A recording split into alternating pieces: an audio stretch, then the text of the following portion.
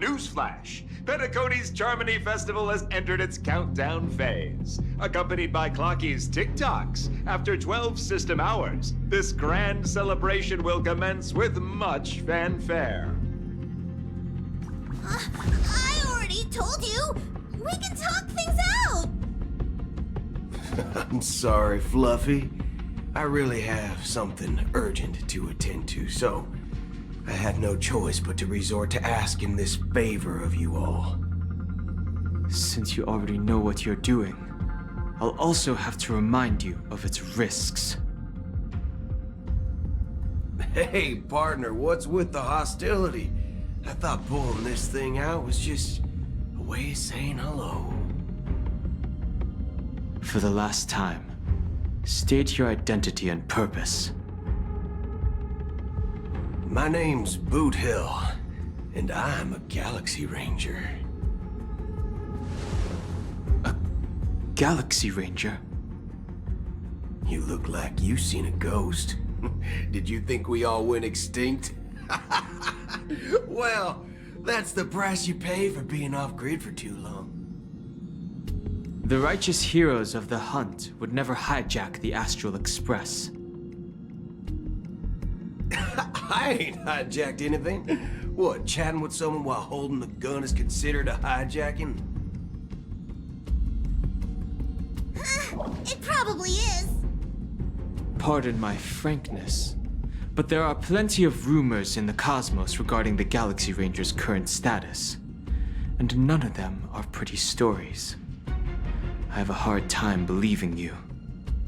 Oh, this is hilarious.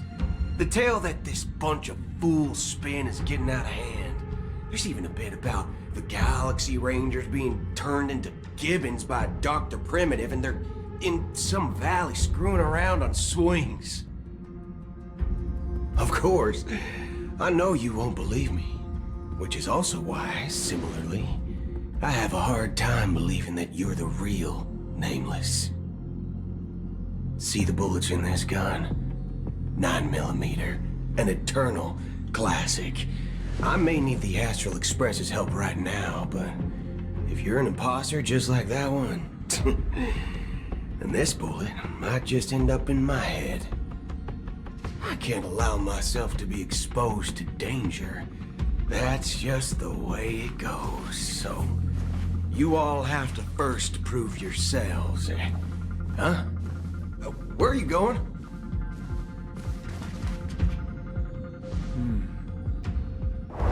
Recognize this? It's a model fudger. The Jade Abacus of Ally and Oath. The CN Joe really gave this to you guys? Model fudger? This is the Jade Abacus gifted to the Express by the Shenzhou Luofu's general, Jing Yuan. Its presence on board serves as the Shenzhou Alliance's official recognition of the Express. Is that enough? Not bad, kiddo. And across these sprawling stars, a gentle squeeze is all it takes to rustle up a whole legion of Cloud Knights. Now, I reckon that'd be one fudging sight to behold. Now it's your turn. Been ages since the Galaxy Rangers had the spotlight shown on them. We ain't equipped with such fancy gadgets, but I've been around the block enough to know the way to handle these types of situations is easy as pie. All right then, feel free to toss any questions my way. Let's see if my answers can't turn your trust. If your gut tells you otherwise, still ain't too late to show me the door. And why would I play along? If I truly am a real Galaxy Ranger, you stand to lose nothing. All right then. Tell me, what kind of organization are the Galaxy Rangers? My friend, this question is a hard one. I don't think I can even consider us an organization to begin with. Everyone's on their own fated path along the hunt, with their own resolute sense of righteousness and not so welcome among such so-called universal values. This reply does not instill trust. It only makes your predicament more precarious. I'm guessing you're gonna ask about some form of shared faith, right? But us Galaxy Rangers don't need that sort of thing. What brings us together is a shared bottom line. Never bully the weak. Never kill the innocent. These oaths aren't some lofty beliefs, but the fundamental bottom line that one must never cross as a person. As Galaxy Rangers, we strictly adhere to the bottom line. When someone crosses them, the hunt's vengeance will surely come knocking. And in this moment, the other crucial meaning of bottom line comes into play. As long as you don't cross it, you're free to do whatever you please. You catch my drift? Second question. Why do you seek trouble with the Astral Express? I already said that I seek no trouble. I must go to Penacony for a matter. But I don't have an invite. And I can't even enter the family's hotel doors. If only I could borrow the Nameless's identity. The entire cosmos knows you're guests of the family. Aren't the Galaxy Rangers also esteemed guests? Well, you've hit the nail on the head. This is why I'm here. It's fine if I tell you. The Rangers are pursuing an imposter. The son of a nice lady posing as one of us. She's on Penacony right now. My informant is a memo keeper. She's the same as all mimetic organisms, appearing one moment and gone the next. She scares the fudge out of me. Still, she gave me some vital info. That Galaxy Ranger imposter. Who is it? Is that the third question? Is it a hard question? It isn't. Just that you might not believe me. That person calls herself Acheron. And according to our informant, she could be an emanator of nihility. That's impossible. That's what I said. Don't worry. When I first received the news, I had the exact same reaction as you. IX never gives anyone so much as a first glance, and that's perfectly normal. What reason would they have to bequeath strength unto mortals? Then you must know that emanators can also conceal their own identities, which, for many people, it's better that way. Otherwise, there'd be wanton bloodshed across the cosmos, or even, perhaps, turning their back on the path they're supposed to follow. I had the good fortune of running into an elation emanator. Its appearance was no different than that of those clowns. If it weren't through sheer luck that I got it drunk, I would have never known of its eminent status. Even in the purest hunt, you'll find the Xianzhou Alliance under the spotlight and Galaxy Rangers lurking in the shadows. Paths are inevitably concepts created by people and exist in planes beyond our understanding. To reckon that nihility emanators don't exist, well, maybe we just ain't nihilistic enough. So, do you understand now? Your companions are in danger, and it's pretty harrowing. If you don't want to believe me, you'd best send a message to them, but I'd advise you to move fast.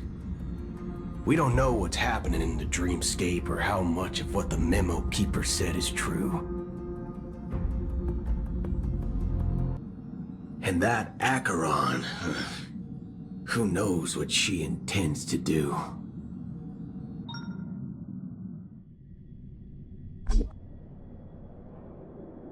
I don't intend to do anything. That's not up to you.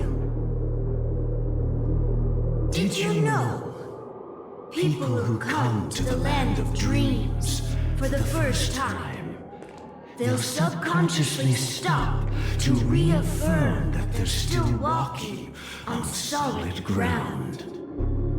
And then they will unanimously raise their heads to gaze at the sky.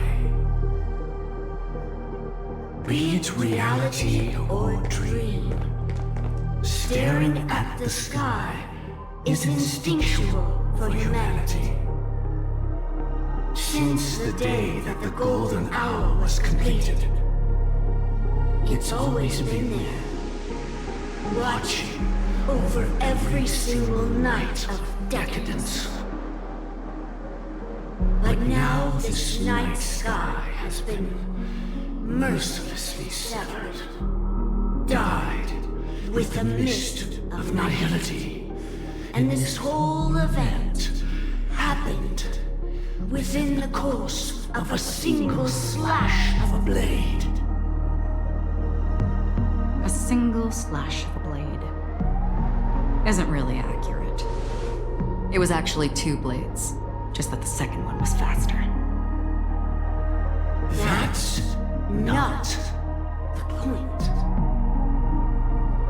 Many guests who weren't supposed to be invited have gathered at this banquet. Even if the harmony is all-embracing, I have no choice but to show some of them the door. For the sake of Penacony and the peace. The planet of festivities has no place for you, a puppet of nihility. Those who live in the shadows do not bear the right to tread the illuminated stage. Speaking of living in the shadows, there's probably not much difference between us. It's only polite to reveal your true self, at least when speaking to others. Penacony's Dream Master.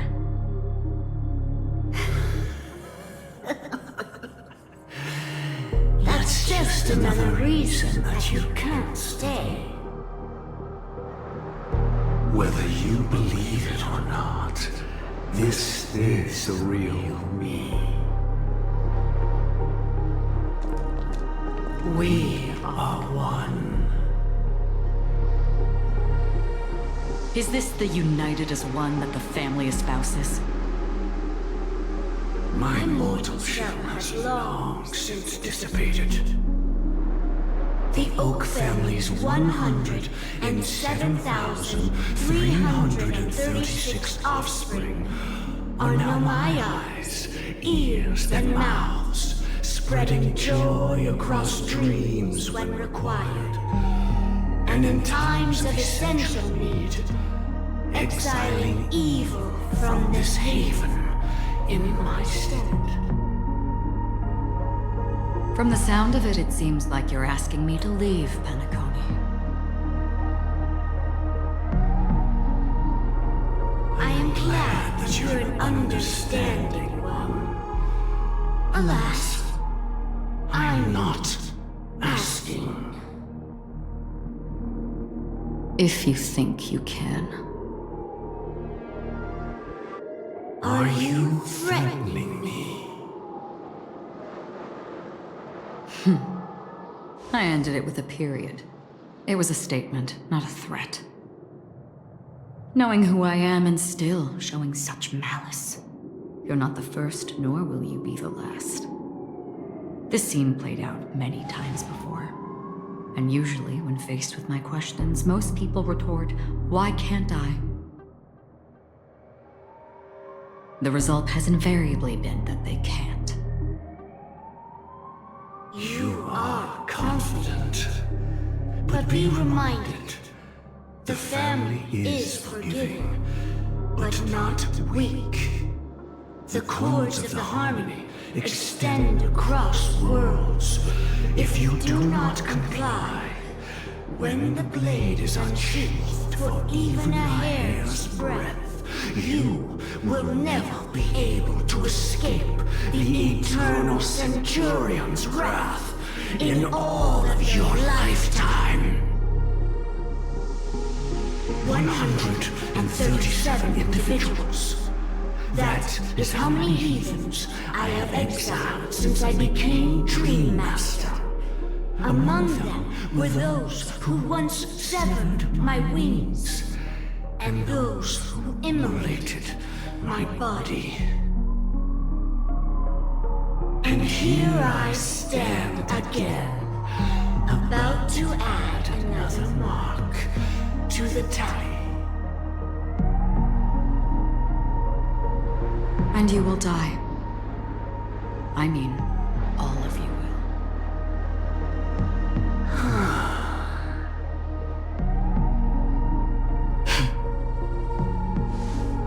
But that won't come to pass. I'll do as you ask. I'll leave. A wise choice. I wasn't aware there was a choice. To you, that surely is the only option. Please bear in mind, you and Penacony are of different worlds. Those born on the far bank cannot seek solace across the river. Leave and never return.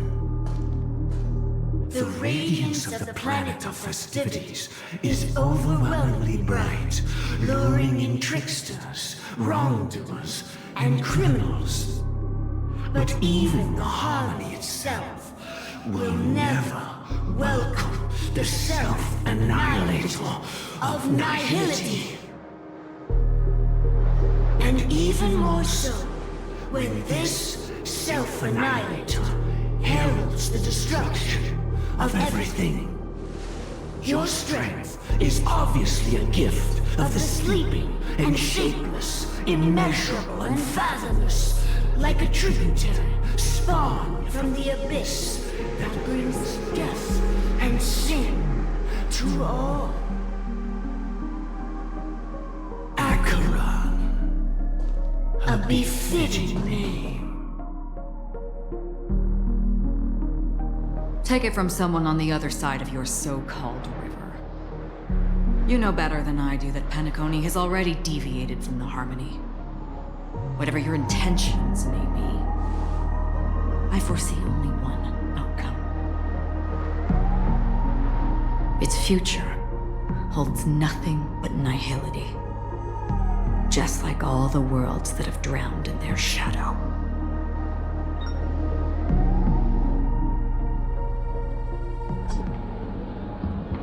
Attention, please. The unusual event that occurred moments ago was due to a technical malfunction at Clock Studios theme park. The family has promptly responded to secure the area, and we're happy to report that there have been no injuries. Oh, I swear that was no movie shoot.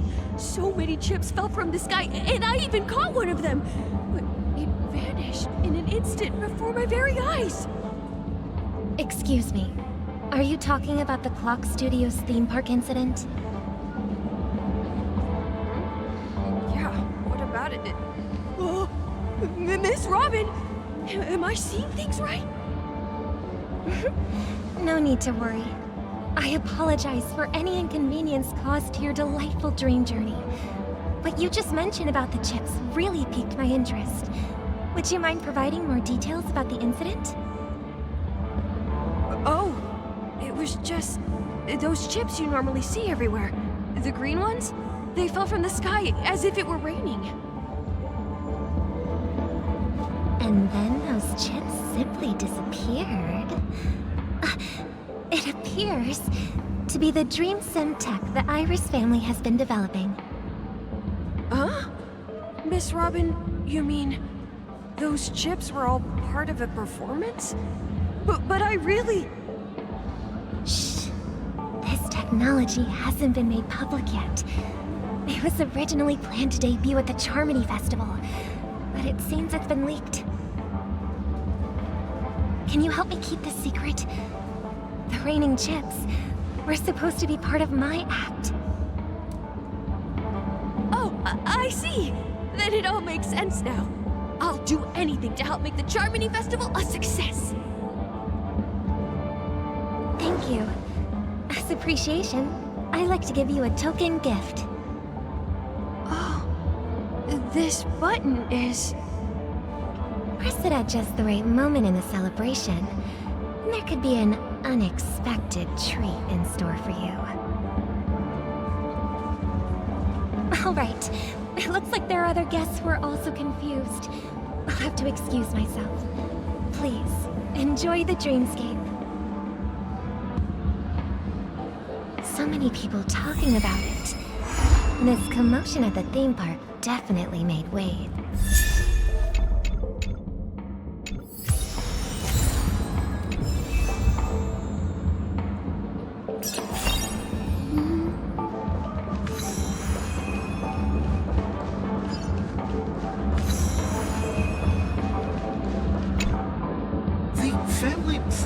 They would protect the guests within the dreamscape, but I witnessed a group of organic life forms making their way to the theme park. And soon after, a rip tore through the sky, and black rain started leaking out of the void. The family needs to provide a reasonable explanation, or I'll take my loved ones and return to reality. I thought the dreamscape was supposed to be a paradise. If it's not, then there's no point staying here. It appears the good sir has seen many great events. And it's true that an uninvited guest has unexpectedly entered the dreamscape. However, their target is not the ordinary guests, but the ambassadors of the IPC. The family will certainly ensure that the safety of the guests is of the highest importance. Miss Robin, I know the Bloodhound family has already sealed off the theme park and has control over the situation, but it won't resolve the problem. The family can try their best to protect their reputation, but as a guest, I don't wish to gamble with my life. But as you can see, sir, no innocent bystanders were affected in this incident. Perhaps the dreamscape is not as perfect as promised, but there's no place safer than dreams under the family's rule. I believe you know this better than I do. If this incident happened in real life, how many people would be able to walk away from it? I could stay here, but keep in mind, guests come to Penacony to enjoy the dreamscapes. They do not wish to be entangled in a conflict between the family and the IPC, so let's not have any more unnecessary incidents. Of course. With the Charmony Festival about to commence, we will spare no effort in our preparations. Rest assured. To express our apologies, the family has arranged this gift for the guests. Thank you for understanding.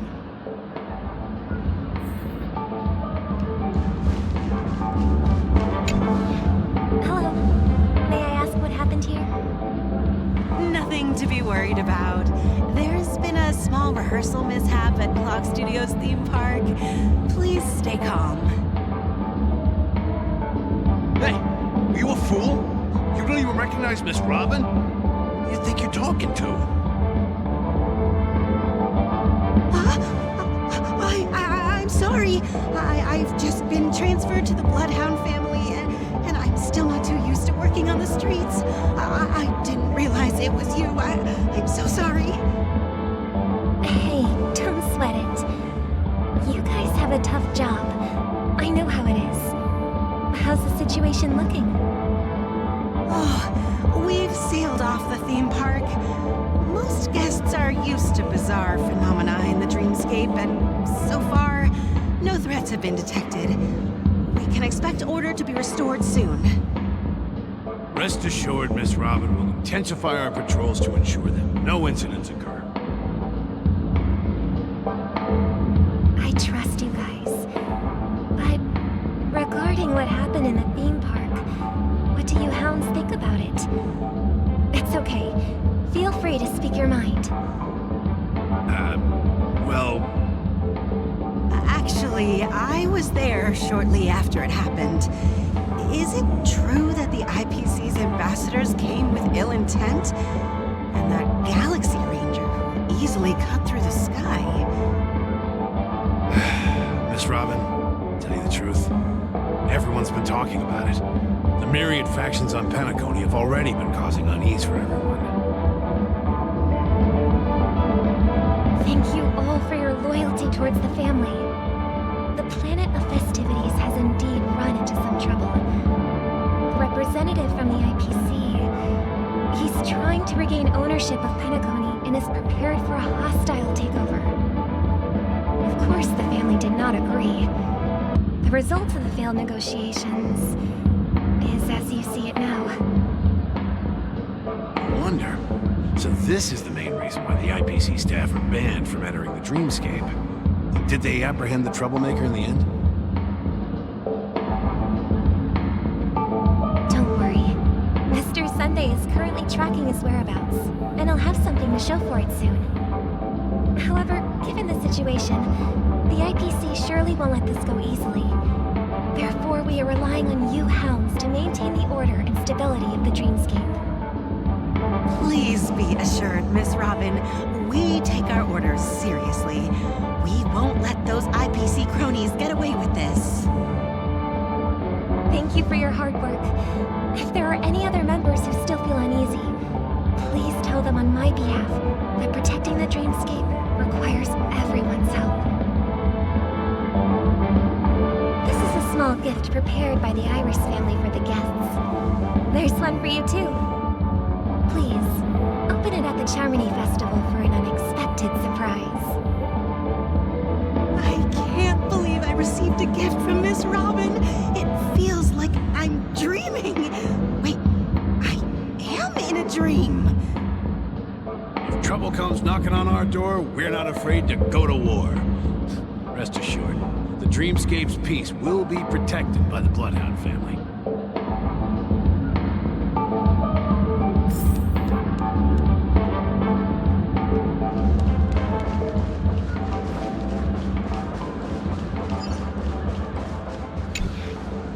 Miss Robin? That's the renowned cosmic superstar, Miss Robin! I didn't expect to meet a fan here. I'm honored. Welcome to Penacony, a world filled with wonderful dreams. I can't believe I'm actually meeting the real Robin! Shouldn't you be preparing for the Charmony Festival?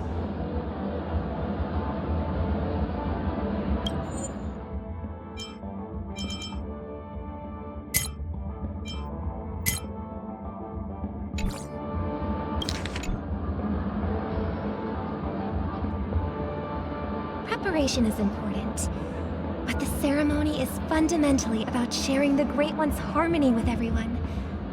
If there's a chance to sing with everyone, I will not refuse. Regarding the recent mishap, I understand it negatively impacted some of our guests. As a member of the family, it's only right for me to come forward and offer my apologies to everyone. But, are you sure it was actually a mishap? Everyone saw those chips descending like rain and the red light tearing through the sky. Claiming it was merely special effects seems a bit far-fetched. Plus, I met that generous gentleman. He looked really out of it and kept talking to himself. Is this also part of the performance? Everyone, please do not panic. I believe that the family will give everyone a satisfactory answer in due time. Even if you say so, Miss Robin, it's hard to believe. Some people just never listen, do they? It's never ending. It just goes on and on. I'm getting really tired of this. Miss Robin? Still, I suppose I should keep on helping everyone. I am the epitome of joy, kindness, and goodness, after all. Huh?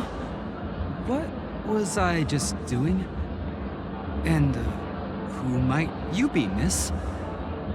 Here, take this, little guest. This gift has been specially prepared for you by the family. Make sure to take good care of it until the opening of the Charmony Festival. Then, when the show reaches its climax, press the button together with the others around you. You never know. Something very exciting might happen.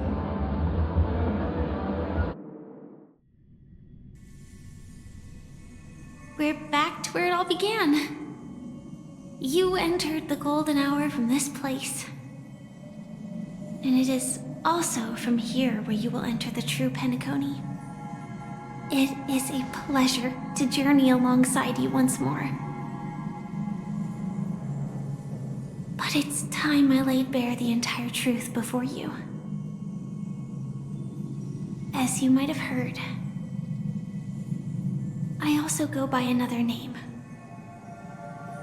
Stellaron Hunter Sam.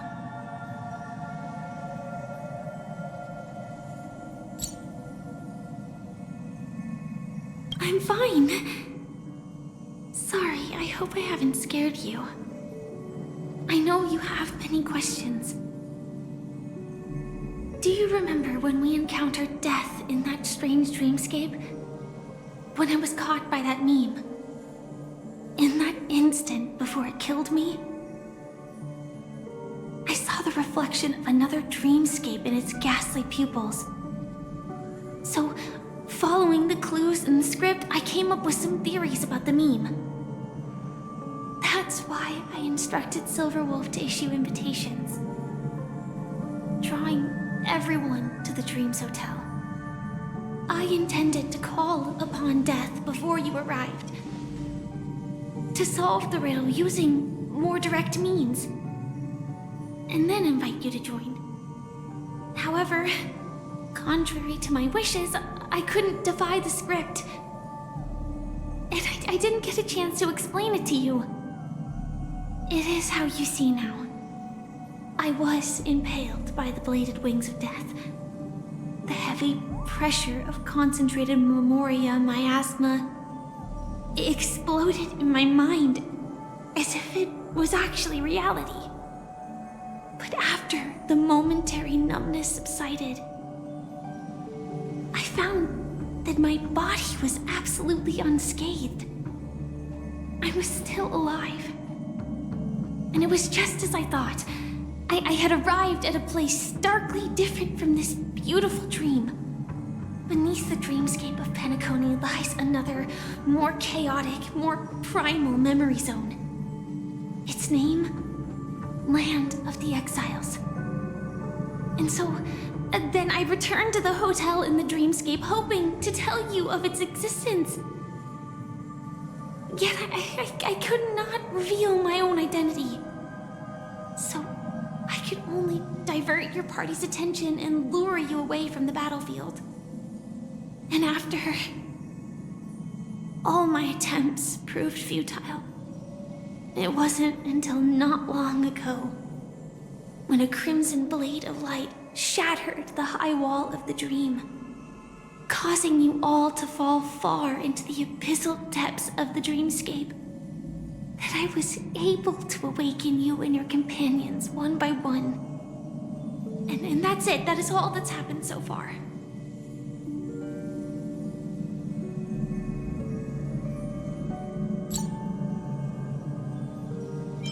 I know it's tough to believe all this without reservations. I just want to say, you are very close to the final answer. Just one more thing needs to be done. And then I can prove it to you. Now, let's leave this place. Please close your eyes. Take a deep breath and visualize the dreamscape's outline in your heart. And remember, you must not open your eyes at all times. 3, 2, 1. Don't be afraid. The one who has come to greet us has arrived.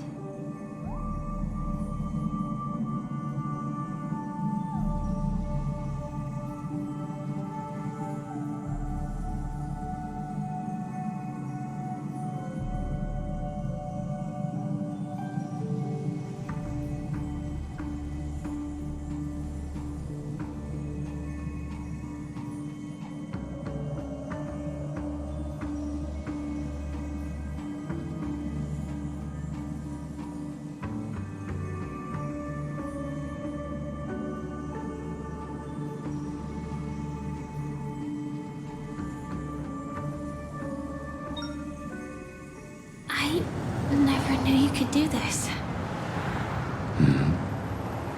Do you have a driver's license? I do. That is surprising. Why? Because this is Japella, the city of sins? No, it's nothing. I'm just thinking that you haven't slept in 20 system hours. Are you sure you're okay? I'm fine. I'll survive. Same goes for you. I'm not so sure about that. Slow down a bit. Infiltration is over. Feel free to activate Sam anytime you like. There's still some time before the next part of the script unfolds. Let me stay a little longer in this body.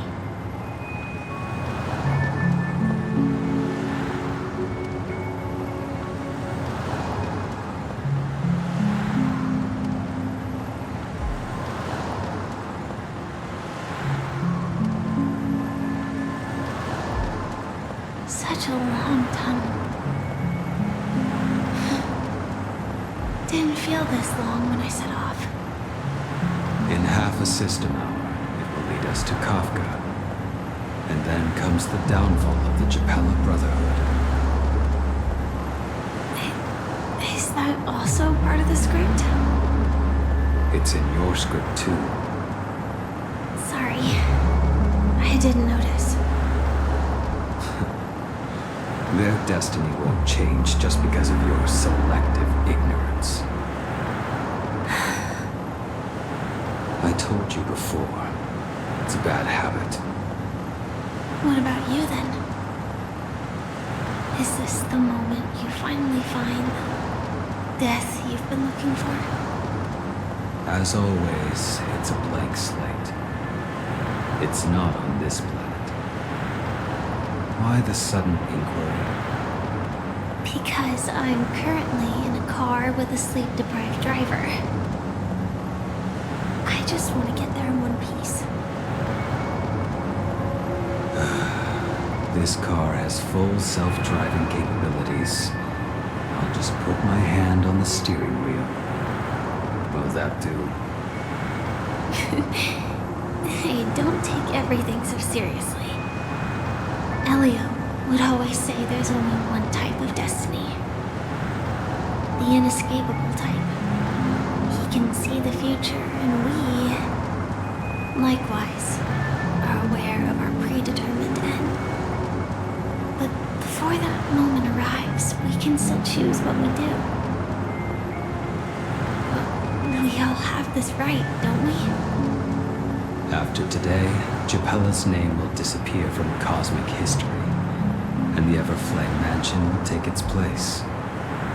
In the not-too-distant future, you'll receive an invitation. That's your next stop. Land of the Dreams. Penacony. I hope you find whatever you seek there. Be it answers or salvation.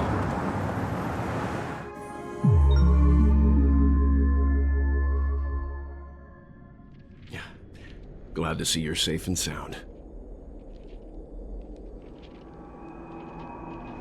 Close your eyes. This is the answer. Isn't it incredible? The monster that we have always known as Death is actually the guardian of the land of the exiles. It abides by a certain rule, abducting people from their dreams and bringing them here. The question that has been perplexing us, does death really exist in the dreamscape, appears to be a cognitive trap. It was laid by those orchestrating events from the shadows to cover up the truth behind the disappearances and the existence of this fortress known as Dreamflux Reef. Every emergence of that meme is related to the Watchmaker. Since Dreamflux Reef is where it brings its captives, it's likely that many of our long-standing questions will be answered in this place. The atmosphere here is starkly different from the beautiful dream. There are no regulators here like the family, and they all look like they're mildly dazed. But from the whispers of the residents, I've heard a familiar name. Gallagher. It's that man again. Always in the right place at the right time. Though that does save us the trouble of looking for him. Himeko and March have already made a move. Get ready. We're about to set off. The real dreamscape, the land of the exiles. Before we go, should we speak to everyone first?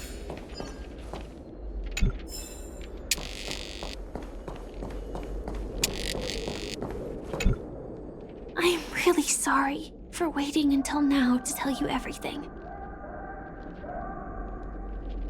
2 reasons. Firstly, the script. In the future that Elio saw, Sam and the Astral Express's confrontation was inevitable. I tried to break the shackles of the prophecy, but this is as far as I could go. That aside, there were also my personal motives. I wished to travel with you as Firefly, and not Sam. Thank you. Elio only gave me one instruction. Allow the Astral Express to pursue the Grand Legacy. It means that the Watchmaker's legacy holds great significance to trailblazing. And to you. Elio's scripts used to revolve and expand around certain specific Stellarons. But with your appearance, this condition has apparently ceased to be appropriate. Perhaps he also saw the impossible in the future. Do you still remember the medical cabin I told you about? Well, that's Sam. It belongs to the Iron Cavalry of Glamoth's Firmament Frontline, a Firefly Type 4 strategic assault mech. It is the cradle of my vitality, and the meaning of my birth. And for the longest time it was how I should have looked to the rest of the world. The timescale of Dreamflux Reef differs from reality, so we mustn't lower our guard. You're sensitive to Memoria. A slight misstep, and you could get lost in this memory zone. Something on your mind? Let's talk about it. No wonder Miss Acheron is so averse to drawing her blade. It's hard to imagine such terrifying power could reside in an ordinary sheath. If it weren't for the fact that Aventurine's power originated from the preservation, the entire dreamscape would have been affected. Don't feel burdened by this. Even without that Stellaron inside you, Aventurine would still have found other methods to accomplish his goal. Let's just believe in Miss Acheron. And given her prowess, I don't think we've got anything to worry about. During your investigation, he shared a vital piece of information. Mikhail, the former watchmaker who collaborated with the family to construct the Penacony we're familiar with today, had a falling out with the family for specific reasons. But this is precisely where the problem lies. You were clearly investigating a murder, so then why, as a security officer, is he changing the subject to talk about his past with the watchmaker? And now, with Firefly mentioning his name again, it's hard not to be suspicious. Before we found you, she'd already revealed her Stellaron hunter identity and shared a lot of information. Who would have thought that the Molten Knight's true identity was actually a young girl? For her, this is a secret that she cannot allow others to know. That being the case, I think we can believe she's willing to cooperate. But she didn't reveal all her secrets. I just can't shake the feeling that her situation is different from that of the typical dreamer. And I hope that doesn't lead to any dangerous predicaments. I hope you've regained a little composure. We'll move out when you're ready.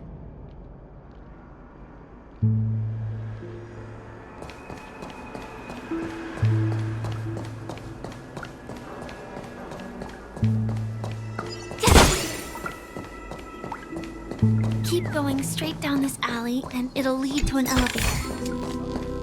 It'll take us to the center of the land of the exiles.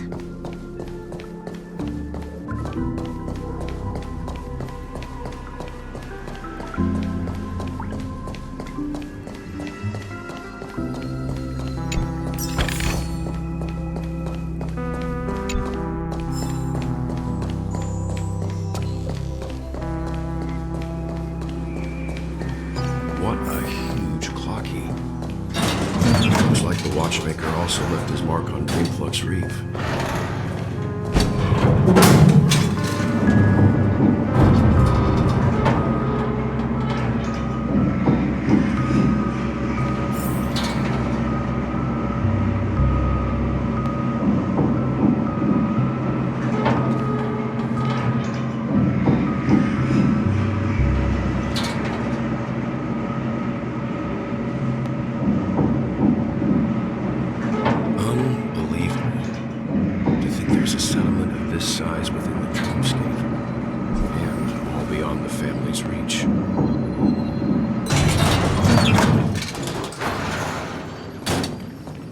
The atmosphere in this fortress is pretty different from that in the beautiful dream.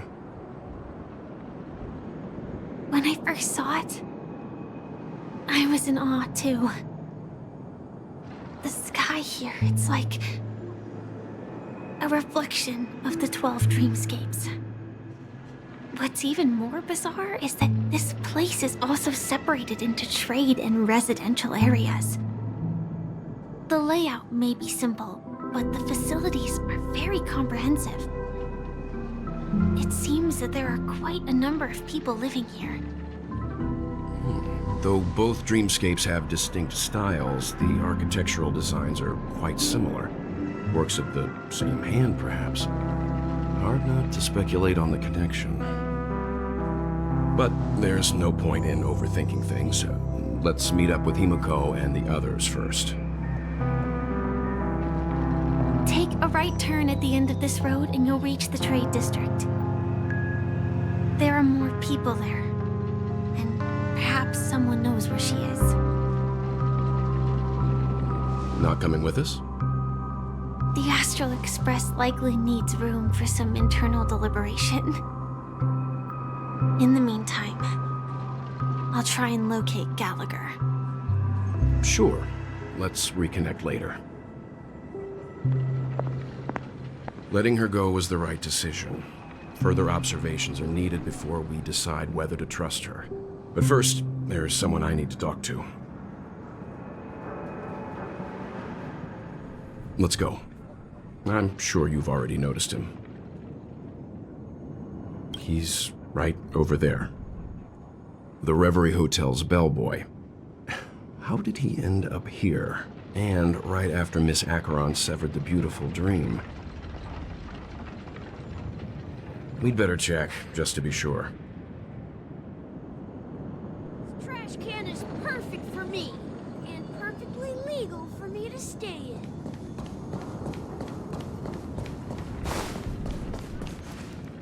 Huh? You're the guest from before. We meet again! And a new friend. Forgot to introduce myself. I'm the hotel's bellboy, Misha. Hello, Misha. I'm Welt. We met in a dream. Oh. And who might this be? Tick-tock! Old friend and new friend! Let's high-five! Your, memory zone mean? No, Clocky is a good friend of mine. We all live here. How did you two get here? This dreamscape isn't supposed to be open to the public. I wonder if it has something to do with Sleepy. So, this is your home? Yep. After my work in the beautiful dream ends, I'll go back home. Commuting used to be more convenient, but ever since travel became cumbersome, Sleepy started ferrying people back and forth between the two dreamscapes. This Sleepy. Can you describe what it looks like? Sleepy is a memory zone meme. Looks fierce and has many eyes. But it's actually really well behaved. Gallagher's been taking care of it. Based on the description, that meme is indisputably death. A nightmare for the family, but for the people who live here, well, that couldn't be further from the truth. Death? Not in a dream, surely. Sleepy's just a little aggressive, and sometimes messes up by fetching the wrong guess. But it would never hurt anyone. I see. Has it brought back any guests recently, say, in the last day or two? We're currently investigating a missing person case that occurred within the beautiful dream. I see. Then you'll have to speak with Gallagher. But he's currently busy hosting a visitor from the Oak family and specifically asked not to be disturbed. Mr. Yang, the person you're looking for, is it Miss Robin? Just as I thought. Considering what happened with Miss Firefly, this doesn't come as a surprise. If you're looking for Miss Robin, I can lead the way. She told me that she'd be willing to meet with outside guests. If it's not too much trouble. Also, we're looking for our missing companions. A woman with red hair accompanied by a girl with pink hair. Have you seen them?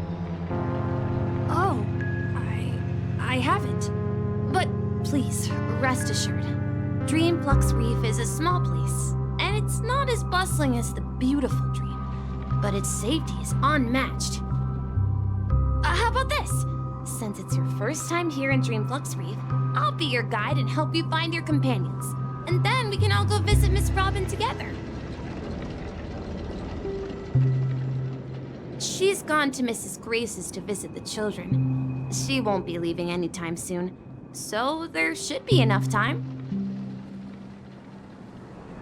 All right, then. We'll follow your plan. Well, we now know the answer to both murder cases that have caused such commotion in Penacony. As for the intentions of the mastermind behind it all, we're still none the wiser.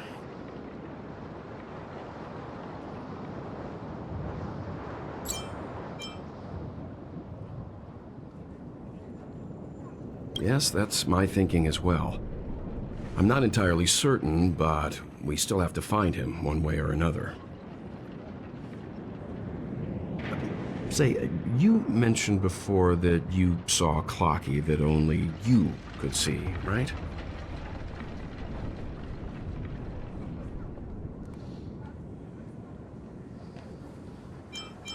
I can't shake off this strange feeling.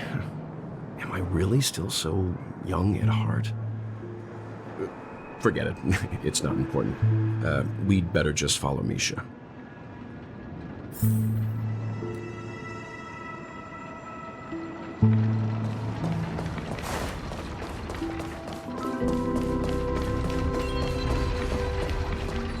Everyone, look! From here, you can see the most spectacular view of Dreamflux Reef. A black hole? No. An accretion disk formed from consolidated memoria? Was Dreamflux Reef built on such unstable memoria? Oh, so Mr. Yang is also versed in memoria dynamics. I was just trying to figure out how to explain this huge hole to everyone. I bet you guys have a lot in common with Miss Kami.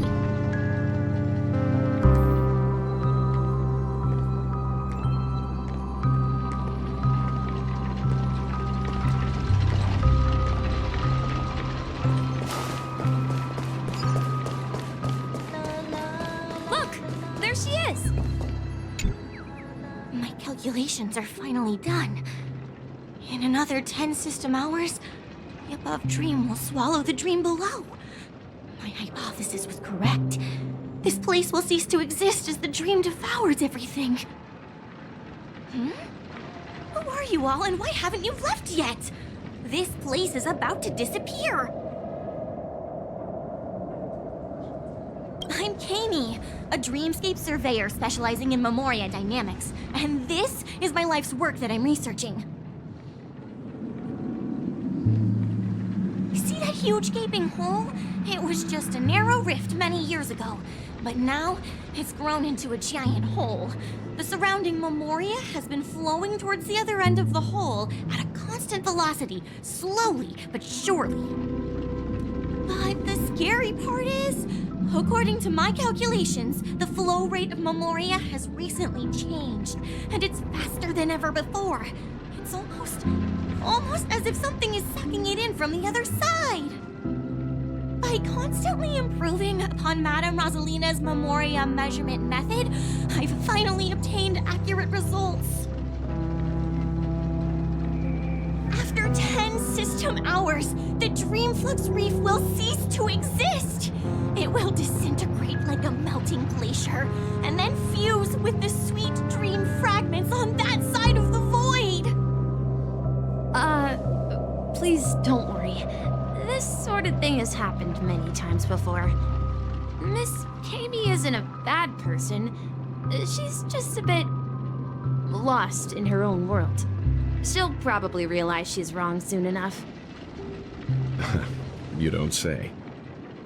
There was something else that piqued my interest. Who is Madame Rosalina? Oh, do you know her too? Or are you also a fan of memoria dynamics? We're very interested in Madame Rosalina's achievements. Could you tell us a little more about them? Why, of course! She's an excellent scholar of memoria dynamics, and the first person to apply memoria rate measurement methodology on interstellar travelers. Regrettably, due to the presence of the Garden of Recollection, ordinary people don't pay much attention to the nature of memoria. She departed this world without much fame, leaving only a few thin journals behind. I came to Penacony to learn more about my idol, and went to great lengths to seek out Dreamflux Reef, all because this is her final resting place. Prodigies always meet their demise prematurely. If only Madame Rosalina had more time, she would have discovered a way to reverse the flow of memoria. I felt it. The source is in the golden hour. There is a certain anomalous presence stirring the currents of the memory zone. I must uncover more concrete proof. I must convince everyone. Does the name Madame Rosalina sound familiar to you? That's right. It seems like she did a great deal of research and calculations in Dreamflux Reef before abruptly passing away. Miss Katie regularly mentions her. I hear Madame Rosalina passed away during the prison war. She could see the Penacony of today. Its people building homes in the memory zone. I bet she'd be really happy. Perhaps. Our destination is the commercial district. That's where the largest crowds gather in Dreamflux Reef. We might be able to find the...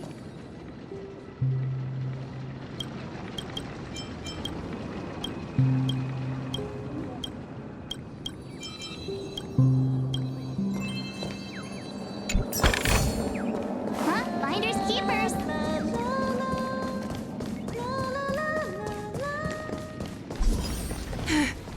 Let me go! Ghost! There's a ghost! Don't come near me! Oh my. I'm human and so are you. Can you get a grip? Ah, there you are. I've been waiting for you two. Quickly, come help. I bumped into a member of the family on the way here. He was so scared and I just wanted to calm him down. But... Let me go! Let me go! I've only done good in my life. Why can't I rest in peace after death? well, this is how it turned out.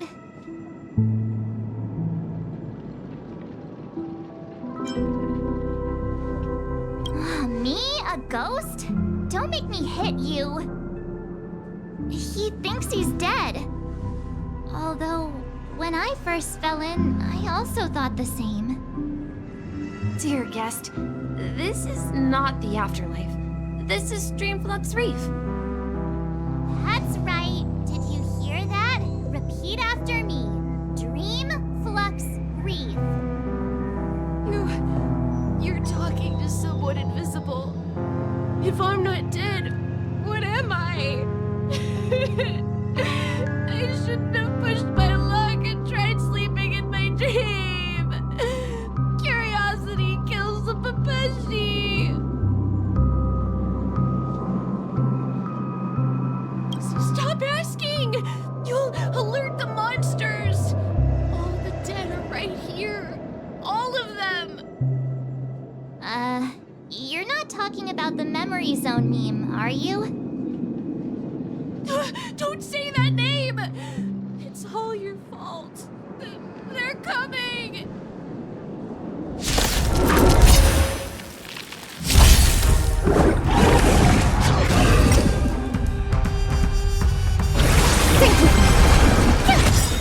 Time to twirl! Watch this awesome move! You won't get away.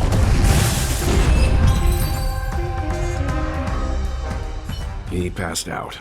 His intense negative emotions attracted the nearby memory zone memes. I see.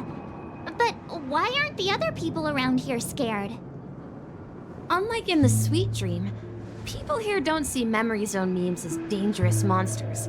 And even if they pose a threat, people can easily escape by forcing a wake-up call. But we can't just leave this man here. Can we take him somewhere safe? We can ask Jessie for help. I've gotten to know many locals while waiting for you guys. Everyone here is living a self-sufficient life. I don't know how to describe it, but this place feels like the real dreamscape.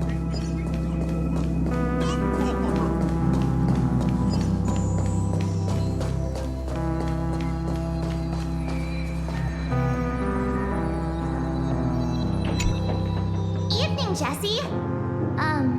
Is it evening? Welcome, Miss March. Who might these be? These two are my friends. As for the man lying on the ground, he's a scaredy cat who fainted from fright. I see. Another poor guy who accidentally ended up here. I'll take care of him. There have been a lot of new faces lately. Things must be tough in the beautiful dream. The few remaining havens of freedom in Asdana will soon face trouble. Do such things often happen here? Not really, but they're becoming more frequent now. Guess it's one of the signs of the Sweet Dreams collapse. This man has had quite the shock. Could you help me find a Halovian lady, March? Her songs can heal mental wounds. A Halovian lady? That must be Robin. She's also here in Dreamflux Reef. Huh? Robin? But I thought she... Oh, right. If Firefly is here safe and sound, then it means Robin must be okay too. Misha is about to take us to her to find out what happened. But before that, let's meet up with Himeko. You were with her earlier, right? We met some stowaways in the residential area. Most of them came from neighboring star systems. I heard that places like Dreamflux Reef are scattered throughout the memory zone of Asdana, like islands in the ocean. They existed before the family arrived. I also heard that when Dreamflux Reef took shape, it was the center of all dreamscapes in Penacony. If that's true, it's no wonder there are so many similarities between this place and the Sweet Dream. Himeko must be gathering information. Let's hurry up and get going.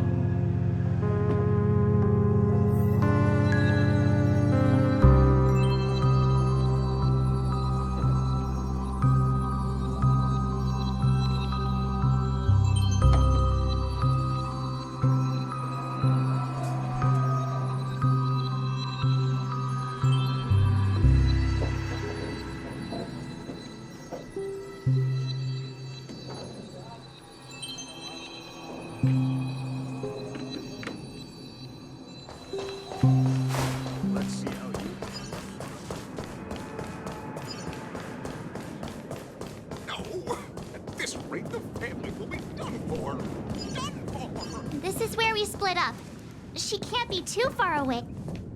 So that's how it is. I never imagined we'd gather the remaining details here. To borrow Gallagher's catchphrase, what an unpredictable twist of fate. Himeko, here they are. Ah, perfect timing. Now that everyone's here, I'd like to introduce everyone to Micah, who's partly in charge of the Land of the Exiles. Micah, these are my companions. It's a pleasure to meet the Nameless. You know us? I've been keeping an eye on you since the day you arrived in Penacony. We would have met under more appropriate circumstances if Dreamflux Reef hadn't been isolated from the 12 dreamscapes. Please, allow me to formally introduce myself. I'm Micah, the Gravekeeper of Dreamflux Reef. Gravekeeper? Life in Dreamflux Reef is pretty liberating. Everyone here mostly keeps to themselves, without meddling in others' affairs. My daily task involves cleaning a few tombstones. You're too modest, Micah. When lost dream chasers stumble upon this place, you're the one who takes care of them, guiding them back to the Sweet Dream, or showing them how to survive the wild dream chaos. So, guardian of sorts. Were you talking to me, Mr. Yang?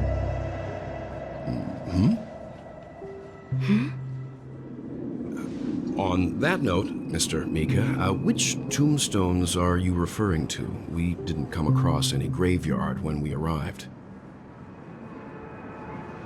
They're actually just symbolic stones. But since you're curious, Mr. Yang, I'll take you there. I have a feeling you might find something of interest there. But before that, you have an important guest joining you. An important guest? Who could it be? This way, please. The roads here in Dreamflux Reef are a bit run down, so watch your step.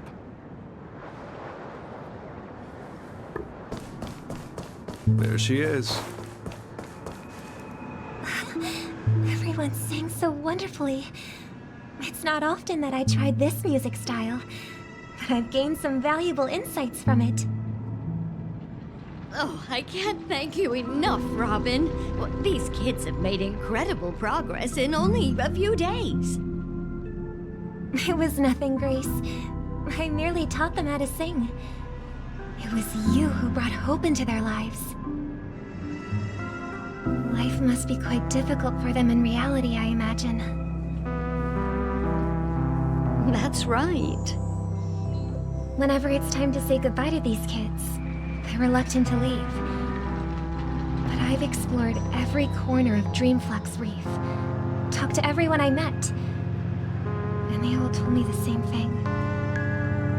This shattered dream is not worth clinging to.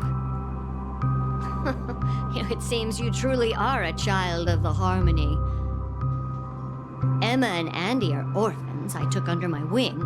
Carol there, with her blind eyes, used to work at a nutrition center in the outer ring of Penacony. And as for Gary, he's been living with autism since he was a child. They're not old enough to enter the sweet dream managed by the family. If we compare people to birds, these kids are like fledglings with impaired wings. But in this dream, well, they can fly freely.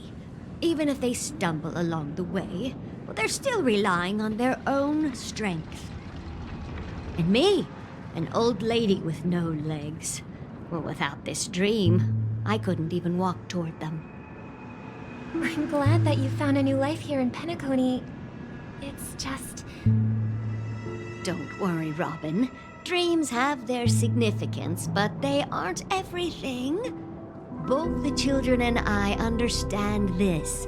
No matter how long we fly through this dream, we will one day return to reality. But you know what? Emma and Gary aren't plagued by their insecurities anymore. No, and Carol is learning how to cope with her blindness. And Andy is livelier than ever. Well, even I've become more optimistic. You see, in dreams, we learn how to live. Once we return to reality, we learn how to survive. And should our feathers be damaged, then we share our wings with one another. There's no need to covet an illusory sky in dreams, because we have the right and the ability to fly towards a broader horizon. It's a relief to see you safe and sound, Miss Robin. It's nice to see you all again, Astral Express crew. I heard my disappearance caused quite the commotion out there. I'm really sorry about that. Since you're here, can we assume that you're fully aware of the situation in Penacony? Ever since I returned to Penacony, my voice started to change, until it gradually faded away. At first, I thought it was a temporary ailment, perhaps due to having been away too long. I thought maybe it just takes some time for my body to acclimate to the high concentration of Memoria and Asdana. But now it seems the root of the problem goes way beyond me. There are elements around me that don't align with the harmony. And losing my voice is just one of the signs of the Sweet Dreams collapse. The Sweet Dreams collapse? That memo keeper mentioned the same thing. So it's real. While I was away from Penacony, the boundaries of the 12 dreamscapes kept expanding outward. But whenever I mentioned the anomalies in the dream, all the family heads refused to talk about it. Only my brother was willing to respond. Later, I discovered the secret letters from the IPC ambassador, which further convinced me that there are hidden secrets beneath the surface of Penacony. So, following the clues in the Oak family's dossiers, I found my way here.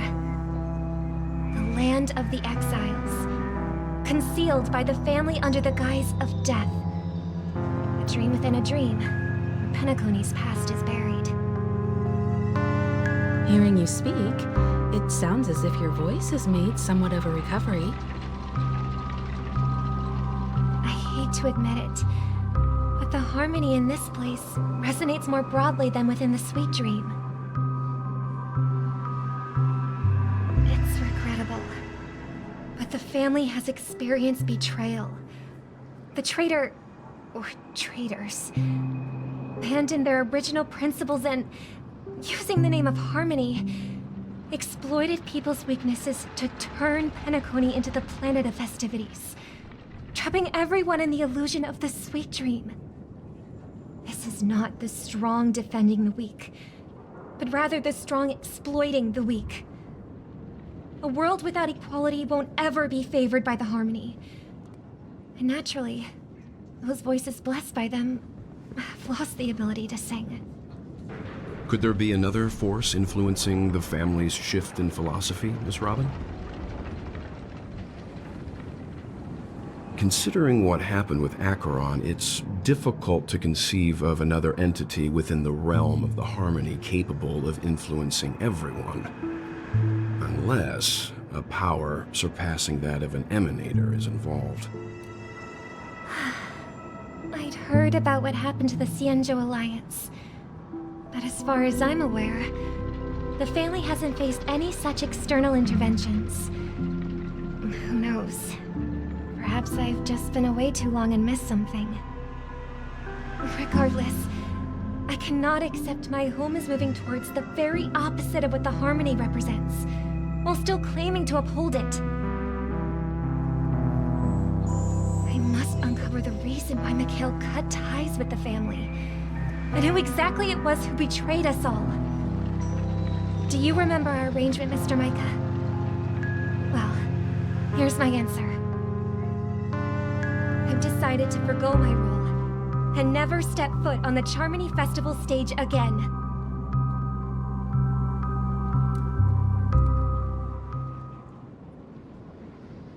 Look here, brother. A little bird. Looks like a fledgling Charmony dove. But Charmony doves don't live here. So how did this little bird get here? Maybe its parents abandoned it? It looks weak and frail. Why don't we find something soft and make a nest for it? This place is too dangerous for a fledgling. Let's take it with us. We can put it on the wooden shelf in front of your window. Okay. A bird like that must have a beautiful singing voice. But where will it live? I'll ask the family head to build a cage for it.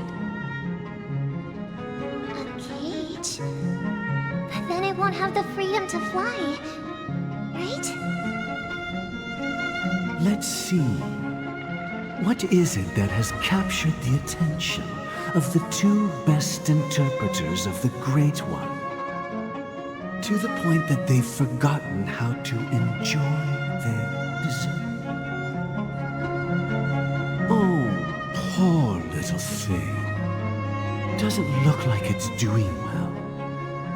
Do you want to rescue it? I do. But I don't want to lock it up in a cage. Why? Even if it's small and not fully feathered, and can't sing, it didn't come into this world just to be locked up in a cage. Birds belong to the sky.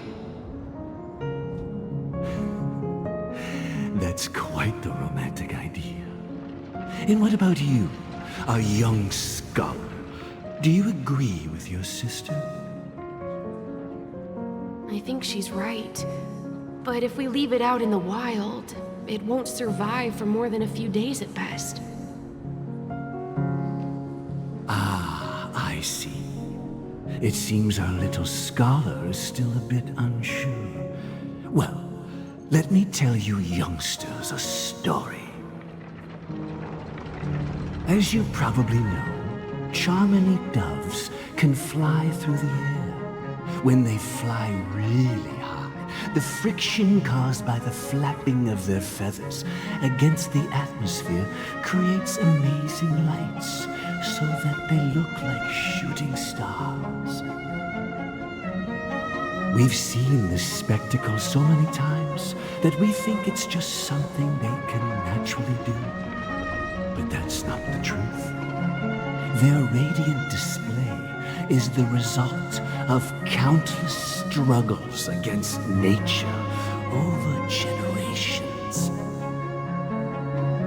Their ancestors were too weak to survive on the ground, so to escape predators, they started seeking new opportunities in the air. After countless attempts by many generations, one of them finally figured out how to fly. It soared into the sky and never looked back at the ground again. So, you mean birds aren't born to fly, but they find a way to do it through their determination, right? Well, that's an idealistic way of putting it. So, what are your thoughts, Sunday?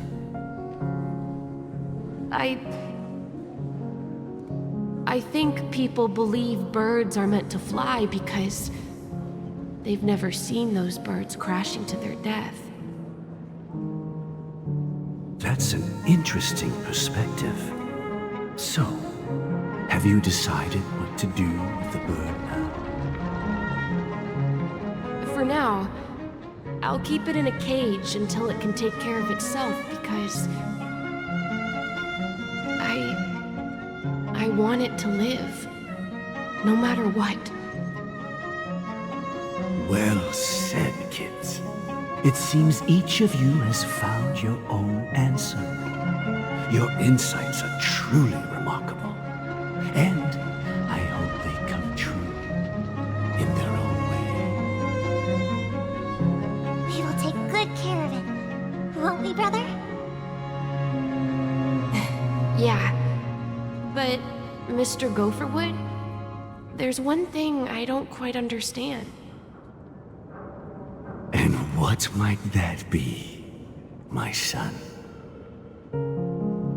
What if this little Charmony dove never learns to fly in the end?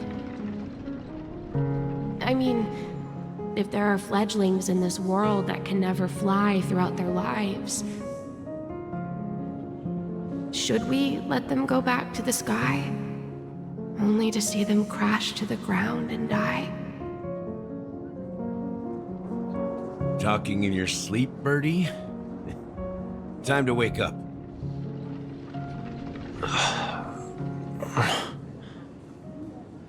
You look a little unsteady.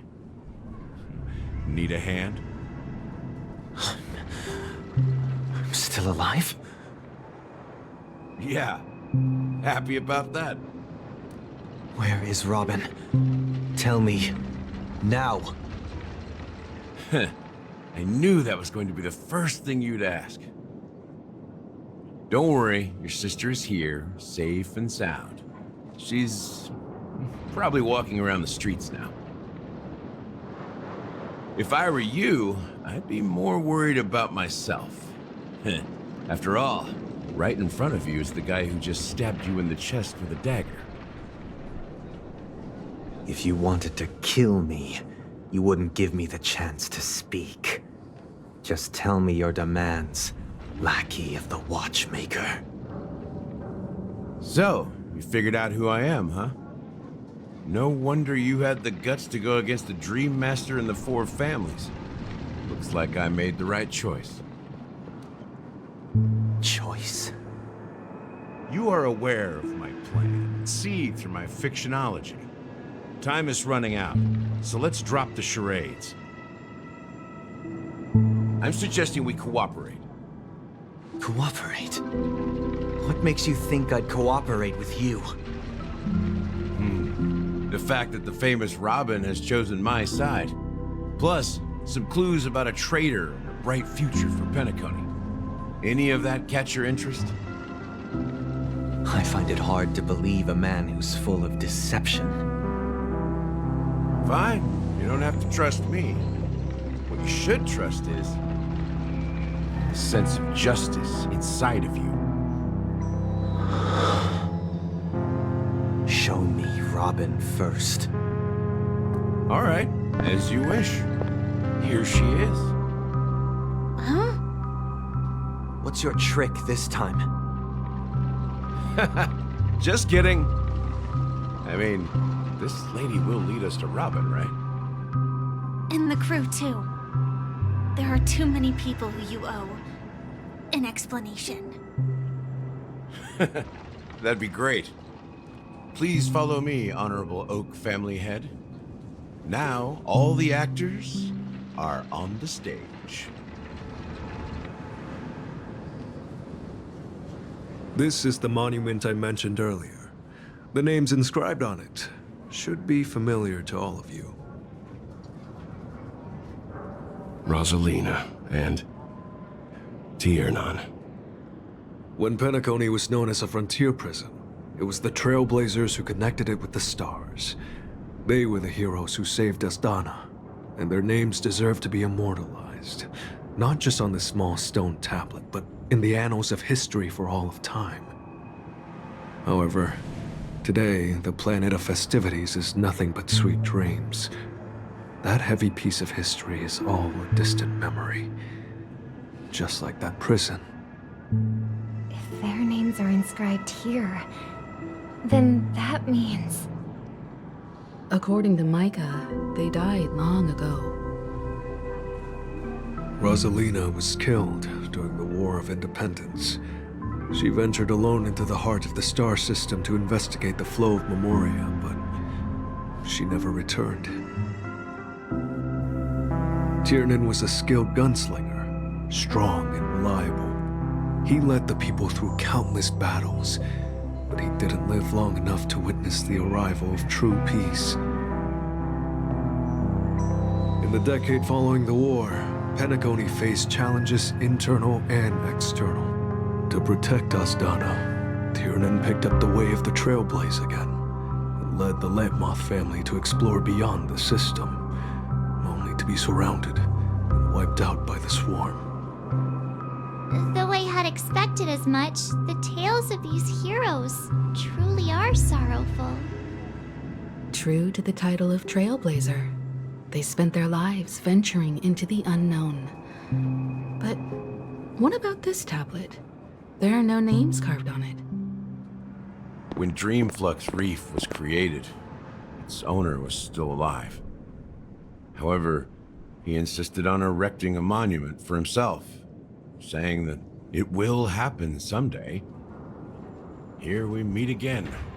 Everyone from the Astral Express. Robin.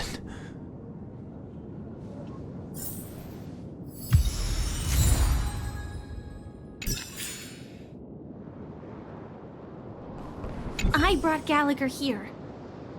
It's time to face the truth. Huh. The atmosphere sure is livened up with all these people in here. Well, I did my job. I gathered everyone here. Gallagher will explain the rest to you. Take care.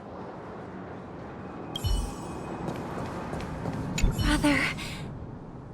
There's no need for words. You're safe, and that's all that matters.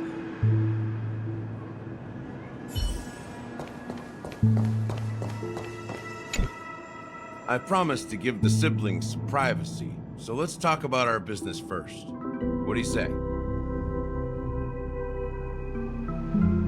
That sounds sensible enough. since you went through the trouble of gathering the family head, the crew, and the Stellaron hunters, I'm guessing you have something important to say, Mr. Gallagher? Oh? Is it that obvious? The look on your face is practically screaming, I'm the one behind all this. You're right, Mr. Yang. It is indeed time to come clean on everything. The siblings already know what they need to, and they've made their choice. But you, Nameless, arrived a bit late. So it's only fair that I answer your questions.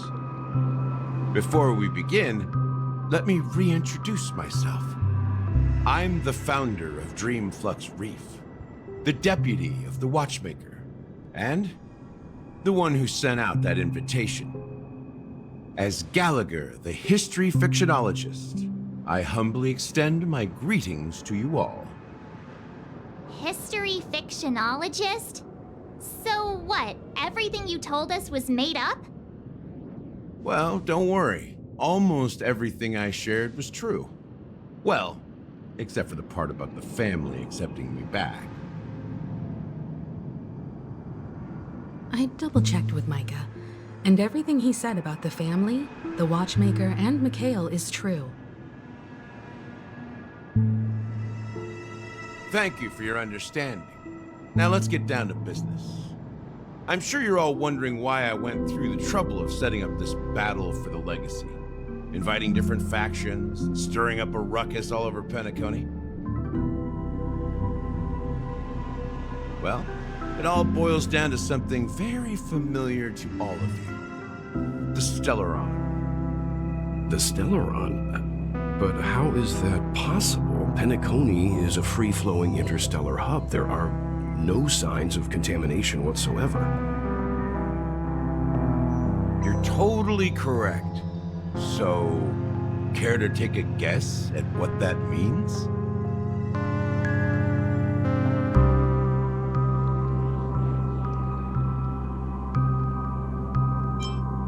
How keen. Well, what should I say? I expected nothing less from the person here who is the most familiar with Stellarons. The sweet dream doesn't come out of thin air. If you think of the memory zone as the sea, creating the land of the dreams is like filling that wild ocean with earth to make an island. To achieve this feat, without the help of an Emanator of Remembrance or Enigmata, the only way is to use a Stellaron. And that's not something you can achieve with a simple wish. It requires vast quantities of knowledge, time, and manpower. I'm sure you get what I'm hinting at. In Azdana, the planet of festivities itself is a Stellaron disaster. The planet of festivities itself is a Stellaron disaster? It all started a long time ago, back when the Watchmaker and his crew liberated the frontier prison. They faced countless challenges as they began building Penacony from the ground up. That's when the idea of using the Stellaron came into play. The Stellaron first entered the Azdana system during the war. The Nameless warned everyone against the folly of attempting to tamper with such a power, and most heeded their words. But there are always people in the shadows with ulterior motives. The turning point came after Tiernan's death. With two of the Nameless gone, the Watchmaker had to go to the front lines. It was at that moment his rivals saw an opportunity. By the time a representative from the Montour Systems family arrived at the Watchmaker's call, the Stellaron had already been activated and was seeping into the primordial synesthesia dreamscape. And I suppose the family happened to possess the knowledge to seal the Stellaron? Not just that. They knew far more about the Stellaron than the average person. They helped Mikhail swiftly quell the civil unrest and played a part in building Penacony under the disguise of the Harmony. Those 3 eras were known as the Age of Dreaming. The Watchmaker, who had been left in the dark, sent out invitations across the universe, spreading the hype around the land of the dreams. Then, how did they turn against each other? Remember the island in the ocean metaphor? The truth is, the Stellaron was never truly sealed. It existed in a different form within the dreamscape. Think about this. What would it cost to create and maintain such a lavish dreamland? It's people's lives. The opulent dream is built upon the decay of spirits, with a toxic elixir called pleasure flowing through the dreamscape. It tempts people to indulge in the dreamscape, and gradually their minds succumb, becoming nourishment for the sweet dream. Confusion, laziness, and cowardice, weaknesses that plague humanity, were magnified and nourished by the family.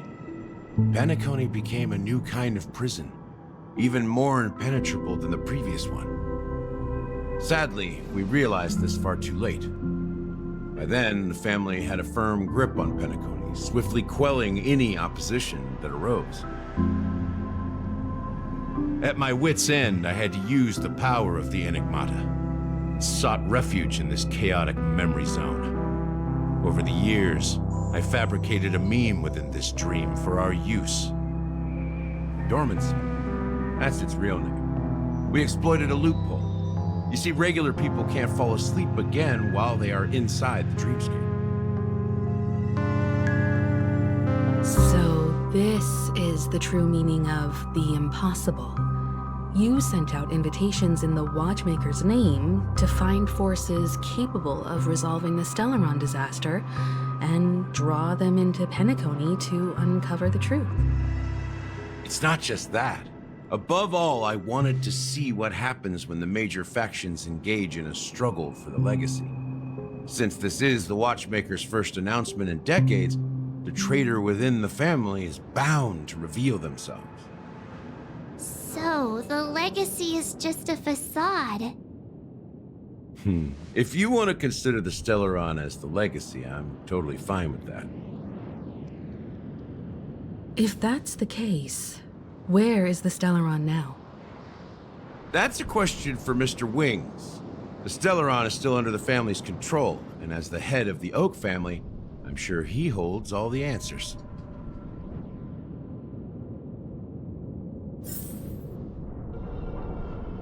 Go ahead. I'm sure Mr. Wings holds all the answers. As I suspected, the core of this issue lies within the Stellaron. You all look quite serious. Is there anything I can do to help?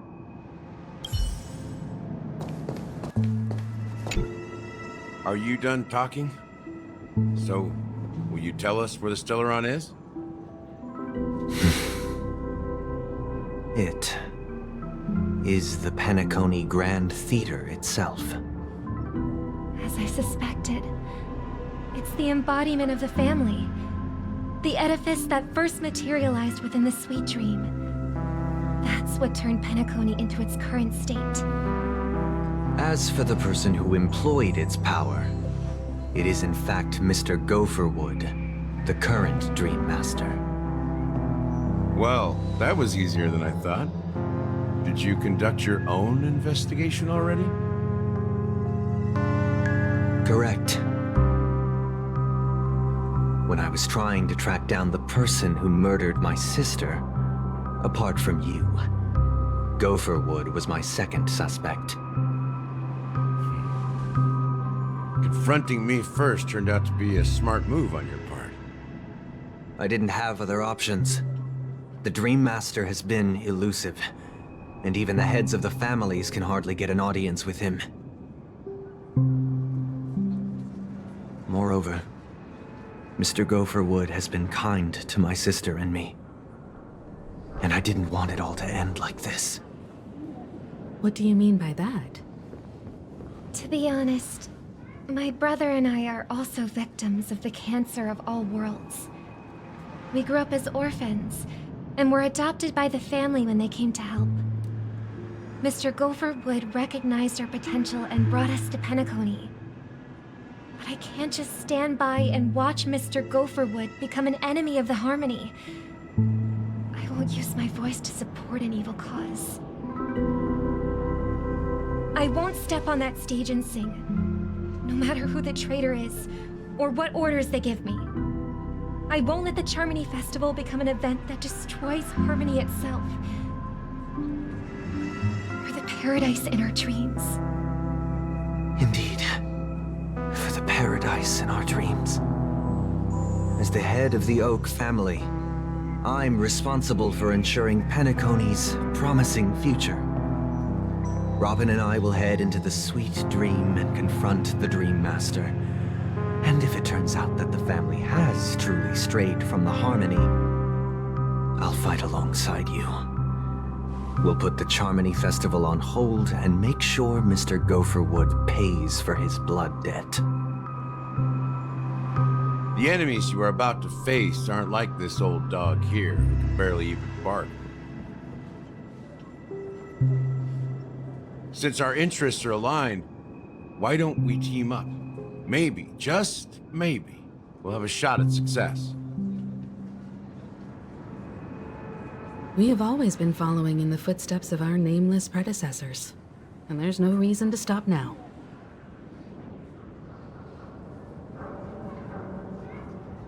Yeah, we Nameless won't back down from a challenge. Isn't that right, Mr. Trailblazer?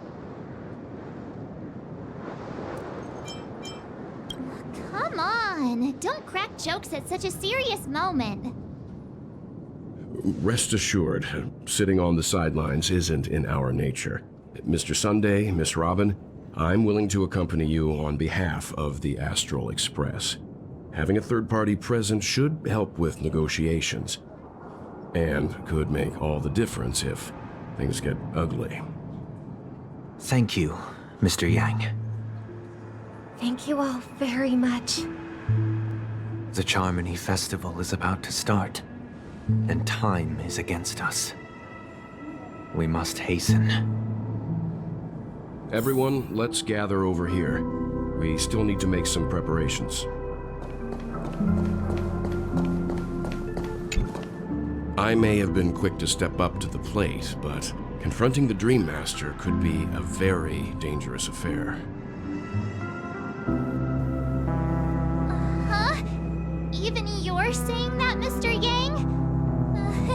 How powerful is that Dream Master? He's the leader of the families of Penacony, and he has the entire power of the Harmony behind him.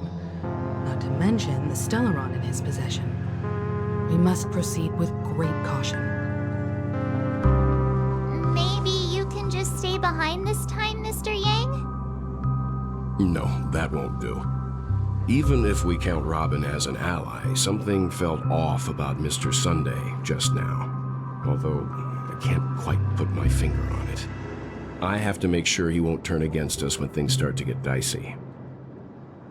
You're still carrying the keepsake the IPC envoy gave you, right? May I borrow it for a moment?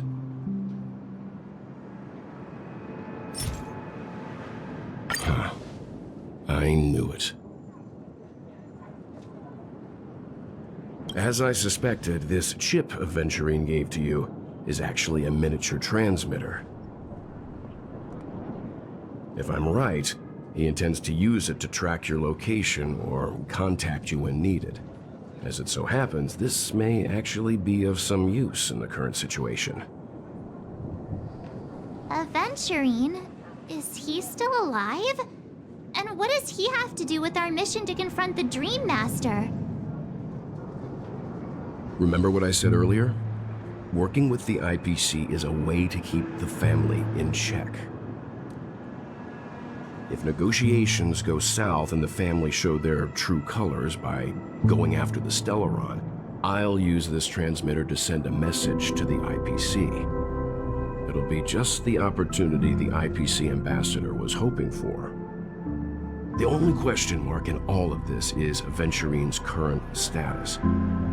But the IPC is always listening, especially senior strategic investment department heads like him.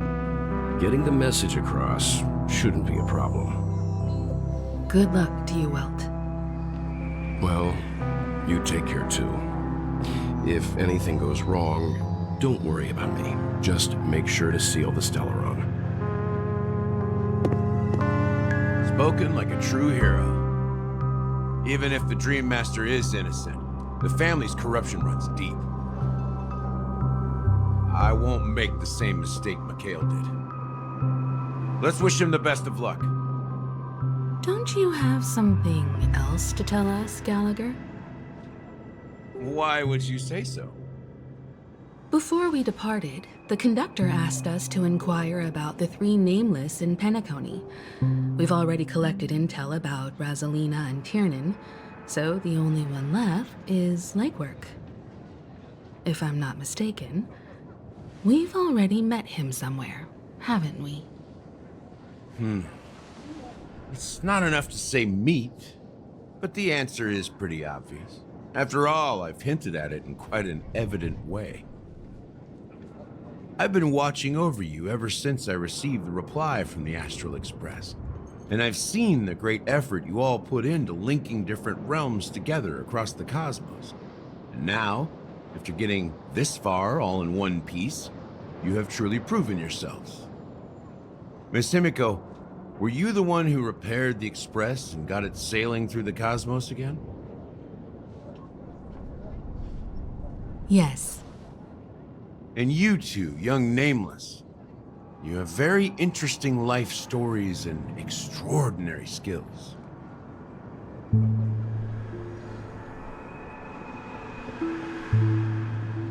I don't know much about my life story, but I do have extraordinary skills. You're full of energy. Please send my regards to the conductor, Pom Pom. Please let them know that their friend has fond memories of his time aboard the Express, which he reminisces on every time he has a good drink. As for the last Nameless, he embarked, disembarked, and embarked again, traveling in a great circle, ending up back where he started. On his deathbed, he told me to find the Astral Express and deliver an invitation to the future Nameless. He left behind a special gift, a true legacy. Something that belongs only to the successors of the Trailblaze. Come with me. Now is the time to reveal it.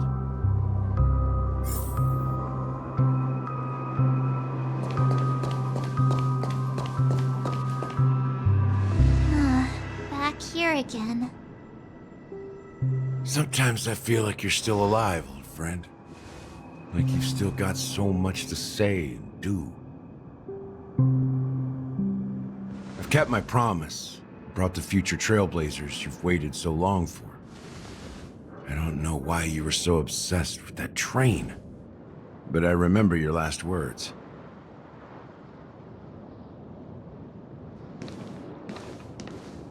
Don't let us down, old man.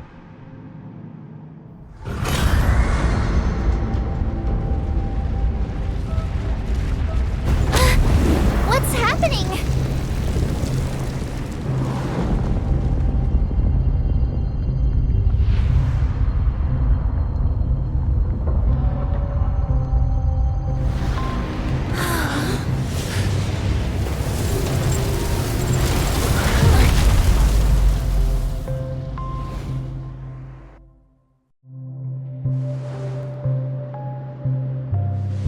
Go ahead. His resting place lies in the garden up ahead. The first and last Nameless of Penacony. Mikhail Jar Legward, the Watchmaker.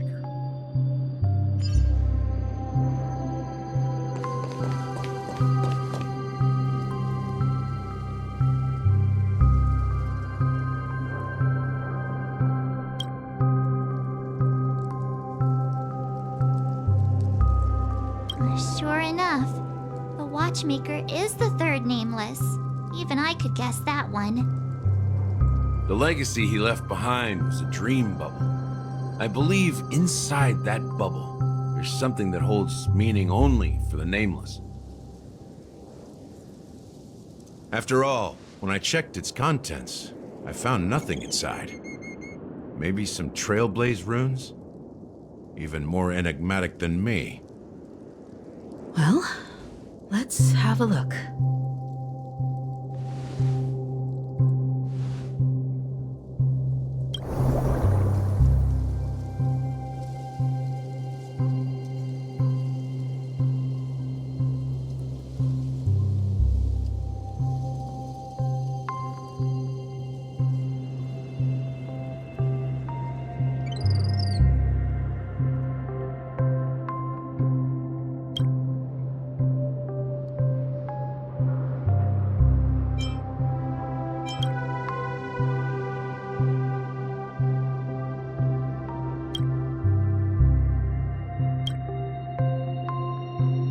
Wait, what's going on? Seriously? There's nothing inside this dream bubble? How could a dream bubble be empty? Just as I suspected. That old man always had this strange belief in the Nameless and the Trailblaze. And I never understood where he got that confidence from. Especially since he never managed to get in touch with the Express while he was alive. I could never figure out what was going on in that old man's head. But this empty dream bubble is so typical of him. He was always full of weird fantasies and incomprehensible romanticism. That mischievous old man. Well, I didn't expect him to leave anything concrete behind anyway. Don't think that's the case, Gallagher. I'm sure Mikhail has left us the most precious thing of all. Don't start getting all philosophical on me, all right? Just as Mikhail believes in the Nameless of the future, we unconditionally believe in the Nameless of the past. How could they leave with regrets for the future when they were ready to dedicate their lives to the land they loved? There must be something contained in this dream bubble. It's just we haven't figured it out yet. You also have faith in the Watchmaker, don't you, Gallagher? Well, I'm a follower of the Enigmata. My philosophy forbids me to have faith in anything. That's why I understand what faith means in the path of Trailblaze. And I also want to know what he left behind. I'll leave it to you guys then. Can I borrow your pet? I need to make a trip back to Golden Hour and check something at the Dreamscape sales store. It's for Mikhail, and for the future of Penacony.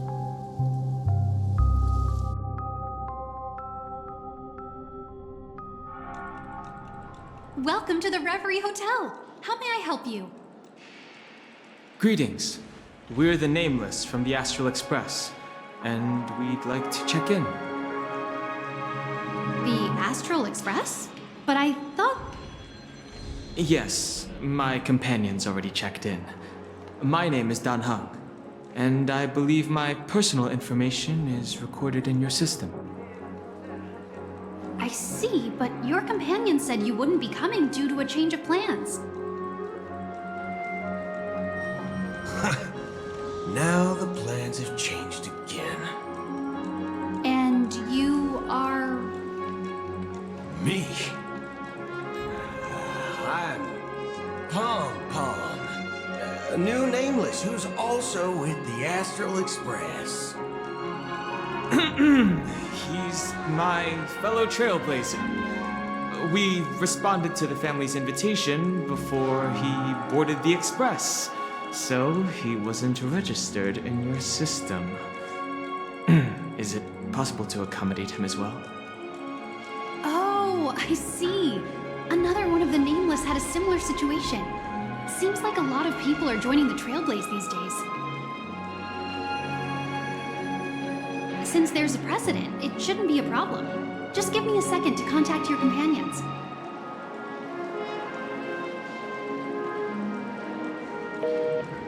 I'm sorry, dear guests, but it seems I'm unable to reach the other members of the Astral Express.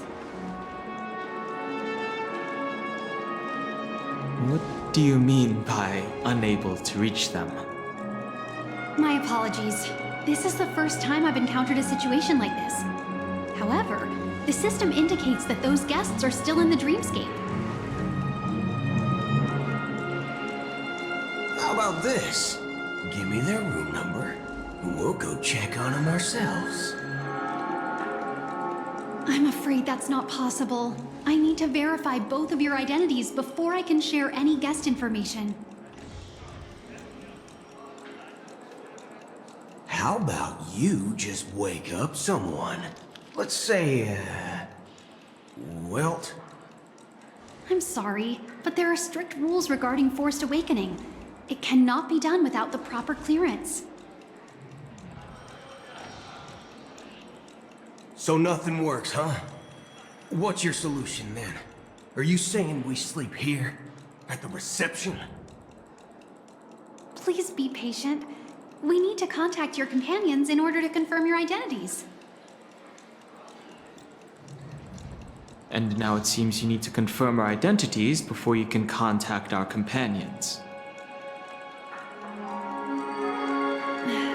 It seems so.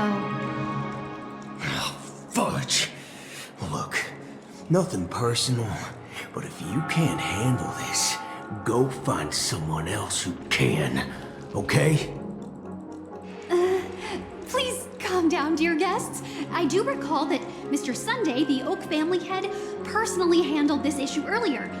Oh, please wait a moment while I contact him. I don't think she's trying to give us a hard time. She really just doesn't know what to do. I have a bad feeling about this. We tried to contact them on the Express earlier, but they didn't respond. Something doesn't seem right. I need to leave for a moment. You can stay here with the receptionist. Sure thing. Just don't keep me waiting forever. Heng seems pretty worried about his companions. I should give him some space. Stressing out about it won't help anything.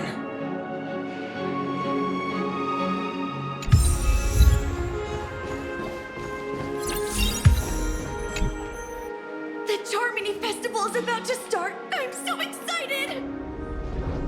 Hey! You guys here for the Charmony Festival too?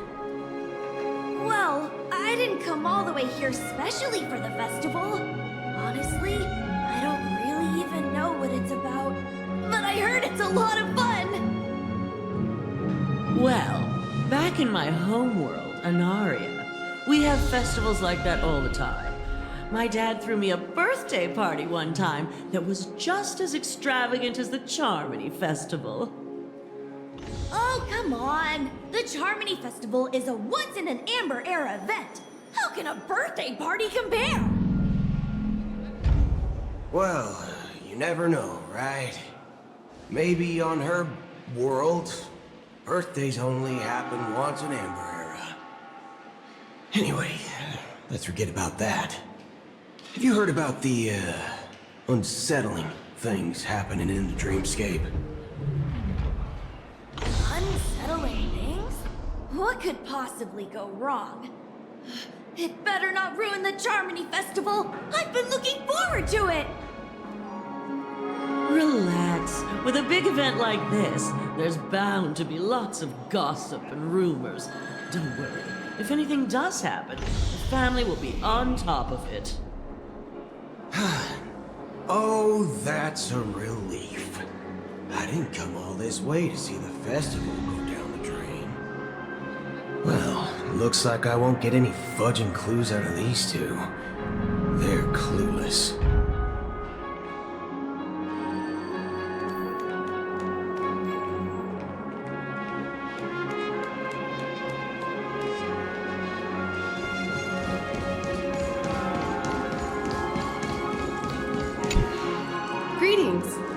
of the Bloodhound family, head of security for the hotel. How may I assist you? Hello. So, there's something I wanted to ask about. I've been hearing some unsettling rumors about certain incidents that might affect the Charmony Festival. Do you think there's anything to be worried about? I've traveled all the way from the Hayahi Federation, and I don't want my trip to be ruined. What do you mean? Wait, you haven't heard? I'm not sure where you heard those rumors, but they're completely baseless. I can assure you, as a representative of the Bloodhound family, that everything is going smoothly for the Charmony Festival. At present, all of the families are focused on making sure the festival starts on time. Even the Dream Master himself has arrived. So don't worry, your trip won't be in vain.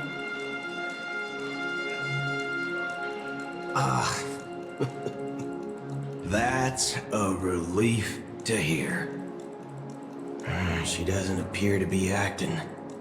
So, it seems that even the hotel staff are out of the loop.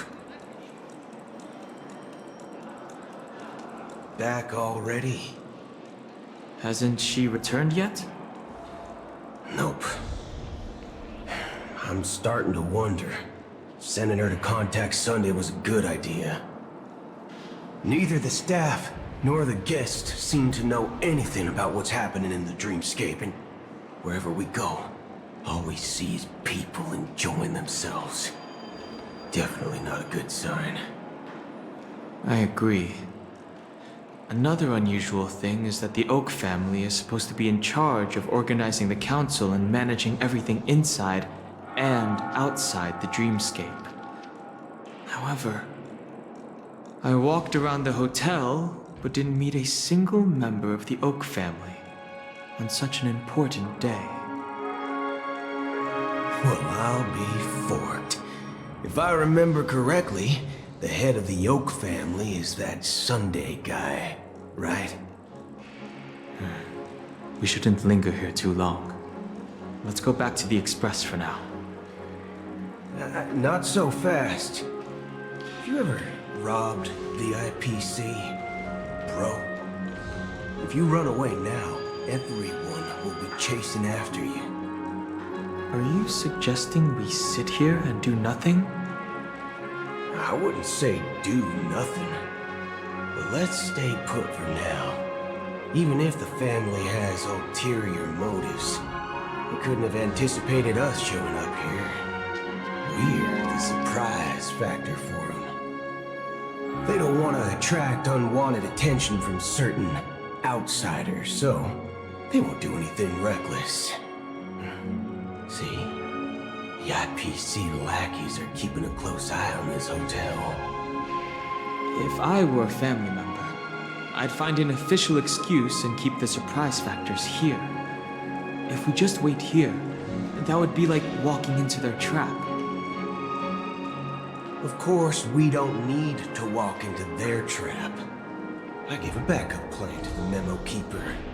If it turns out we won't be allowed to enter the dreamscape, she'll order a drink for me in the VIP lounge at the hotel. In reality, a secret signal. That's right.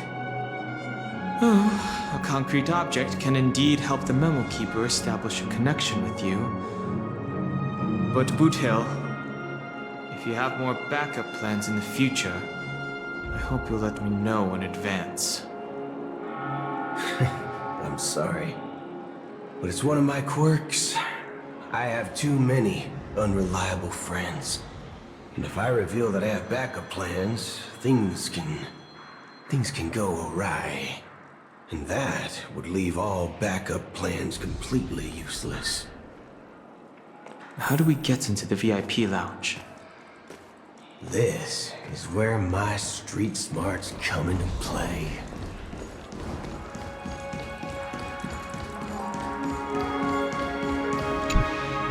You're the lobby manager, right? Yes, I am. How may I assist you? We're the Nameless from the Astral Express. We wanted to check in, but there's something wrong with your system. The lady at the front desk said she would contact the manager, but now she's nowhere to be found. Now, we've been waiting here forever, without any food or water. What the fork, man? Is this how the family treats its guests? Is this your idea of street smarts? Starting an altercation?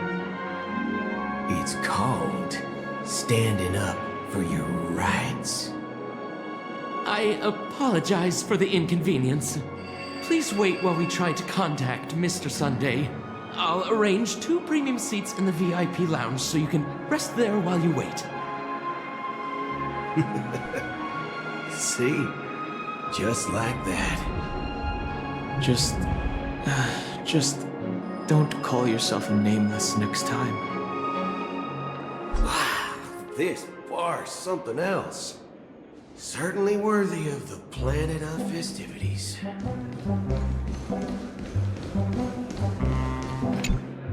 Good evening, gentlemen. Hey, I have an order for a bottle of Hasdana's White Oak. Can you help us find it? Hasdana's White Oak? I think there might be a misunderstanding. We don't serve that here. Oh, no way. Are you sure you're not mistaken?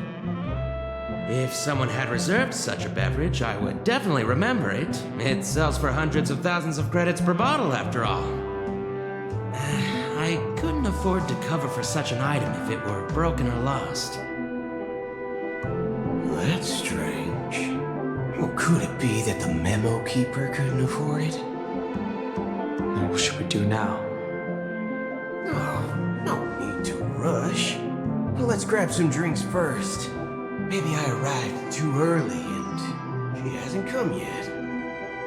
Now, let's see what kind of juice malts you all have here. Well, give me a glass of Heenum Valley, 40 years. I'll have it neat. No ice. Wow, that's the most expensive one on the list. You have a taste for the finer things. It's on the house, anyway. What can I get for you? Anything you recommend is fine.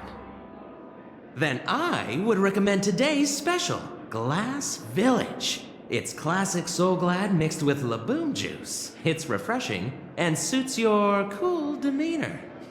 Just 1 minute. Ah, this flavor.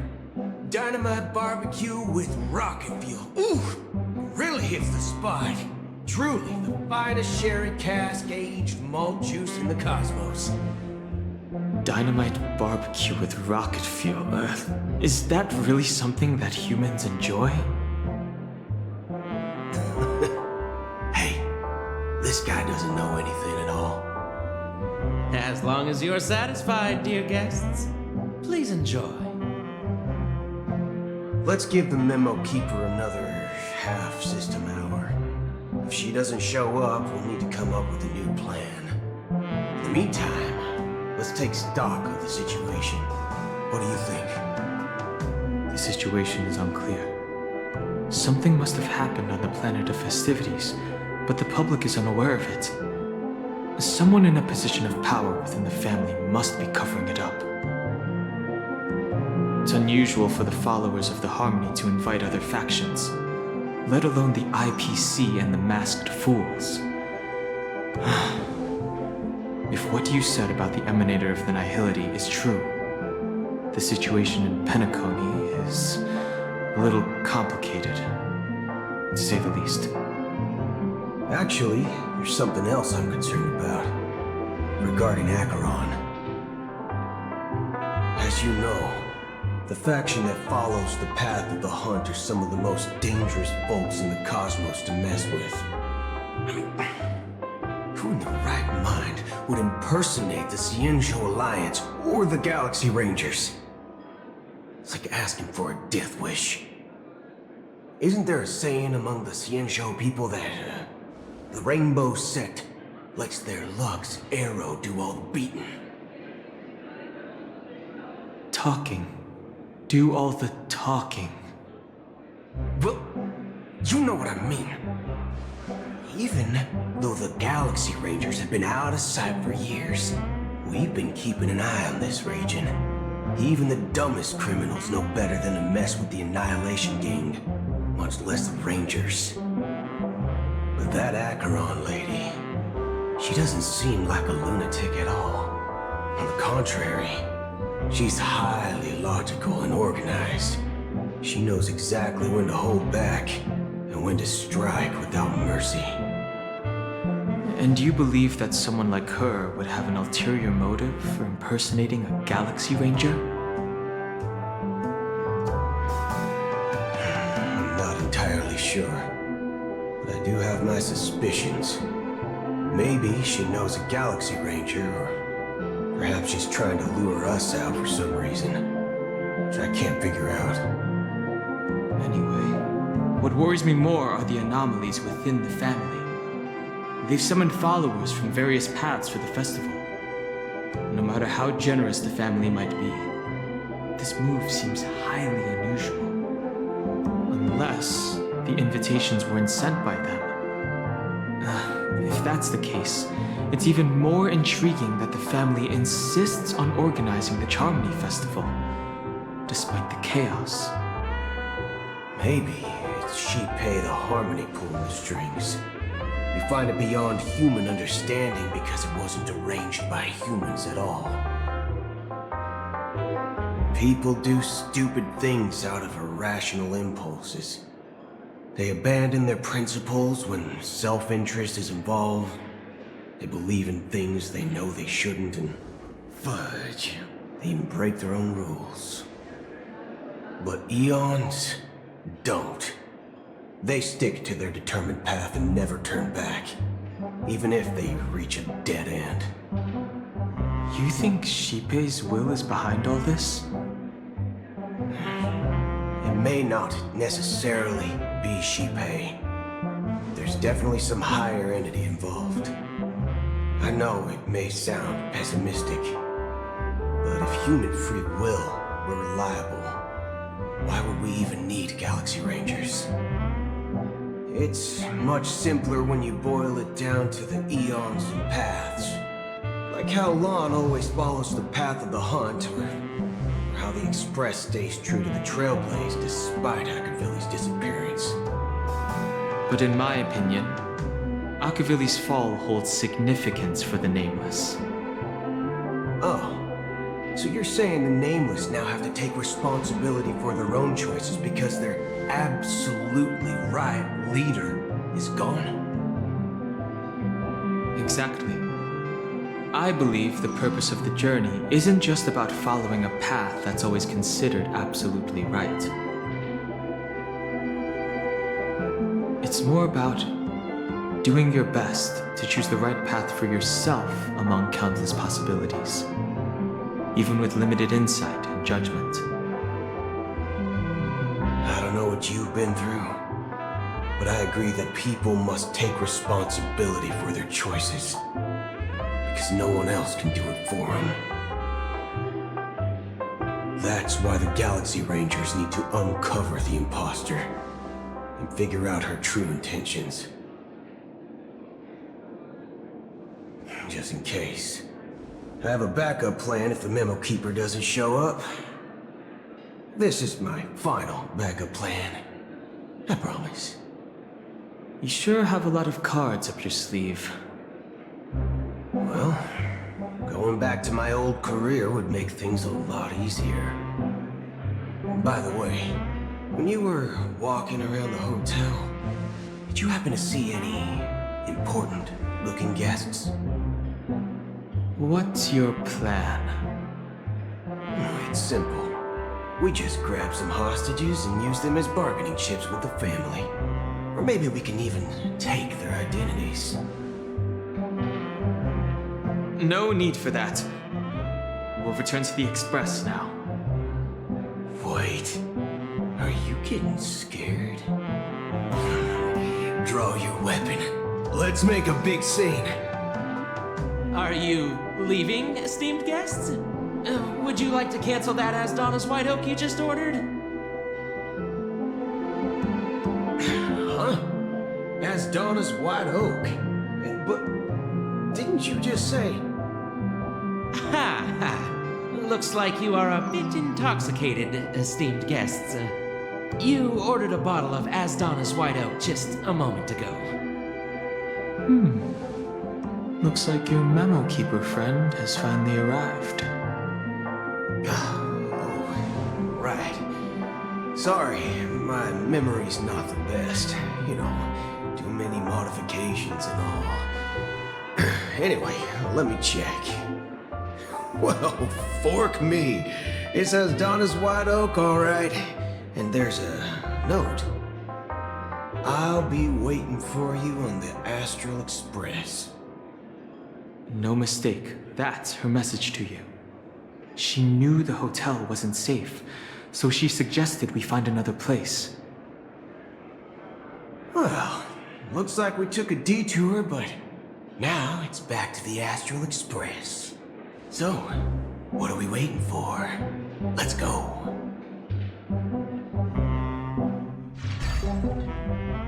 You're back?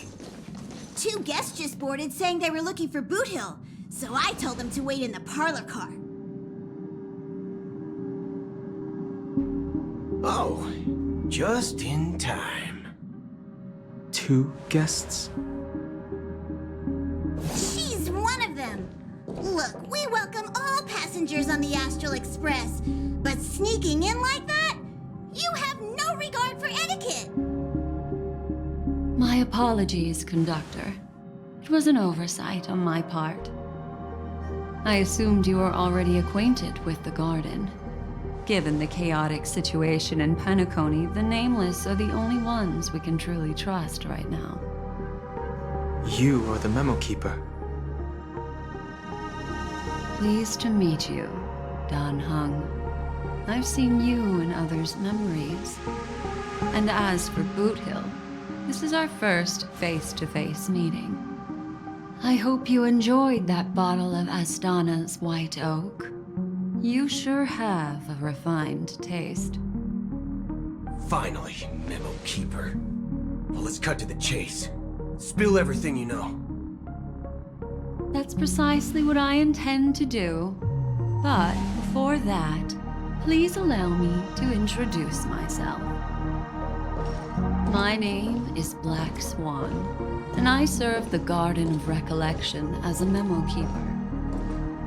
As for Acheron's story, I'm sure she knows it better than I do. Greetings. I'm Acheron. What? You Garden of Recollection shirtbag! You betrayed me! I apologize, but she did that at my request. Due to certain reasons, I have been exiled by the family. Thankfully, this memo keeper came to my aid and helped me escape their surveillance unnoticed. To be honest, it was more like stalking than helping.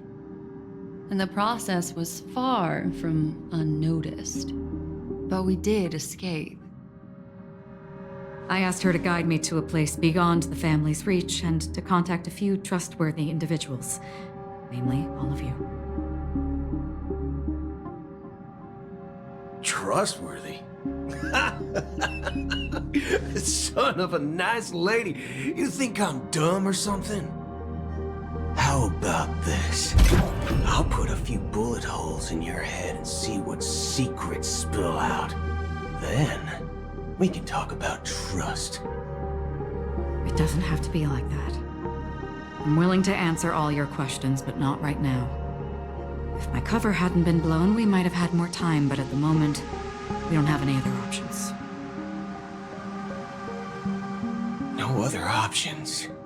What do you mean? This is the only way I can ensure everyone's safety. I kindly request an immediate warp jump out of the Astana star system.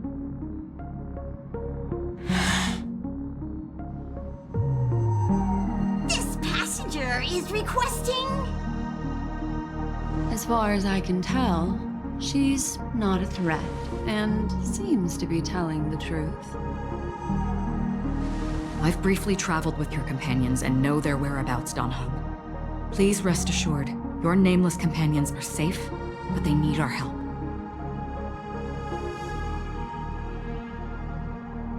As for Boot Hill, you may have guessed, I've been waiting for you. Galaxy Rangers are known for their elusive nature and limited contact with each other, so this was the only way I could reach out to you. Only by doing this can I find a true Galaxy Ranger and fulfill a long-standing promise. To return his relics to their rightful owner.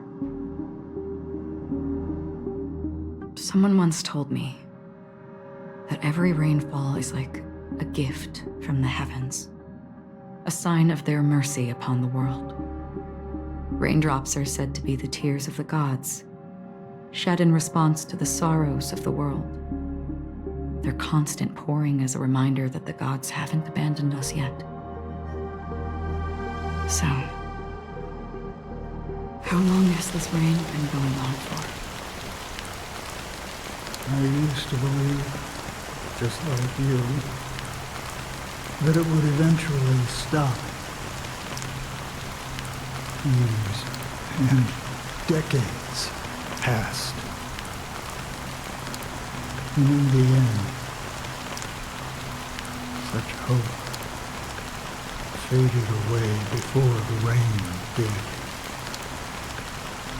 Looks like the god you mentioned doesn't exist after all.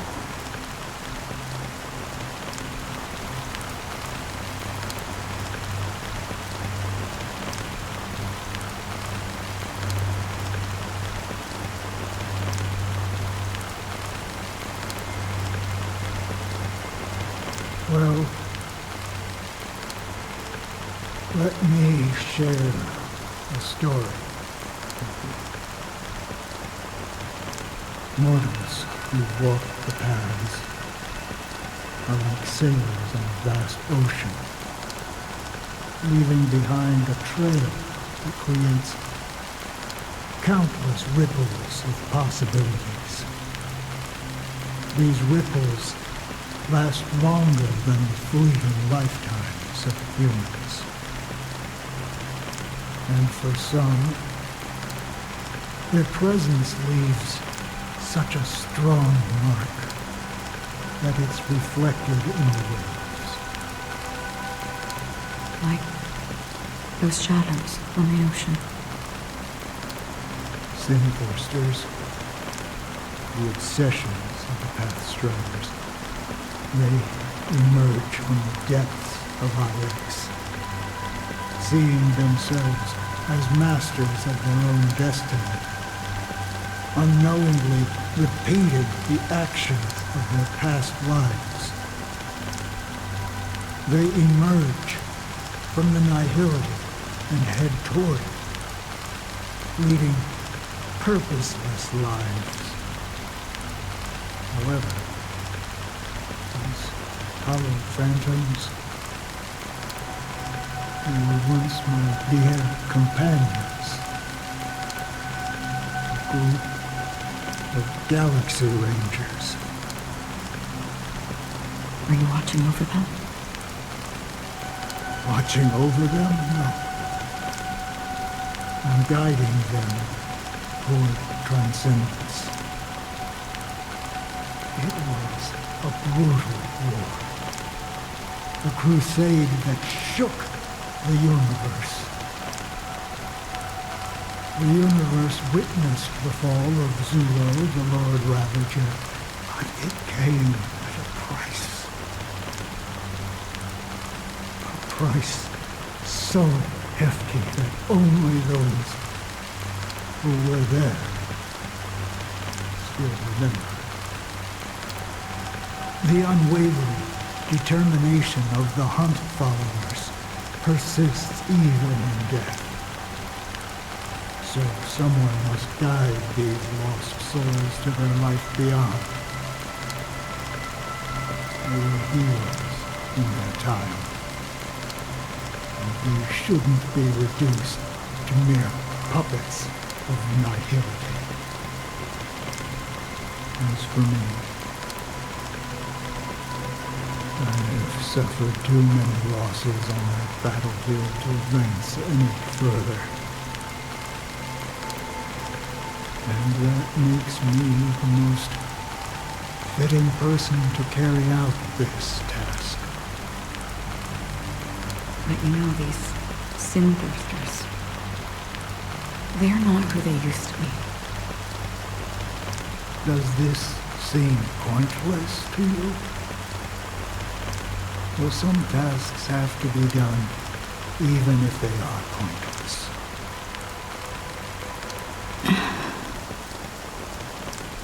I can help you.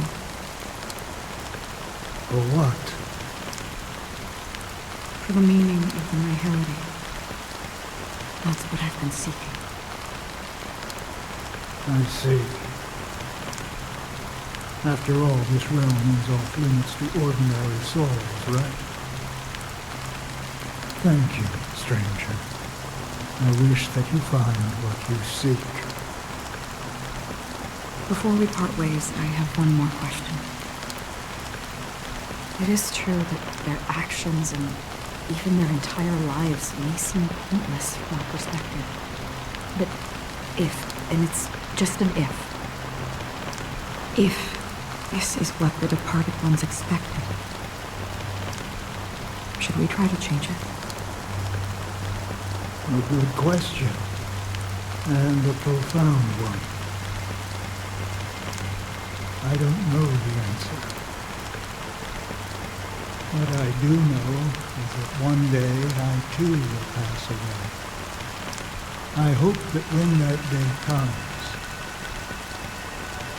someone will stand at my grave and place a bouquet of flowers.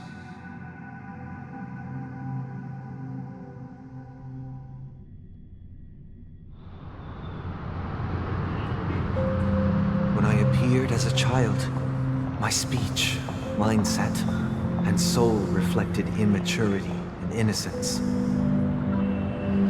As I grew into adulthood, I left behind my childlike side.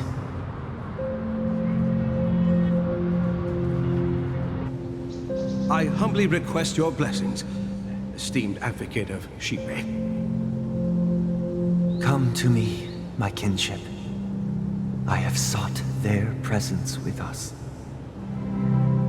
As you wish. I have faithfully served the Alfalfa family for nearly a decade, promoting the path of the harmony to the best of my ability. However, I made a mistake yesterday. While I was preparing dinner for the family head, I accidentally dropped a prepared dish on the floor. Out of laziness, I lied and claimed that everything was ready. Although the head has dismissed me as punishment, it has been tough to sleep with the guilt still gnawing at me, as I worry that the seeds of evilness may have taken root in my soul. So, I confess to you now to seek atonement for my sins. Do you sincerely repent and vow to change your ways?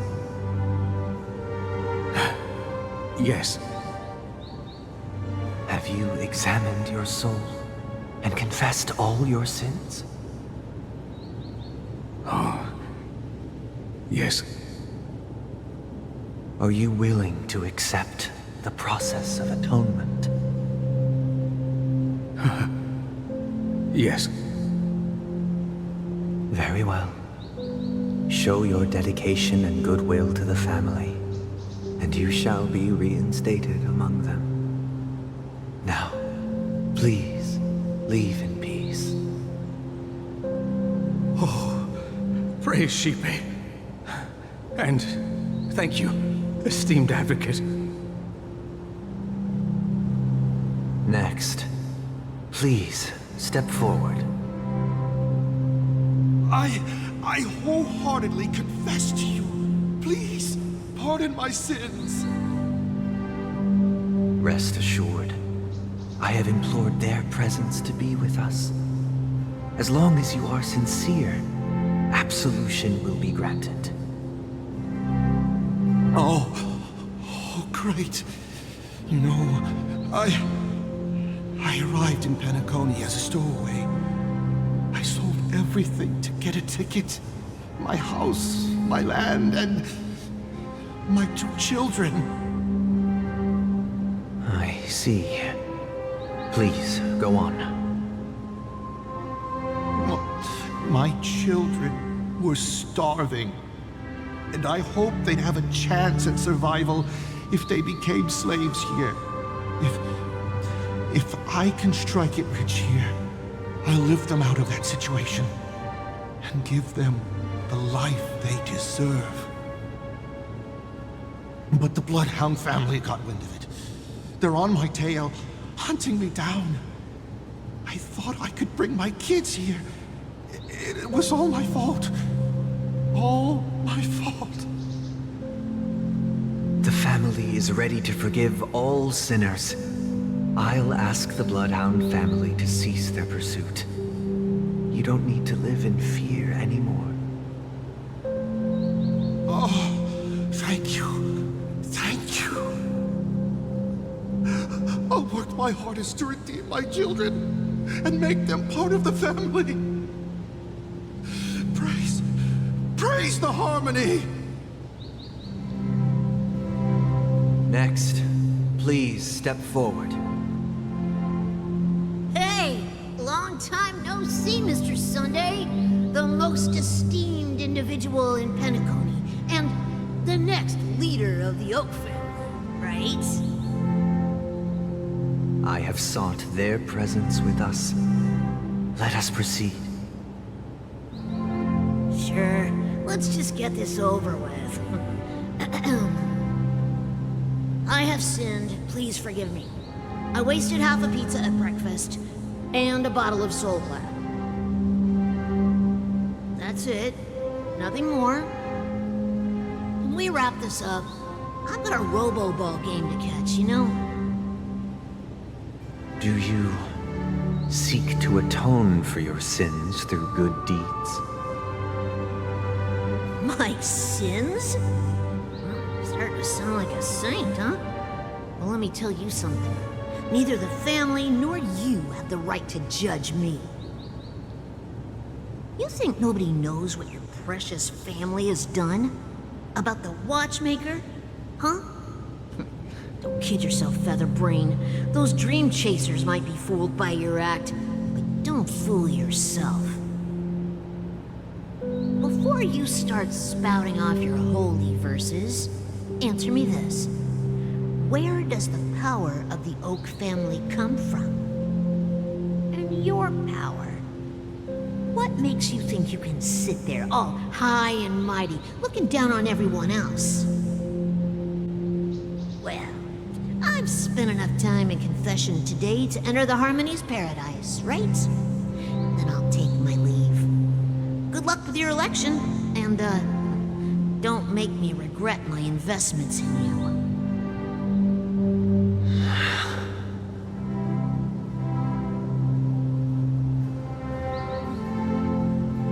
Oh, revered triple-faced soul, hear my doubts.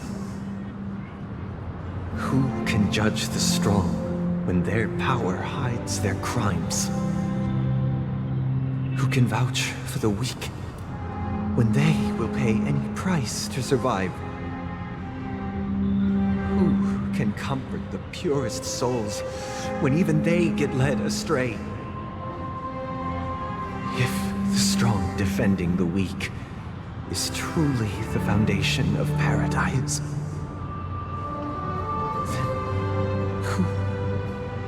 who is responsible for the suffering and anguish in this wretched world? Brother? Brother?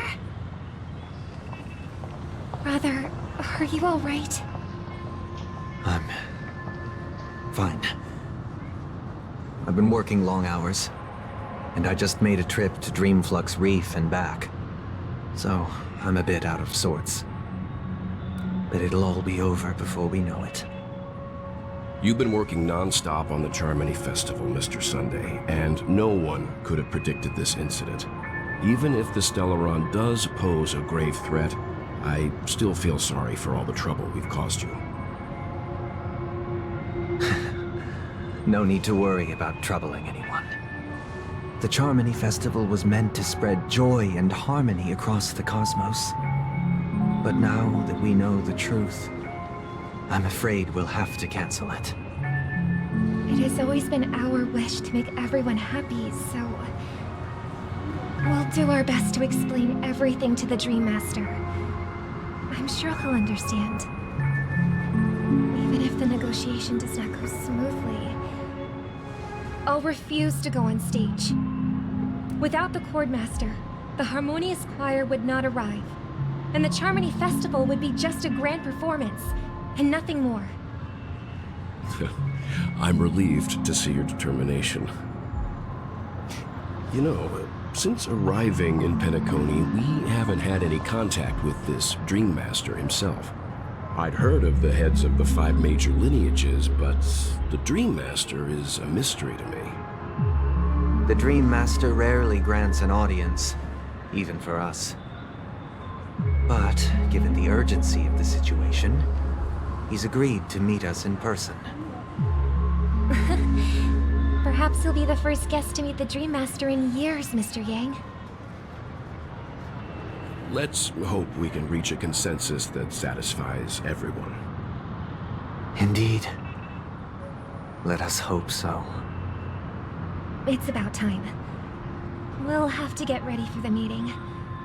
I apologize for any inconvenience caused by the urgency. Don't worry. I'll be waiting here. It's Mr. Sunday! Hey, come over here!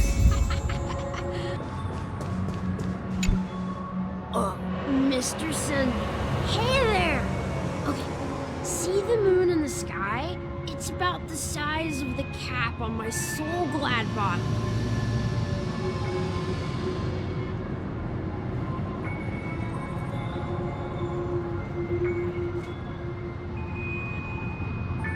If I just reached out my hand, I could grab the moon, couldn't I? The moon? You mean the Grand Theater? Yeah. Look at me. I've been away from home for too long. I must be missing that moon.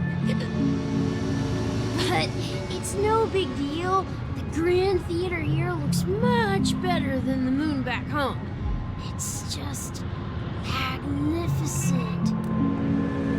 They told me not to sell everything I had just to come to Penacony. How short-sighted. Selling everything you had? Why would you go to such lengths? Why? Can't you see? Life back home is miserable. It's not really living at all.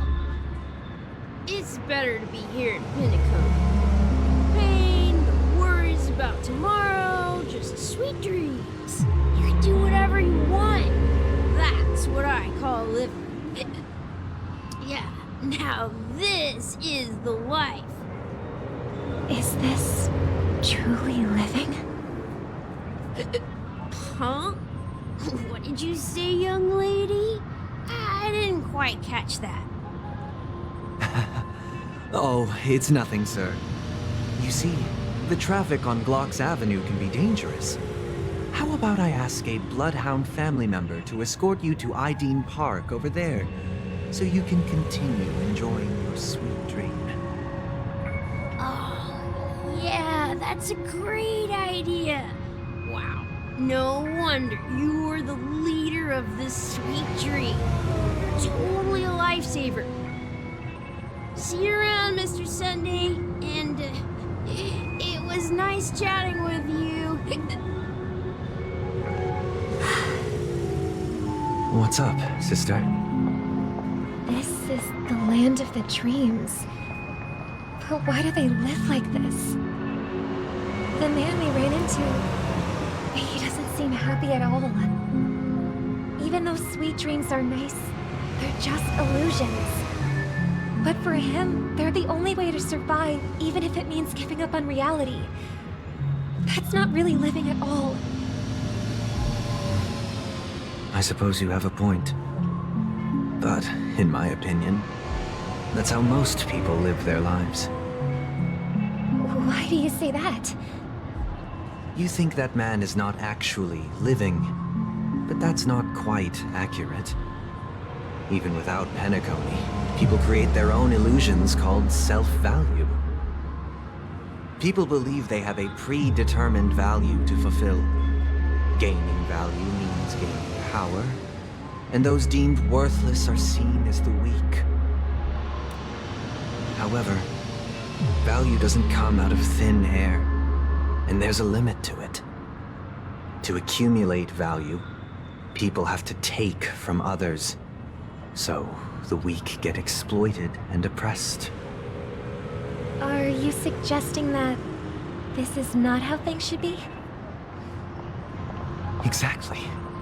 But, ironically, people don't think there's anything wrong with it, because they uphold the illusory notion of self-value, and even the weak believe in it.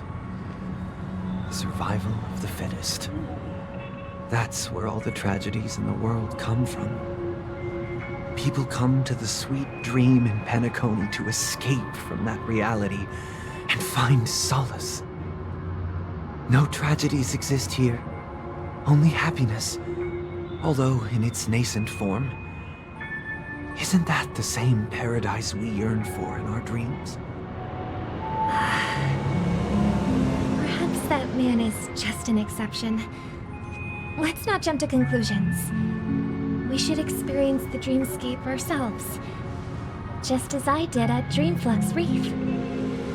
Yes, seeing is believing. I'll accompany you.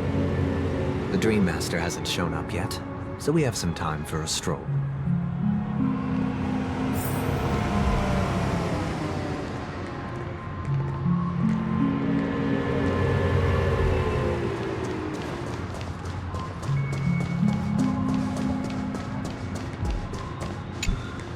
Glad to meet you again, Robin.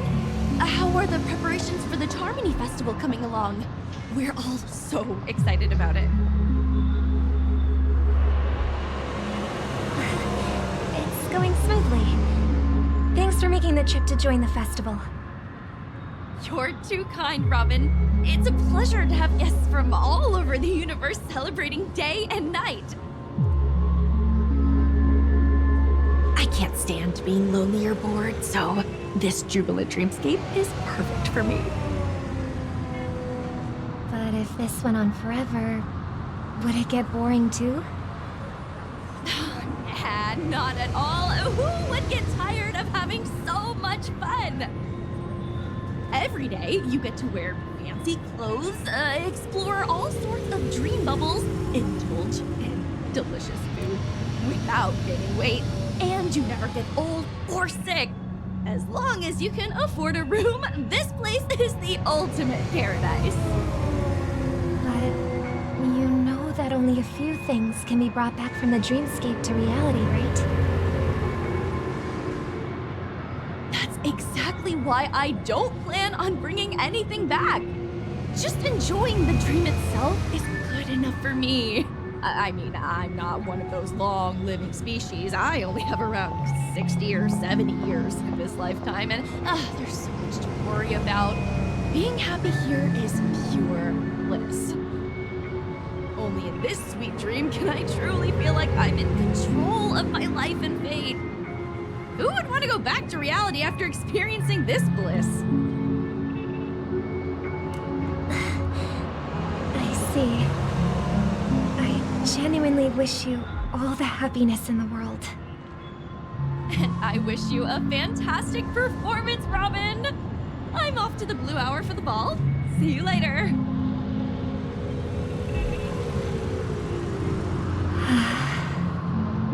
Seems like that guest's perspective didn't resonate with you either. She had a valid point, and I could sense her genuine happiness. It's just that... What you're trying to say is, she thinks she's in control of her life, but in reality, she's just escaping from reality and seeking solace in this sweet dream. Once she steps out of this sanctuary, everything will be lost. Well, she did make mention of being able to afford a room, didn't she? However, the paradise in our dreams, it doesn't have to end. No. And the paradise we yearn for shouldn't be just a fleeting dream either.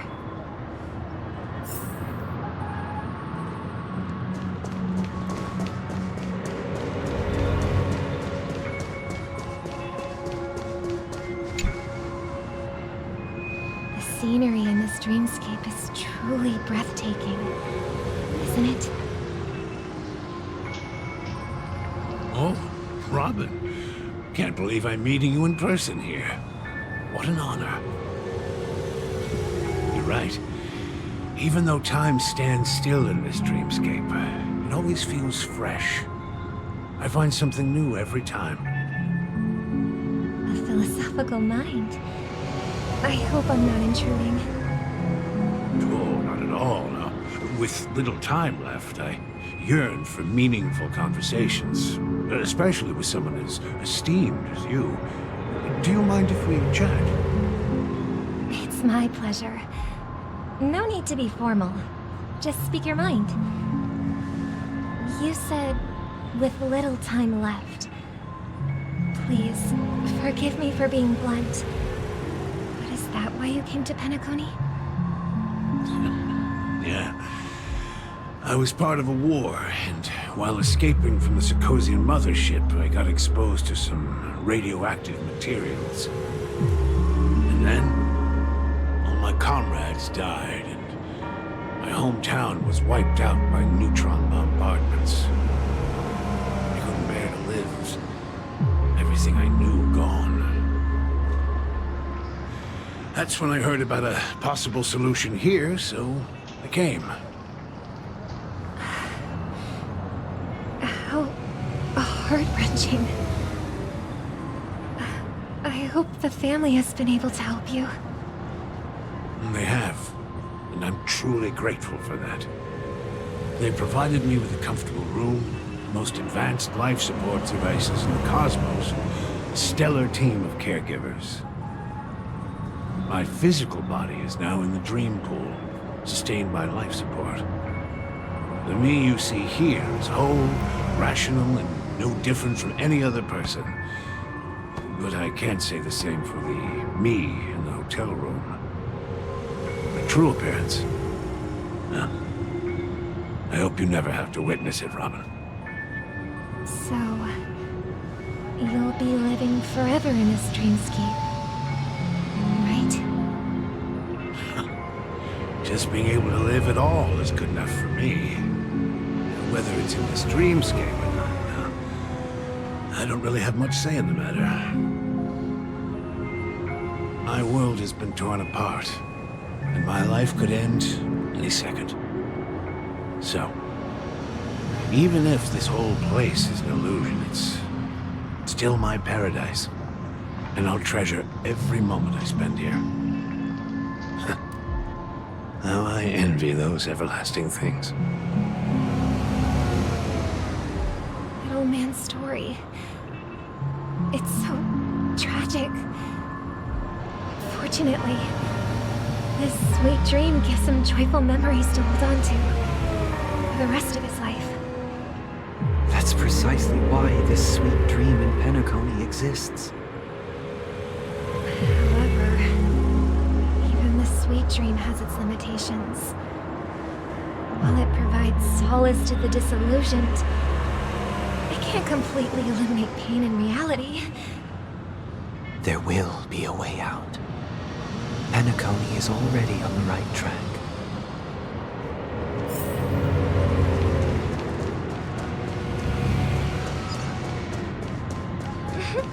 Look what we have here. A lovely young lady. Wait, is that me? Brother, what a surprise to see you again. Show yourself. Your trick won't work on us. I've heard that a skilled masked fool received an invitation too. That must be, right? Did you enjoy yourself? Barely. The people here are way too gullible. A little bait is all it takes for them to bite. And they run away at the slightest hint of danger. In other words, they're naive and cowardly. Now that you've had your fill, it'd be wise to leave before it's too late. The music of the harmony doesn't tolerate discord. What? Now that you have the real Robin, I'm useless? Oh, how disheartening. I've done so much for the family. You should be thanking me, because if it weren't for me cleaning up this mess, Penacony would still be in shambles. Don't you think? That was a personal request from the head of the Iris family, and it has nothing to do with us. Step aside and stop causing trouble for the Charmony Festival. The Charmony Festival? You think you can scare me? You think I've no idea what you're planning? I don't care what you're thinking, chicken wing boy. But I'm pretty sure lovely Robin won't be appearing on stage. After all, you're well aware of what a sorry state this dreamscape is in under the banner of harmony. Penacony, the land of the dreams. Is this truly the paradise you desire? Stop it. What's the rush, chicken wing boy? Did I get to you? Our paradise is none of your concern, masked fool. Leave now, or the family won't tolerate you anymore. All right. I'll go. But Robin, I suggest you seriously consider this. Do you really believe those living in dreams can escape pain and find true happiness? Well, I've done my part, and now I'm simply waiting for the fireworks to begin. Here, the last 2 gifts for both of you. And don't lose them. If by some unfortunate chance the Charmony Festival starts against all odds, remember to use them during the show. And it'll be thrilling. Bang! I heard a raven cawing in the distance. It seems the Dream Master will arrive soon.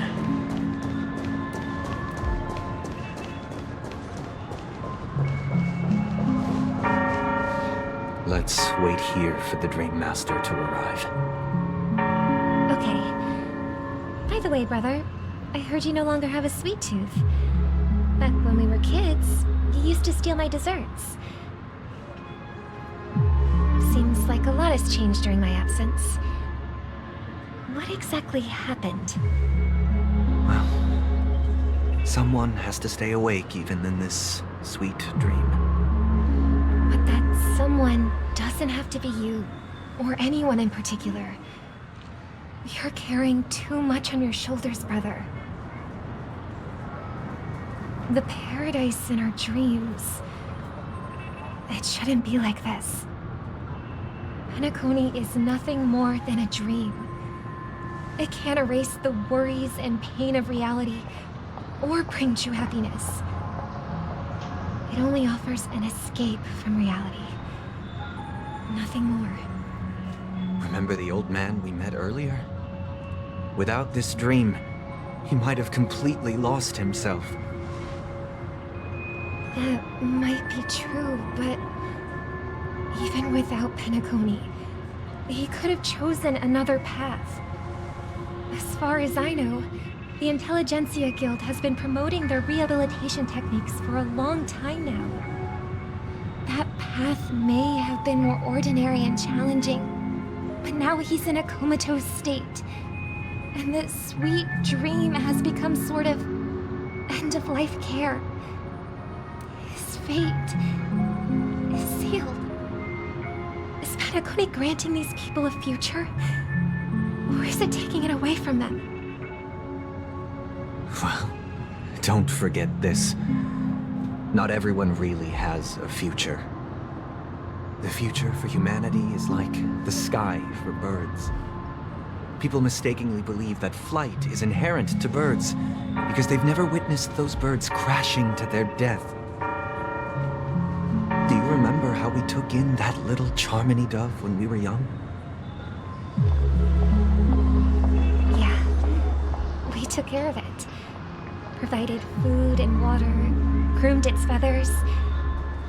And later, when I decided to leave Penacony, I opened the cage and set it free. Well, I didn't mention what happened to it in my letters because I didn't want to upset you. Shortly after you left, it crashed to its death right in front of your window. I had surmised as much. I knew you wouldn't have avoided mentioning the bird for no reason. Despite that unfortunate outcome, I still believe it was the right decision. Birds aren't meant to spend their lives in cages. They belong in the sky, even if they can't fly. But here's the thing. If there are birds in this world that can never fly, can we really assert that they belong in the sky? Are you implying that the same goes for humans too? Let's take the Astral Express as an example. The Nameless made tremendous efforts to bridge worlds, gaining fame across the universe. However, only a few extraordinary individuals can endure such a perilous journey. That's because the pursuit of the Trailblaze exceeds the capabilities of ordinary humans. Otherwise, why would this path be filled with broken rails, an abandoned express, and even a fallen eon? That's just sophistry. If that were true, then only the powerful would have the right to determine the future. Unfortunately, that's exactly what happens. Another name for the future is self-value. While this world has its fair share of heroes who inspire people and garner admiration for their heroic deeds, the majority of ordinary people will never become heroes in their lifetime. Some are born weak and vulnerable. Some find themselves trapped in unfortunate circumstances. Some fall victim to malice and cowardice. When it comes to survival, everyone is equal. And the weak can only watch as their value gets constantly diminished by external forces. That's why we should care for the weak and support them as if their suffering were our own. That's what the Odes of Harmony have always taught us.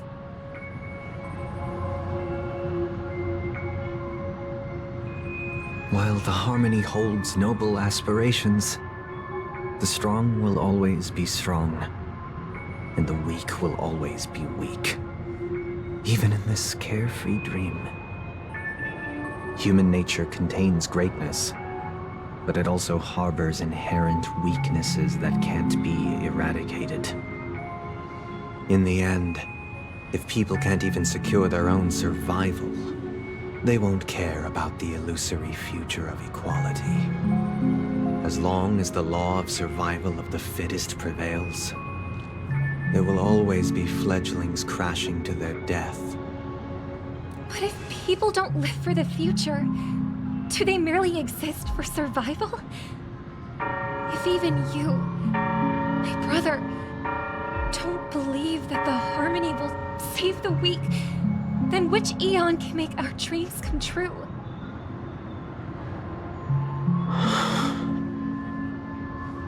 People often forget that when the first bird took flight, the entire world envisioned a future where no more fledglings would ever crash to their death. Are you reading, sister? What are you reading? Mr. Gopherwood gave me a picture book. It's about the story of the harmonic strings. If I could become a chord master, I'd like to summon Dominicus, the harmonious choir. I want to sing with everyone and spread our wishes so that all can feel happiness and joy. I see. Then I would summon the harmonious choir too. Don't you have a wish of your own, brother? Of course I do. It's just that it includes your wish and everyone else's. I long for a true paradise where everyone can find peace. Then, let's build a stage there and invite everyone to our performance so that both our wishes come true through the power of the harmonious choir. It's a deal then. Yeah, it's a deal. But how can I become a chord master?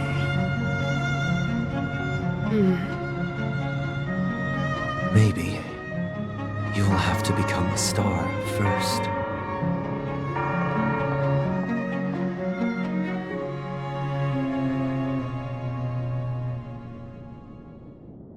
You're back sooner than I thought. Any results? Yes. And now, it's up to us to forge ahead. Huh. Since his last will has now been conveyed, my final mission is complete. But pardon me if I sound curt. It's good to have determination. The path Mikhail left for you is not an easy one to tread. Why else would he have chosen to sleep in solitude, staking everything on some nameless in the future? But you have the numbers, and in numbers comes strength. So that might just delay your inevitable a little more. Got any more encouraging words? As I see it, relying on Welt's negotiations alone is far from enough. Regardless of whether the other party will be compliant, negotiating simply allows us to meet them as equals and won't grant us an upper hand. Penacony is our rival's home turf, and we already have very few chips left to play with. Rather than idly sit around while the family's got us blocked off, an offensive approach might be a wiser course of action. We're more familiar with the Stellaron's properties than most, and since it's the key to stabilizing the sweet dream, it's vital to the family's interests. By attacking their core interests, they're bound to retaliate hastily. And as the saying goes, haste makes waste. That's right. As long as we pose a threat to the Stellaron, either with words or otherwise, we have a chance at gaining the upper hand. But the problem is, on the eve of the Charmony Festival opening, how exactly are we going to get close to the theater? Family security will be airtight, and if we brute force it, even if we succeed, it's too risky. So, no one's gonna say anything? Then I'll raise my hand. I know the answer to this question.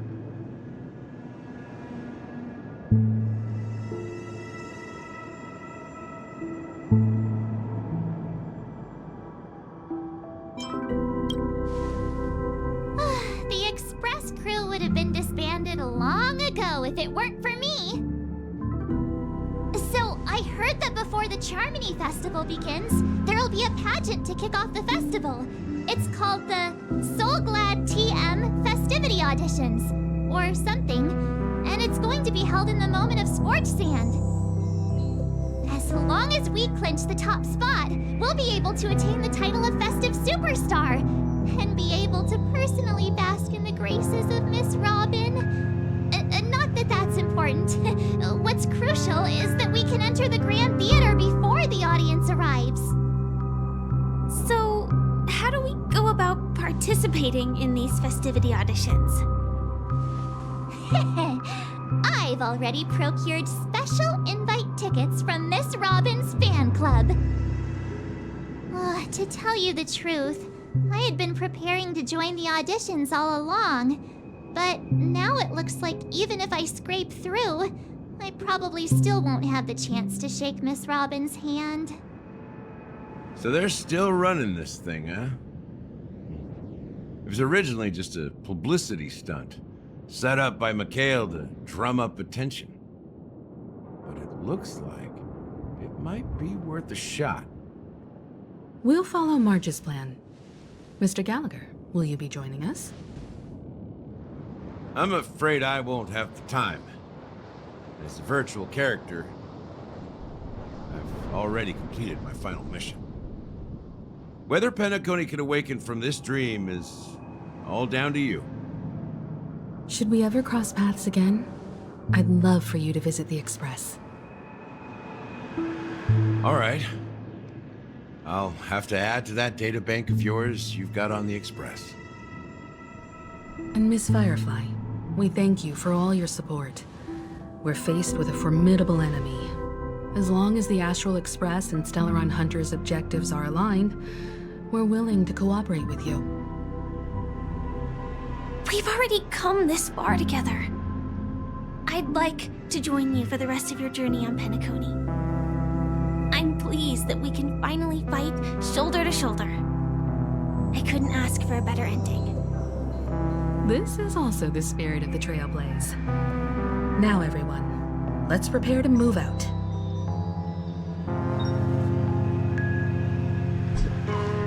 Ladies and gentlemen, welcome to Scorch Sand Hall. This is where challengers thrive and dream chasers shine, all under the watchful eye of the entire universe. If you have ambition, dream, and the drive, dear friend, the next superstar of Penacony's Charmony Festival could be you. Wow, they've really outdone themselves. Oh, I'm starting to get excited. Behold, here comes four friends with spirit high and full of steel. Are you aspiring to be the superstars of the festival? Is he talking about us? Yes, you! There's no doubt about it. I see you have all the potential of a superstar in you. Excuse me, you four. What are you hoping to get out of all this? As the last group of contestants, how confident are you in overcoming all of the challenges? Would you be open to a brief exclusive interview with us? It'll be quick. Your journey is long and fraught with peril, yet under a sky blanketed by banners, you vie for the crown. The sword and rose! Protect the beauty! Magnificent and majestic! A knight's head is hard as steel. Brother Lance Focus is stubborn as a heel. We don't all have to be winners. If we don't have fun, we'd all be sinners. People are pouring in. Kinda feels like all sorts of baddies are showing up. Let's get in there quickly and enter the competition. Ladies and gentlemen, please make way. Make way. Coming towards us now is one of Penacony's top 10 wealthiest tycoons and the soul-glad business empire's founder, Allow me to introduce myself. I'm the director of Soulglad's factory, Hygiene Leader. My 4 friends, introduce yourselves to the audience across the cosmos. Hello, everybody. I'm Himeko, a nameless from the Astral Express, and these are my companions. Don't you guys need to hide your identities? You hide it anyways. Penacony is plastered with our posters. And because the Astral Express is so well known, the family won't dare to make any rash moves.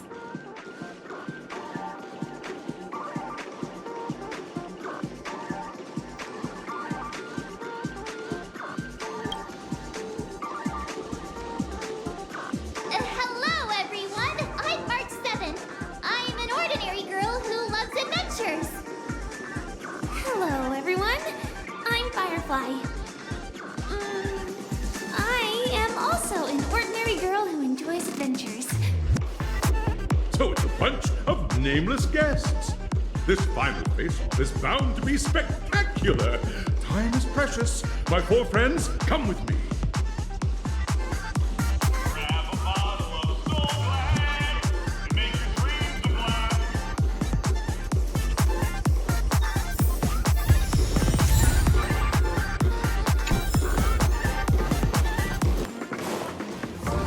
This place is buzzing. That's right. This event is a miniature representation of that time known as the era filled with boundless possibilities.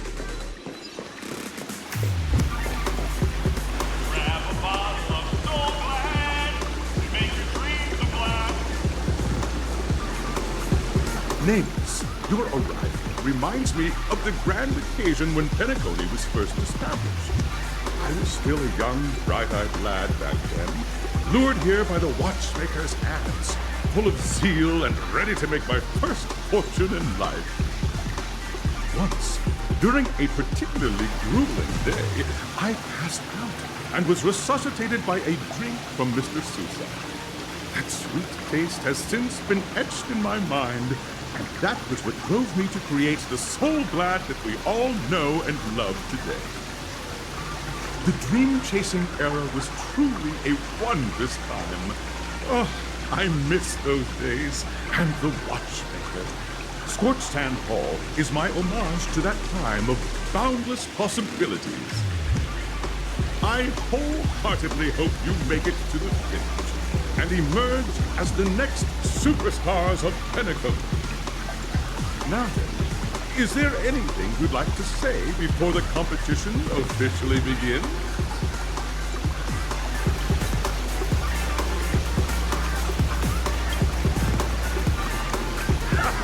That's the trailblazing spirit. How about you, Miss March? Hello, everyone! Next up, get ready for the Mega March 7th adventure, where I'm going to break the speedrun world record! Trailblazing into the uncharted and challenging the limits. That's Miss March 7th for you. How about Miss Firefly? I hope that by the end of this journey, everyone will have achieved the outcome that they hope for. Ah, a wonderful wish! Miss Himeko, what are you expecting from your team? Safety first, everyone. Simple words, but full of warmth. Waiting for you are 3 stages, each connected to that era. The first 2 stages offer 2 distinct paths to choose from, with unique challenges on each round. And in the last stage, you will face off against a champion who has defended the title to this very day. A beloved contender whose noble virtues are unrivaled. Those are the rules. Simple. Everyone clear? Now, I hereby announce that the 33rd Scorched Sand Festival of the 20th season, sponsored by Soul Glad Enterprises, has started.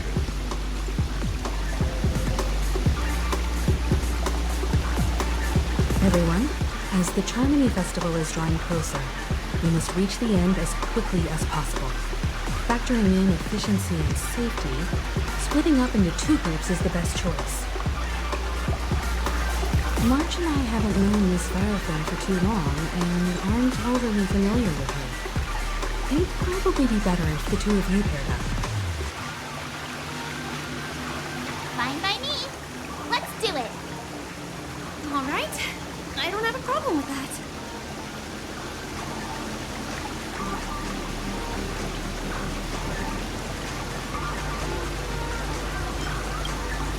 We'll split into the assigned groups then. Let's not waste time.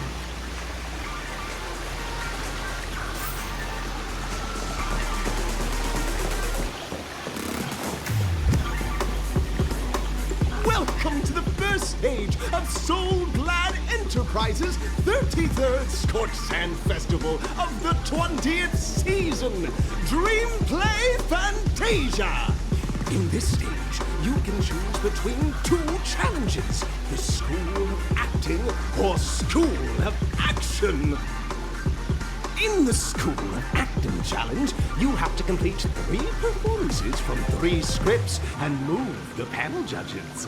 In the School of Action challenge, you have to defeat 3 groups of enemies convincingly and reach the end. Now, make your choice.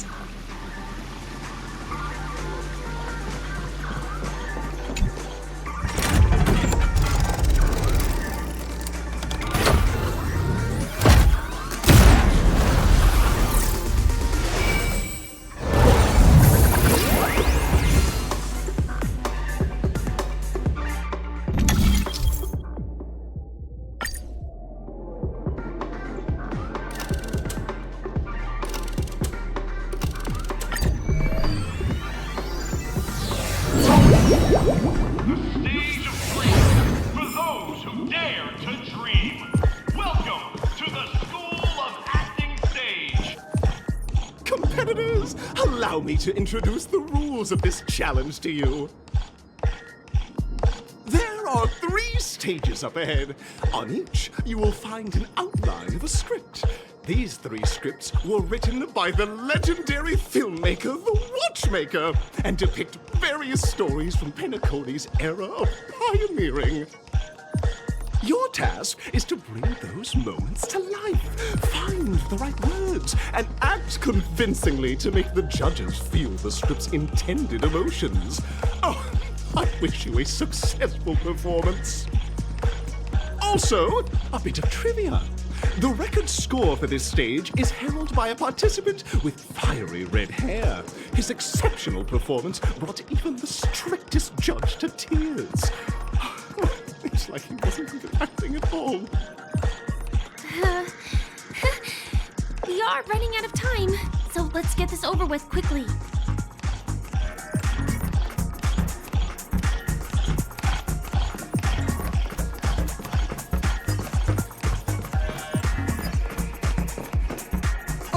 Just take a look at this pair! Such star quality. Since you've come as a pair, I'll prep a 2-person scene for you. You 2, are you ready?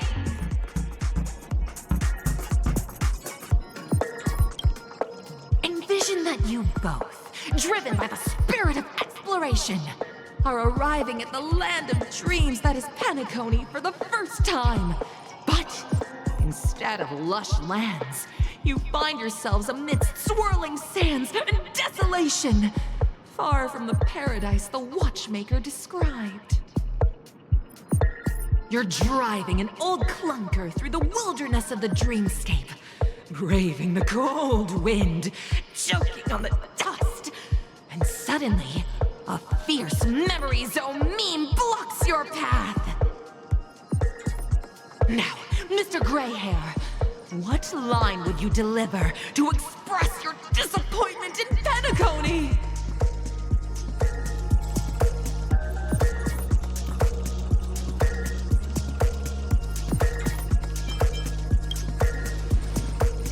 Very good.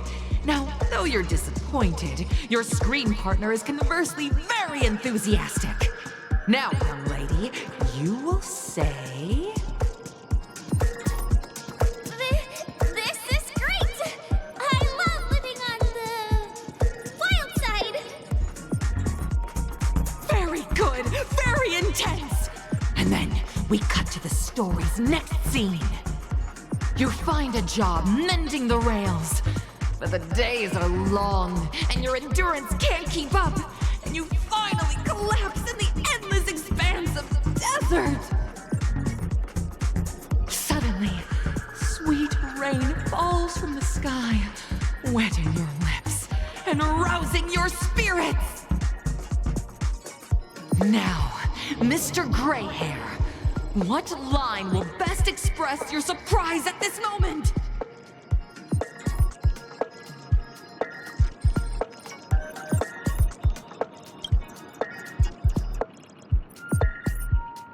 But at this moment, your partner yet gazes into the sky, both her eyes closed.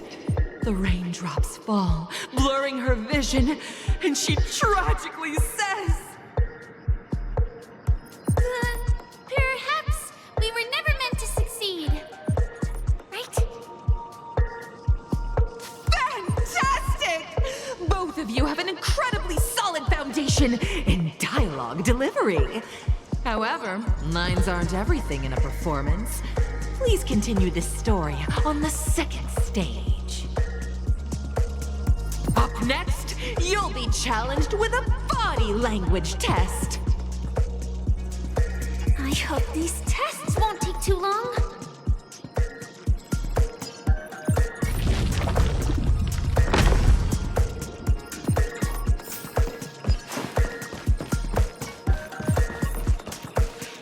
Here, you two are required to skillfully utilize body language to portray the story context I've laid out for you. Picking up from where we left off, a heavy downpour saves you both stranded in the desert. This rain quenches the anger in your heart. You look to your companion, now completely devoid of fighting spirit, wanting to comfort her. At this moment, what should you do to make her laugh?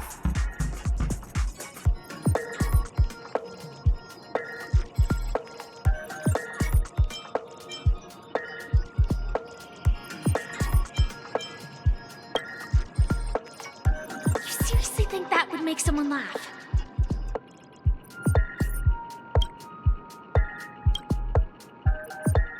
The test now is about body language. I don't think dialogue is allowed here.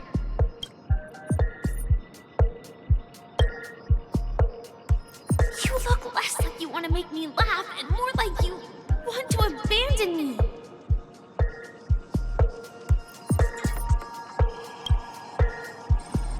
What?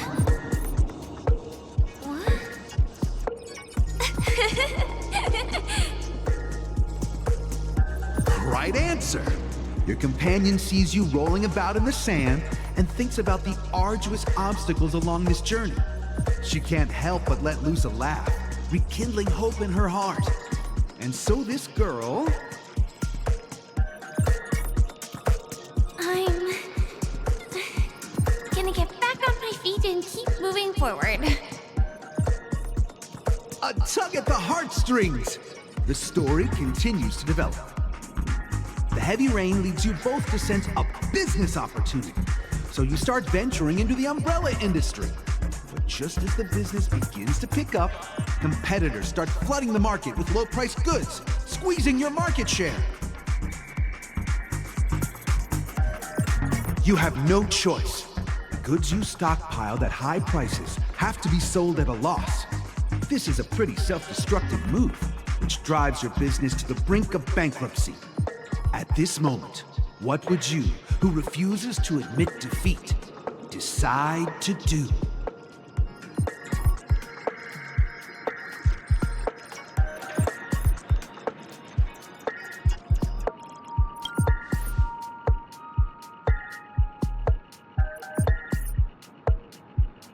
It's totally giving up!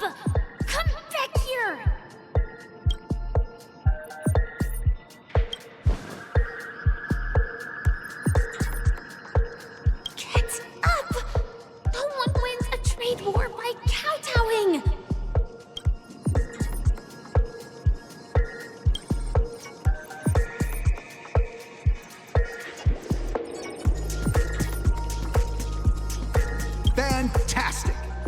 But it's a pity your friend does not agree. Seeing that you're up to your eyeballs in debt, she sees nothing but despair in her future. And then... I leave Penacony in utter disappointment. Is that okay? Of course! Absolutely! I was this close to tears! Both of you possess exceptional acting talent! However, the true test is yet to come. You're about to encounter the harshest judge this show has ever seen. You'll need to rely on perfect performances if you want to win them over.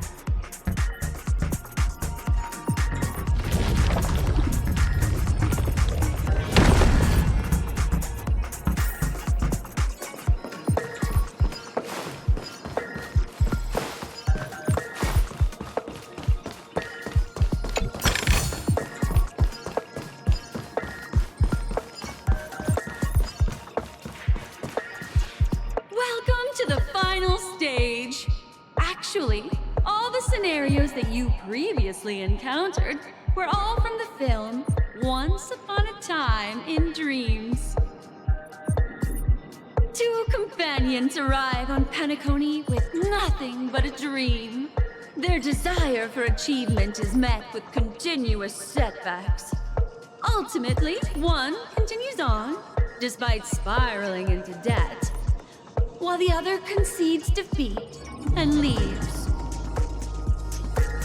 Many years later, their paths cross once more in the thriving Penacony. Yet, they refuse to acknowledge each other because...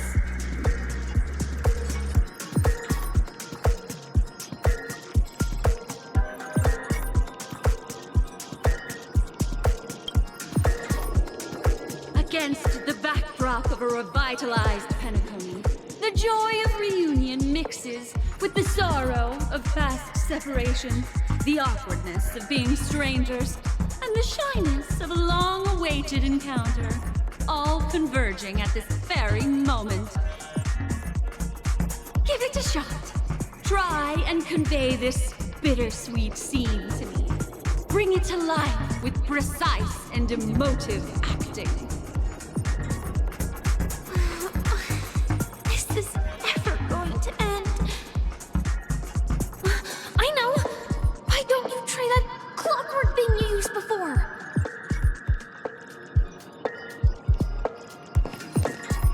Your performance is far from satisfactory.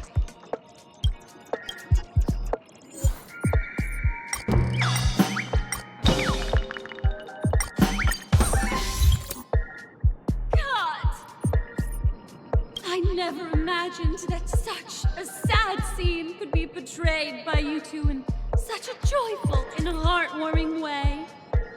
Two people sharing a long cherished friendship, as if time and status meant nothing to them. Huh? But we haven't even done anything! Is his imagination running wild again? Brilliant! Your portrayal outdoes the original.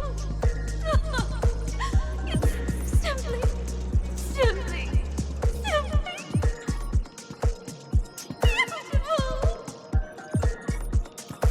We have passed the test. We ought to hurry up. Stellaron is at stake.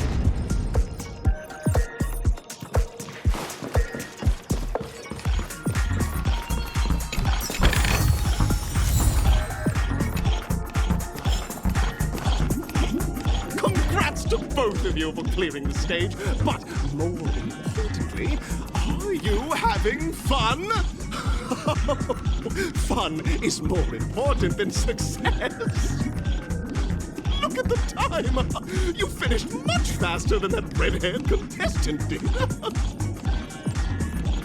That red-haired contestant. Who is that exactly?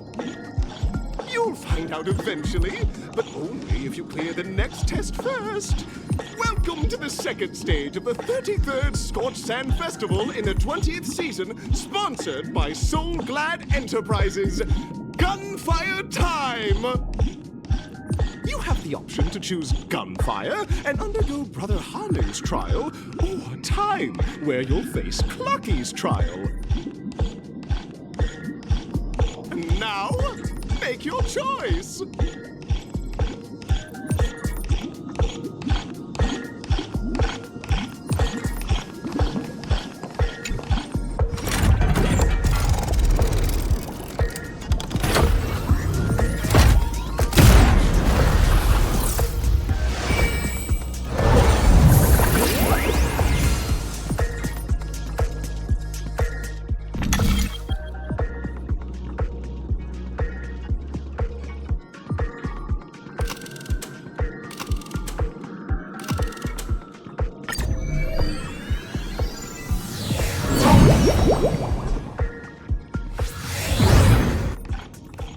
Friends, welcome to the enchanting universe created by the Watchmaker. Awaiting you is the morally dubious yet ever charming character from the animated Clocky series, Hanu! It is said that these cartoon characters were inspired by the Watchmaker's own experiences. According to research by Clocky scholars, the original Hanu of reality shared a deep friendship with the Watchmaker, akin to comrades in arms. Enter into the world of Hanu via the TV by the entrance and partake in an enchanting and suspenseful story with him. Good luck in there! If it's a gunfire trial, we should be able to settle this with a fight, right? I hope this won't waste too much of our time.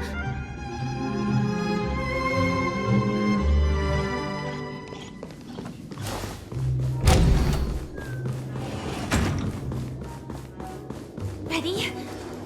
1, 2, 3.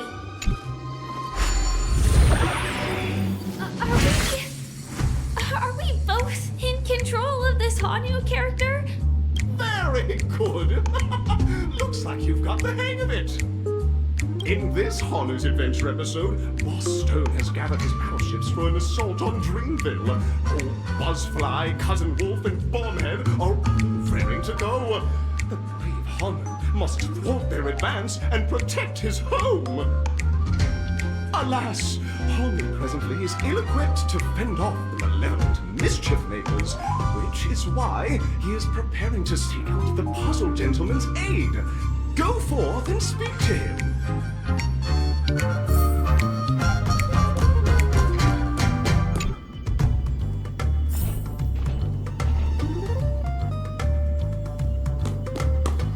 Oh, brave Hanu, you look like you could really use some help. Long time no see, Hanu. You look pretty stressed out. How about an intense and thrilling game of Dream Jigsaw to blow off some steam?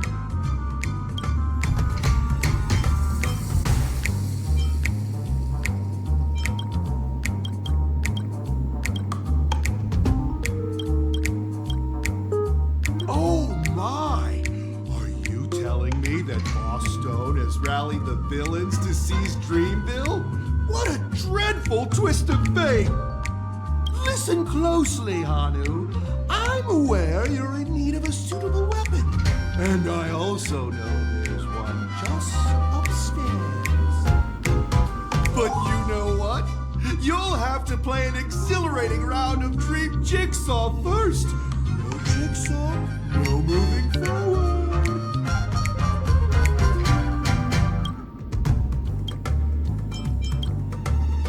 Now scurry along, Hanu, but tread carefully. Two ne'er-do-wells are also eyeing those jigsaw pieces. Either outsmart them with the quick knockout, or ensure they don't catch you in the act. I can't wait to see you finish the dream jigsaw. Best of luck, Hanu. Let's stay alert and make sure those monsters don't spot us. Look up there! If we can push that thing down, do you think that would do do the trick.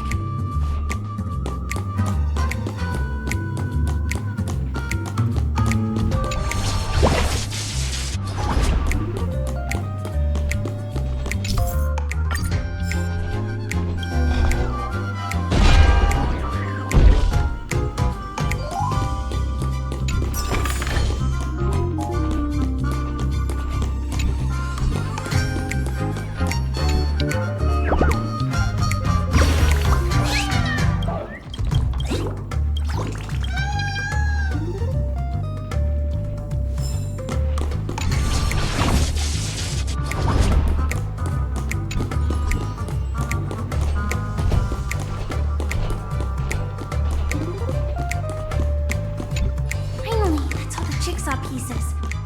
Let's hurry back.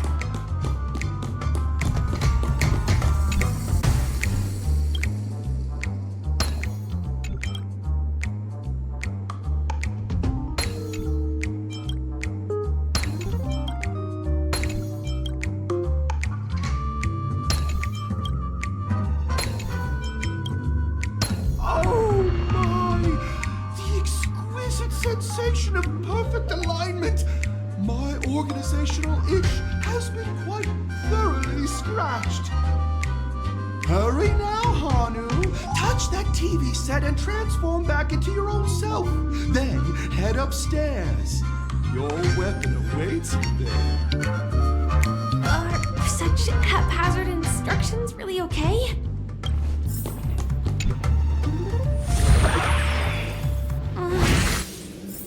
Disconnecting from that thing so suddenly has left me feeling slightly disoriented.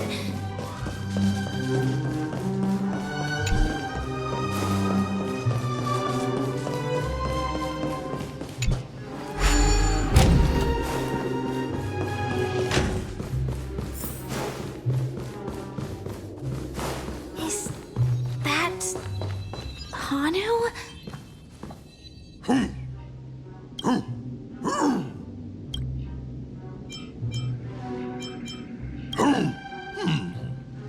What exactly is he talking about? Tick-tock! It's time for me to make an appearance! Clocky? I can also see him. Is this character part of the show? In Dreamville, Clocky is everywhere and can do anything! Like right now! I can be your translator! Tick-tock!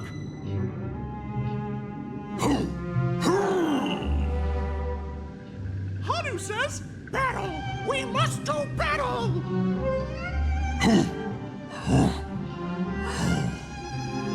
The enemy is at our doorstep, and we have no path of retreat for the future of Dreamville!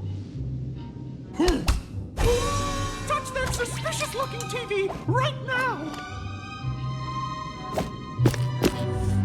So they just jumped inside that TV. Sheesh. The logic in this plot and dialogue is really being pushed to its limits. Well, here we go again. Ready?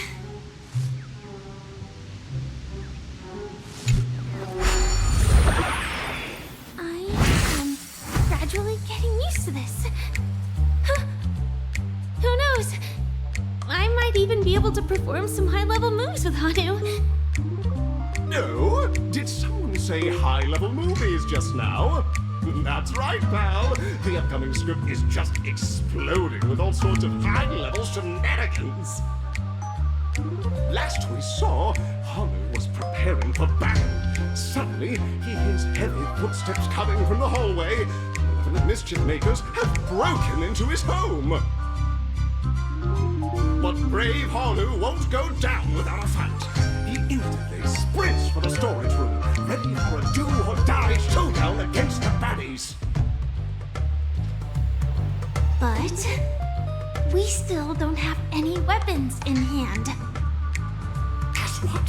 Hanu's favorite bazooka just so happens to be in that storage room. So better move on. What a coincidentally convenient plot twist. It'd be even more awesome if the organizers allowed me to wear armor.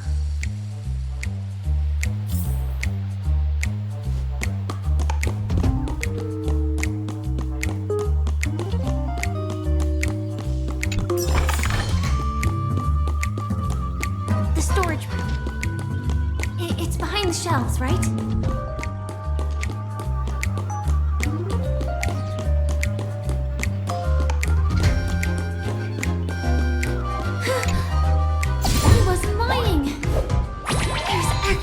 A bazooka here. Now we should have a way of dealing with those baddies.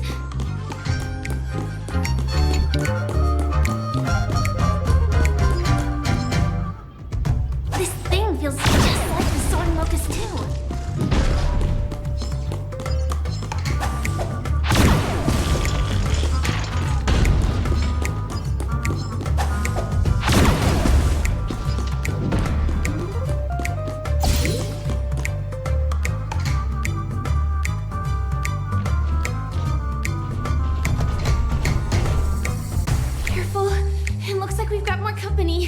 Get ready to fire!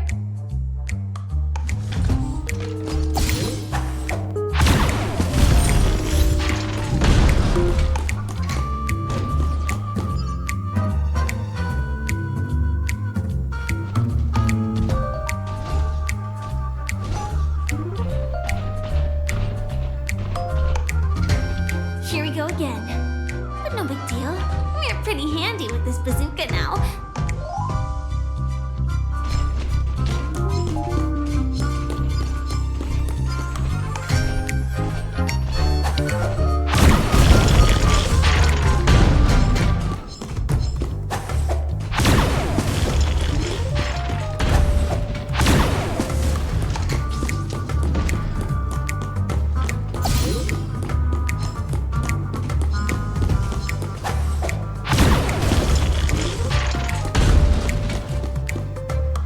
Should be all of them, right?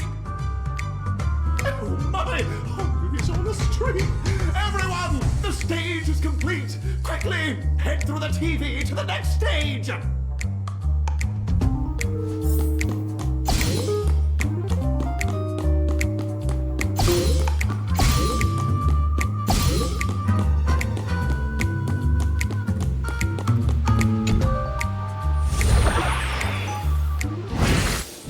That's that. But it is gonna be hard to let go of this bazooka. Never mind. Let's hurry over to the next stage.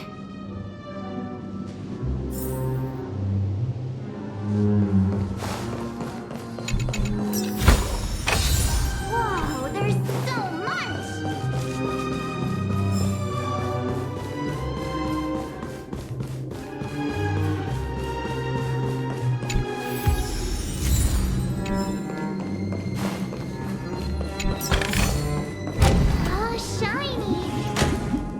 Congratulations to both of you!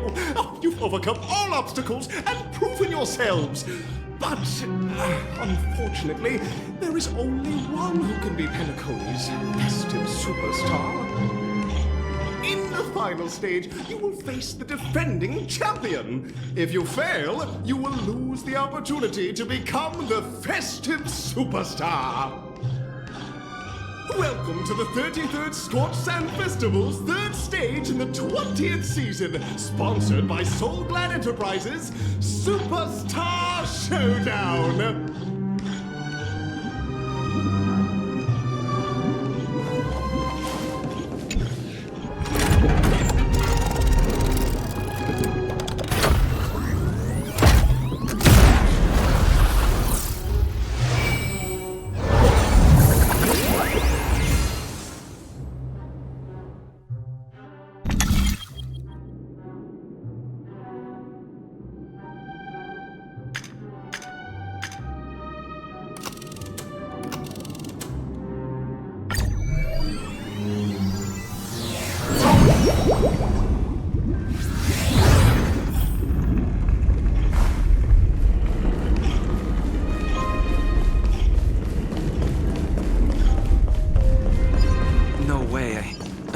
just saw someone.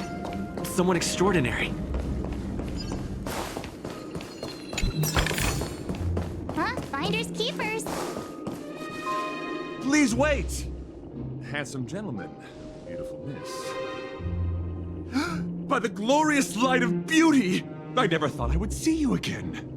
In such turbulent times, your kind faces are as spring's gentle breeze, bringing solace to my scorched heart.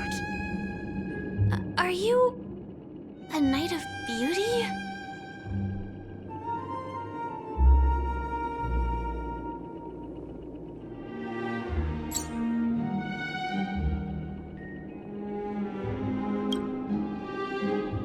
Hear ye! The rosy glow of the beauty has rendered you speechless. What an honor. Upon hearing of the impending festivities, I commanded the one and only to bring me to Penacony with full haste. Alas, the cosmos unguarded by the beauty. Disorder prevails.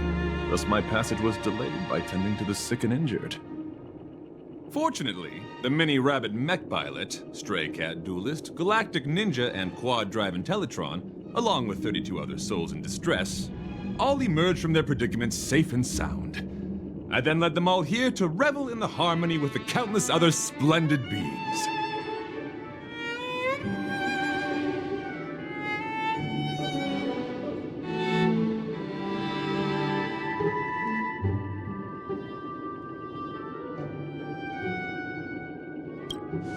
I do not deserve such praise. Unfortunately, that dashing IPC ambassador, whose radiance matches that of a beautiful peacock, remains in a woeful state. Ugh, how I wish he too could partake in this splendid occasion. Okay, let's get back to business. Since fate has brought us together, it stands to reason that you both seek the accolade of the audition's victor, correct? Upon arrival, I was once mistaken for a towering silver-armored fugitive with fiery red flames due to my lack of eloquence. It matters not, for all these trials stem from the land of the dream's beauty. What matters is that I now stand before you. Our paths have crossed. I, Argenti of the Knights of Beauty, am humbly requesting a battle with you both, in the name of the Code of Chivalry. If I am fortunate enough to emerge victorious, kindly grant me passage to the Crown of Victory, and recognize that Idrilla, the beauty, is the most peerless beauty of them all. Dear friends, please ready yourselves for this trial set forth by the beauty. Tough luck running into me! Rise to the challenge!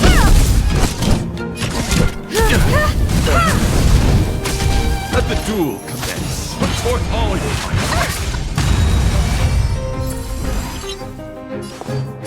Be intoxicated! You won't get away. The flesh. In the abyss's revels, your cries rise!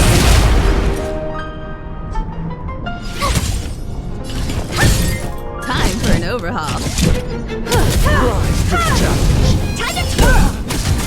You're annoying! You've got a lot of nerve. Your fictions, friends, are indeed almighty. It's a pity. The lore of the victory belongs to a drivel. To the challenge. You won't get away. The flesh. Time to twirl! This big diamond! It's all yours! Time to twirl! Rise to the challenge. Let's try Wait! Gotta try hard. Watch this awesome move! Put forth all your might. Try that again! Time to twirl! Rise Don't to the let waves challenge. sink with you! You won't get away. Oh dear! That's enough! I have come to grasp the sincerity of your cause. I yield. Beautiful! Truly truly a captivating contest. It is through you that I realized to uphold the honor of a driller, I must further hone my skills. What a beautiful lesson indeed! Go forth, my dear friend, beautiful miss. The audition's crown is yours to claim. I shall remain here, gazing from afar as you bask in the limelight, joining the audience in offering you the most heartfelt cheers and applause. We don't have much time. May fate allow us to meet again, Knight of Beauty. In that case, let's make our way to the end. Penacony's really thronging with talent. I hope we make it in time.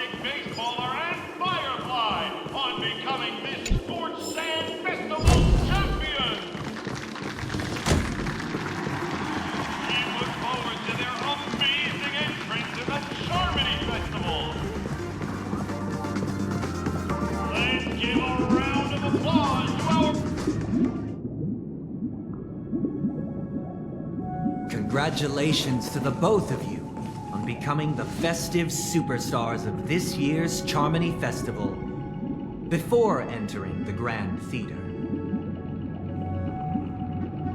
I, on behalf of the organizers, extend my sincere congratulations to you, wishing you joy under their radiance.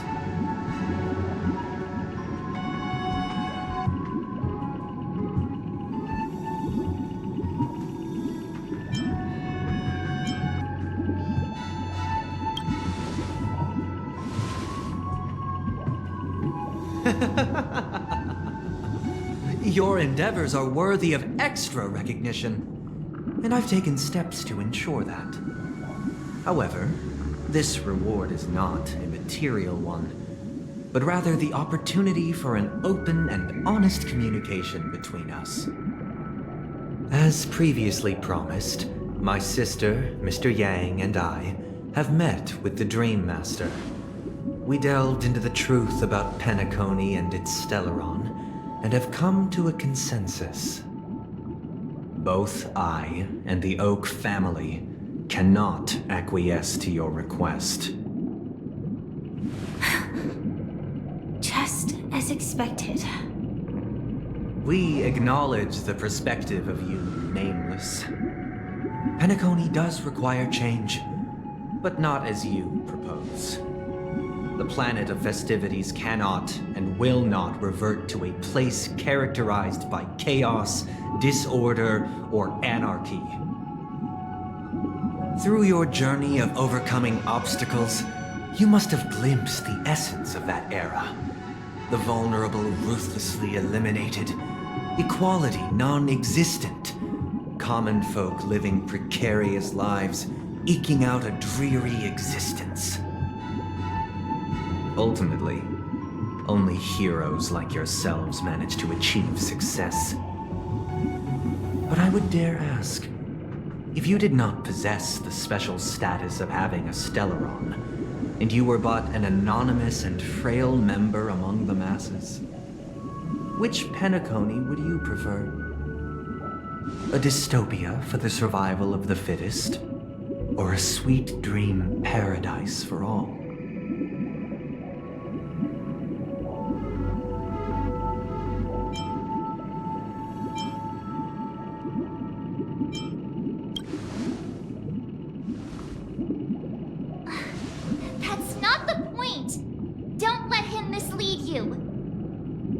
Mr. Sunday, even if the members of the Oak family can't fully agree on what to do about the Stellaron, now's not exactly the time to be holding an extensive discourse about Penacony's past and future, is it?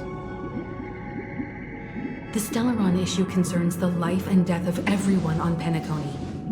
If anyone has a better suggestion, the crew is more than willing to listen. Also, it'd be best to tell us the ins and outs of that meeting. This way, we'll at least know what Welt and Miss Robin are dealing with, and the reason why they failed to make our appointment.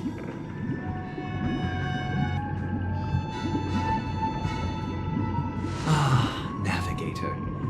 That is precisely my intention. With all present, let's begin by discussing the details of that meeting. Let's talk about our tribulations and choices, our ideals and beliefs, and our final course of action. The only path to take.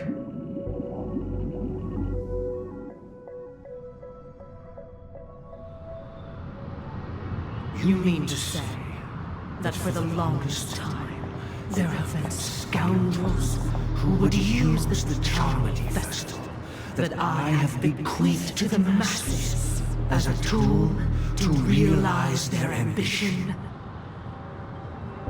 Indeed, Dream Master. Once the Charmony Festival begins, the Stellaron's powers, along with the song, will be broadcast across the entire planet of Penacony.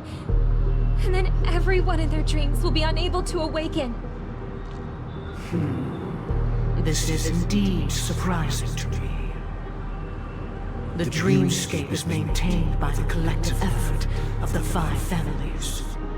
If someone were to use the Charmony Festival to recklessly disseminate the power of the Stellaron, this individual must hold a position of great authority. Do you have any suspects? I'd like to ask, did you really not know of the Stellaron's existence? I would have never thought that this nameless would point the spear at me. Quite astonishing indeed. If I have offended, the Astral Express extends its sincere apologies. But the current circumstances are dire and leave no room for meticulous inquiry. We're doing this out of concern for the dreamscape's safety. So, if you could, please alleviate our concerns. Dream Master, it's just to prove that the Charmony Festival has nothing to do with the Stellaron. If we're being overly cautious, I will return to the stage to offer tribute in song. Just per the arrangement.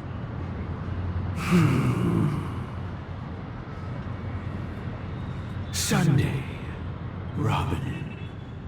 I've watched you two grow up and know your dispositions like the back of my hand. Both of you, right now, can surely be lauded as their most devout advocates.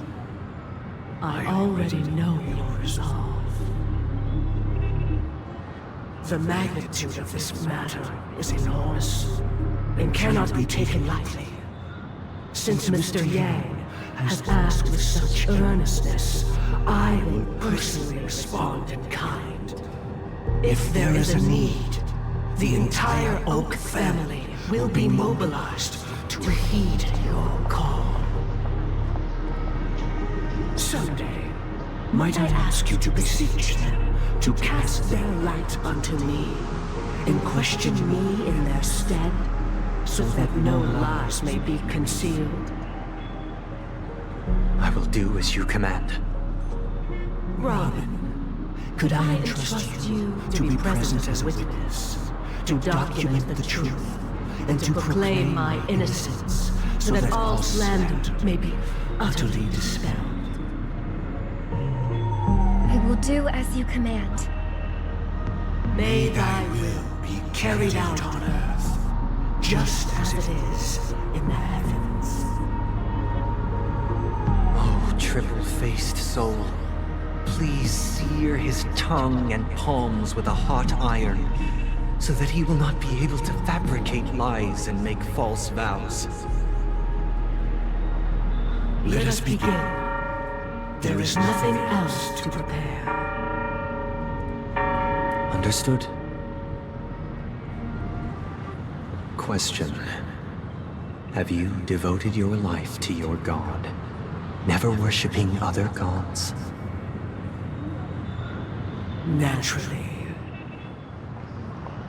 Do you love your god as you do yourself, always heeding their admonishments? Naturally. Have you strayed from the path expected by your god, betraying their name? Never. Have you ever been inordinate with your asks of your god, coveting more than the foundation of the creation itself? Never. Then, a final question. Do you swear to fulfill all vows, past, present, and future? With the Eon as my witness, if I do not deliver on my words, or if I renege on my vows, may I be cursed in accordance with divine law. They have seen your faith, and have endorsed your faith. With this, it can be evidenced... Just a moment. What is it, Mr. Yang? I have another question I hope to have answered. To my understanding, the family's harmony and prosperity have never relied on so-called divine laws. The god you both mentioned, are they truly Shipe? Mr. Yang should know that those belonging to the family toil together as if they were kin, embracing solidarity and unity under their light. All duplicity is laid bare before the harmony. Such a delicate and complex symphony. Which other god could perfectly harmonize this, if not for the Great One? Shipe. Perfectly harmonize. Therein lies the problem. It isn't an outsider lurking in the shadows who changed the harmony, but a dissonance that has surreptitiously emerged from within this very symphony itself. In the distant past, there existed an Eon. With one flick of the wrist, they crafted the laws of the cosmos. Their followers formed the Beyond the Sky Choir, spreading solemn and reverent hymns throughout the universe. Later, they fell. The route traversed by this Eon clashed with the harmony, ultimately being absorbed and fused into it. The chorus that once reverberated across worlds fell silent, and when it echoed anew, it was transformed into the hymn of harmony. Though an Eon may perish, paths with no masters still linger. In the all-forgiving harmony, echoes of bygone dissonance may subtly arise. Mr. Yang. Being overly astute can be a detriment. Especially when you find yourself alone and without allies. So this is how it is. For the sake of our grand cause, Sunday, please afford these two an opportunity to rest. What?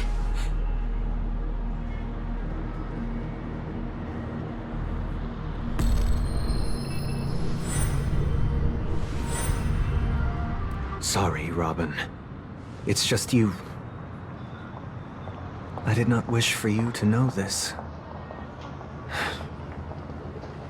It's a pity that things have turned out this way. So, this is the true reason I can't sing? The shadow that envelops Penacony is actually... We were never children of the harmony. Our ideal paradise could not have been crafted by Shipe. True bliss can only be guaranteed by the one who transcends the many.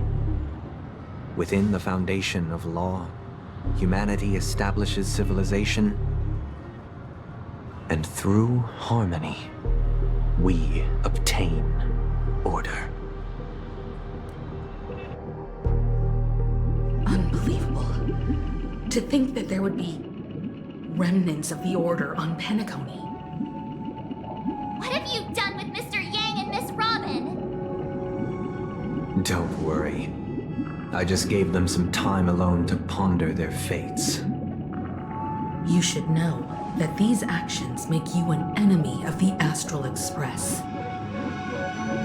Should we need to stand against the Nameless, it would only be myself and the Oak family involved. But we haven't reached that point yet, have we?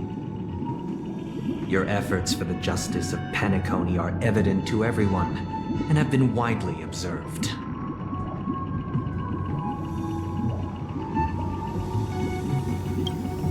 Smart kid. You're just as sharp as the other one.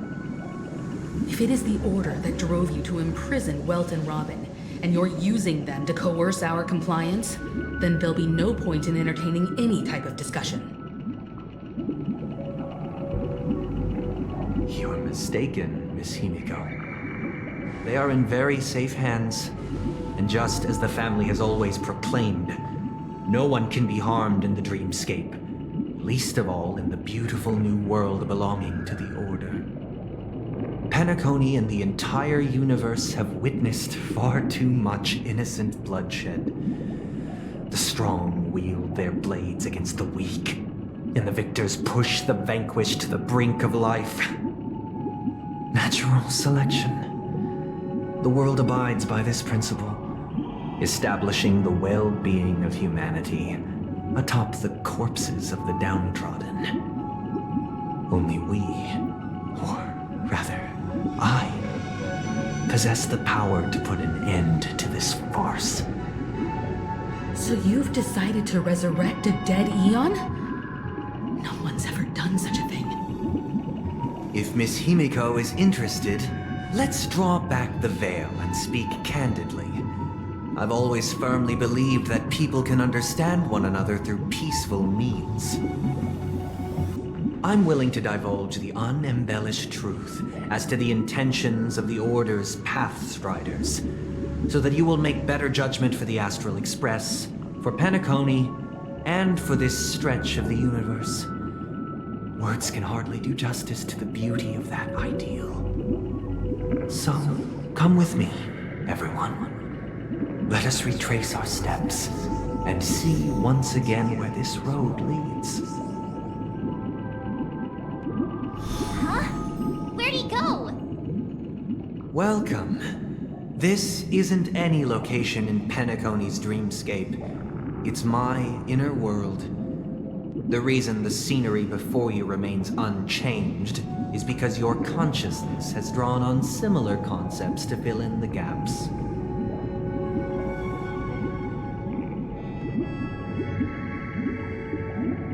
Did you do the same to Welt? It's a tuning process, stronger in effect and more draining on the mind. The gray-haired guest has experienced it before, so he should understand what it entails. Tuning allows you to intuitively grasp my feelings, which also means that I cannot hide anything from you. Now, everyone, please look at the huge screen. The road we once took begins here. From this point on, you will witness the numerous decisions I've faced. I've selected a portion of these to share with you. I believe after going through similar predicaments, you'll be able to better understand my thoughts. Let's begin. The first decision. A story about a baby bird. This story happened when Robin and I were very young.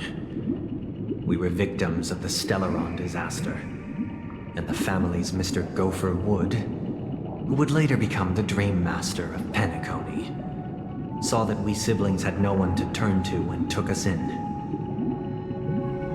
Later on, Robin and I lived a time with nary a care in the world. One day, after dinner, while my younger sister and I were lounging about in Mr. Gopher Wood's yard, we spotted a fledgling Charmony dove all on its own. That baby bird was tiny. It didn't even have all of its feathers, and it couldn't sing. When we found it, it was already on its last breath, having fallen into a shrub, probably abandoned by its parents. We decided to build a nest for it right there and then. However, thinking back, that winter was unusually cold, with fierce winds at night in the yard, not to mention the many poisonous bugs and wild beasts in the vicinity. It was clear that if we left the fledgling in the yard, it stood no chance of surviving until spring. So, I suggested we take it inside, place it on the shelf by the window, and asked the adults to fashion a cage for it. We decided that when it regained its strength enough to spread its wings, we would release it back into the wild.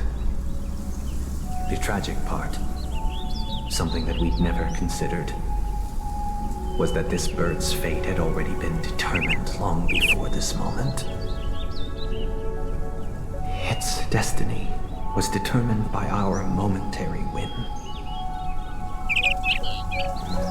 Now, I pass the power of choice to you all. Faced with this situation, what choice would you make? Stick to the original plan, and build a nest with soft net where the Charmony dove fell. Or build a cage for it, and feed it, giving it the utmost care from within the warmth of a home. I eagerly await your answer.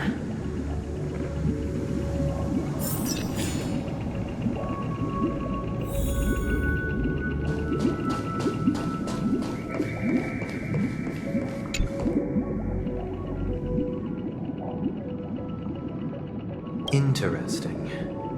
Since you've made up your mind, allow me to reveal what fate this choice will bring to the fledgling. From what I've observed, there are at least 3 predators in that yard that prey on small birds. The Vossicle scorpion, Asdana wolverine, and the Huntington winged snake. Even if they shy away from humans, these animals are still near apex predators in a fenced location like a yard. In such a location, only one fate awaits that little Charmony dove. A painful death. As for the choice you made, I am deeply sorry. Now, let us advance to the second decision. This time, it's the story of a dream chaser. This story happened when I was appointed as Bronze Melodia, a position exclusive to the Oak family, charged with listening to the problems and vexations of Dreamscape residents, and providing them with the relevant guidance. It was during that period that I had the opportunity to hear voices from all corners of the Dreamscape. Joy, sorrow, arrogance, regret.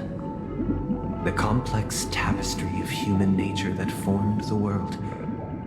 And I was fortunate to catch a glimpse of it. He was a dream chaser, and an illegal stowaway. Just like the rest of them, he came to Penacony in search of a better life, except that, to most people, the price he paid, I suppose you could say it was everything. He told me I sold everything I could at home. The house, the land, even his 2 children. He said he could not afford to raise them, and that at least they could eat if they lived as slaves. He had a plan in place. He would buy back his children once he had made his fortune, and enjoy Penacony's beautiful dream with them. Alas, his plan to smuggle himself was somewhat clumsy, and he was sniffed out by those pig-headed hounds. After hearing the Dream Chaser's story, I immediately appealed to the Bloodhound family to cease their pursuit. That way, at least he could live peacefully. But I was still too naive to the ways of the world. I did not anticipate that what I thought was a kind gesture would later lead to dire consequences. I'll tell you the outcome soon. For now, I'd like you all to make a choice. Will you do as I did, and try to convince the Bloodhound family to stop their pursuit, so that the Dream Chaser may live peacefully and realize his wishes? Or will you remain silent, leaving him to languish while the hounds are hot on his heels, until his inevitable judgment arrives? I look forward to everyone's decisions. Who knows? Perhaps they might even alter the outcome of this tragedy.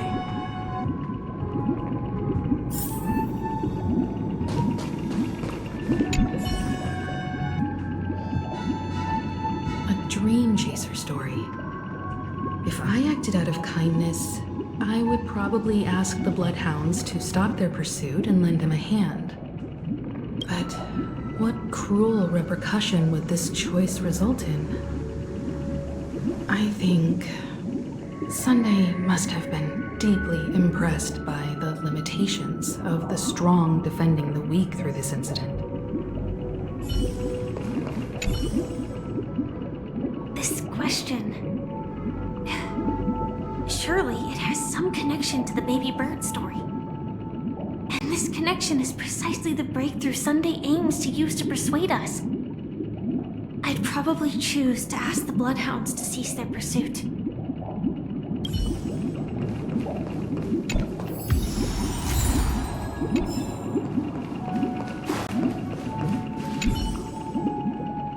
It seems illegal stowaways are really quite common on Penacony. But that guy in the story, I don't think he deserves any sympathy at all. He sold his kids to chase a dream. Even if he intended to go back for them, it's still insanely irresponsible. With that thought, there's only one choice. Let the Bloodhound send him back home. This person deserves to be punished.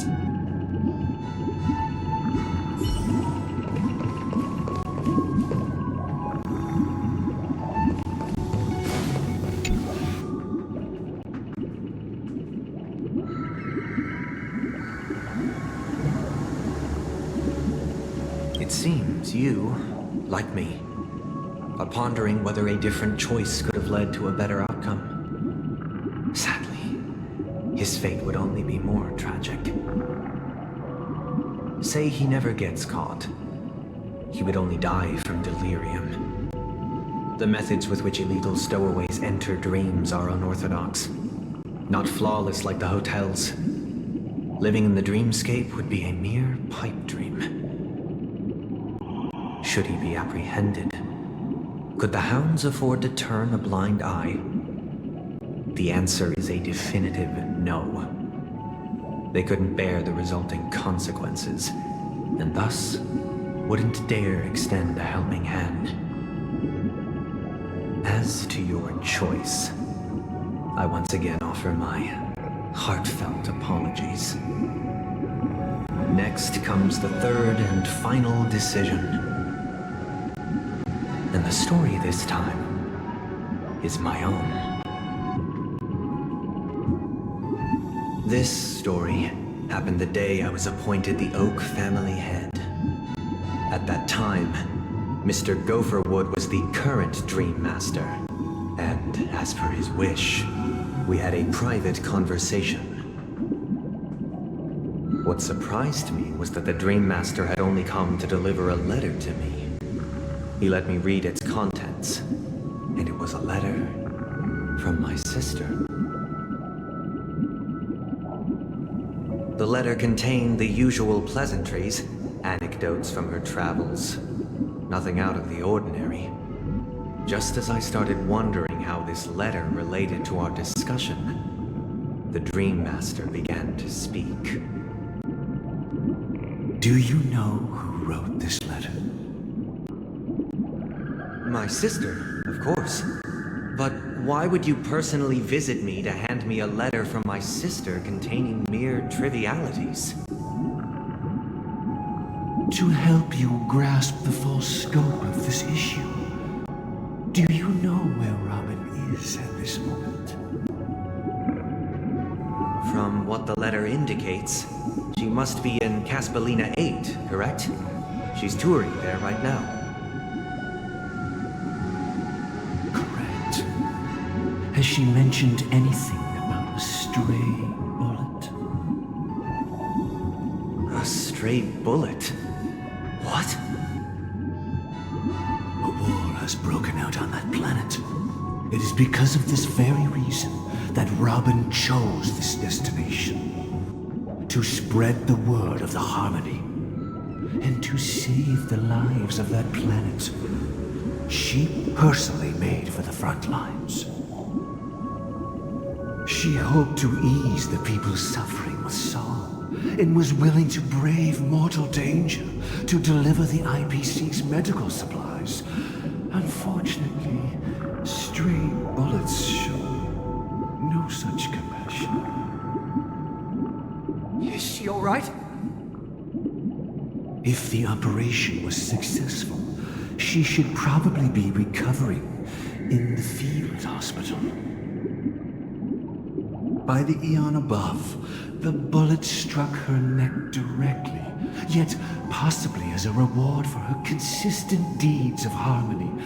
It didn't hit any vital arteries. Once you've attended to your outstanding tasks, it'd be advisable to write her back as soon as possible. Those damned savages! I'll pack my bags right away. My gratitude for bringing this to my attention, Mr. Gopherwood. Now you understand why she always wears such elaborate neck ornaments, don't you? How could this happen? Miss Robin. It's all in the past, so please don't worry. I share this in the meager hope that you will understand the Harmony's limitations and predicament. As grandiose as the strong defending the weak sounds, many times, it is nothing more than wishful thinking. Likewise, I've prepared one last question, one last choice. But rest assured, this choice will not have any grave consequences. Because this is merely a figment of imagination, a nightmare that has haunted me through countless nights. If you ever had the opportunity to make a choice like I did, would you still support Robin's journey on the path of harmony?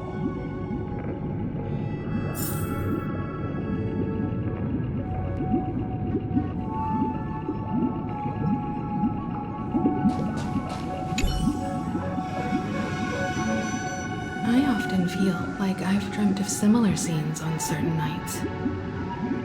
In the dream, I see blurry faces. I don't know who they are, but I sympathize with all of them, fighting for survival against some unfathomable force. Their confusion and fear are lucid to me, but I also remember they chose never to give up. Just like Miss Robin. Mr. Sunday's question leaves you puzzled. You should find the answer from your own experiences. With each Trailblaze, dangers and tribulations will surely follow. But would you ever back away? Would you stop March and Don Heng from reaching their next destination? I believe you have an answer of your own in your heart.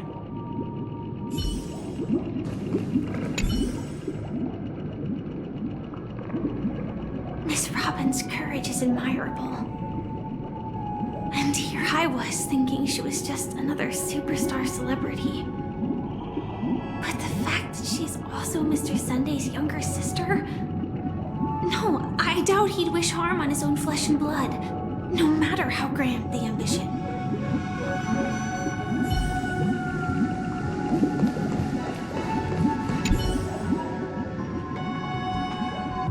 I can't believe that happened to Miss Robin. The strong defending the weak is a great mantra, but if I had to pay such a price, I don't know what I'd do.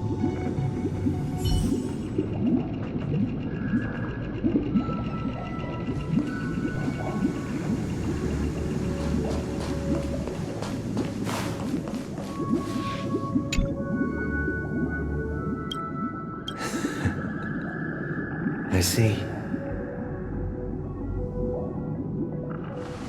I am now aware of everyone's stances. Raising these questions merely serves to illustrate one point. The plight of Penacony cannot be salvaged by the harmony. The true foundation for a sweet dream paradise can only be established through the order where the strong govern the weak. I know the suffering of being tormented, the turmoil of losing your way, how sorrow and even despair set in when matters don't work out. All of this causes me unending pain, because this is not what happiness is at all. We must teach the weak how to live a happy life. And this life isn't some noble propriety that the upper crust preaches, but in definitive terms, a way of survival that belongs to everyone. So what is your definition of living a happy life? Good question. Human consciousness is fundamentally an illusion, a cage known as self-worth. People lured in by this illusion make mistakes, yet still ask that external influences bear the burden. When one mistake after the next permeates the masses, they become impossible to trace. Thus, the amassing of these individual cages culminate to form a prison, a place dictated only by the rule of survival of the fittest. Nature is always accompanied by predation and sacrifice. Its antithesis is known as order. That is what I want to do. Unite people's happiness under the banner of order. They won't need to make bitter choices any longer, nor face the weaknesses of humanity. They can cast aside their primal instincts to build a haven for mankind.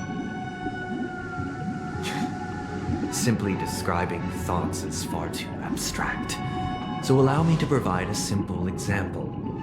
As you all may know, there are societal norms like weekends and long weekends that exist on some worlds.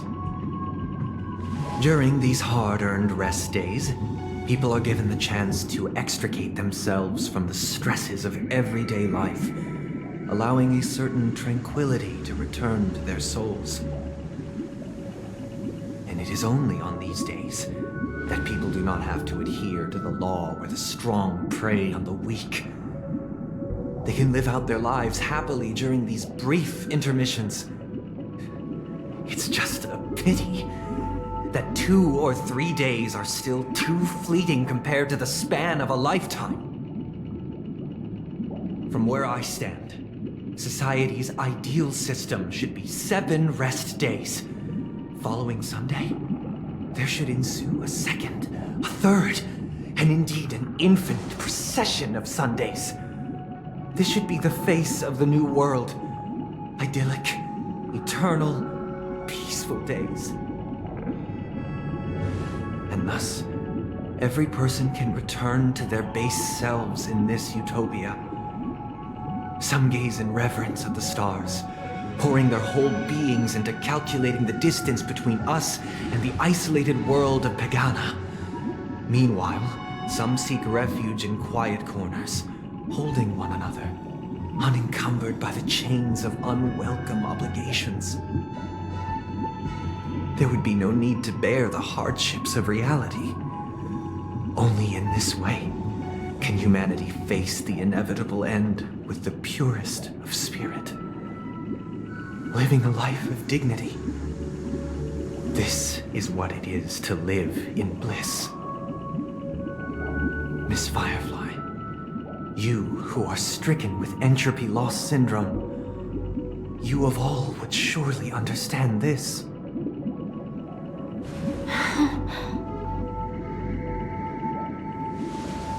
It sounds like a flawless theory.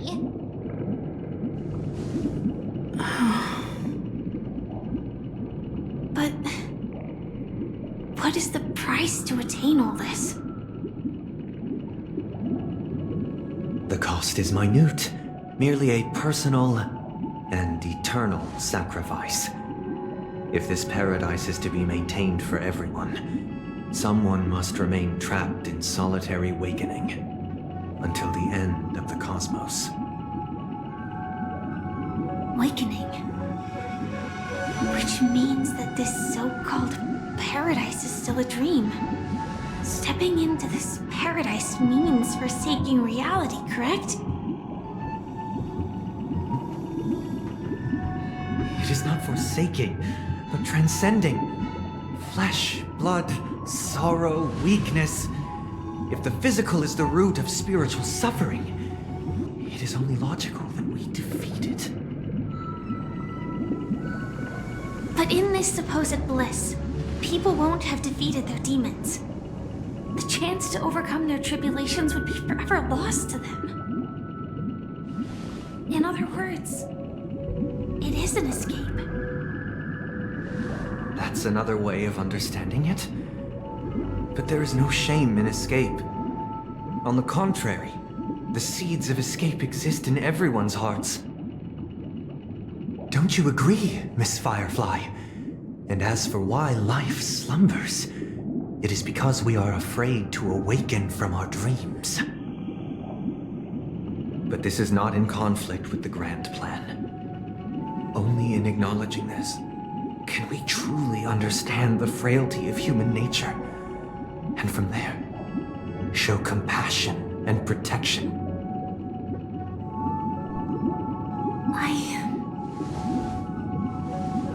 I admit that you are a born leader.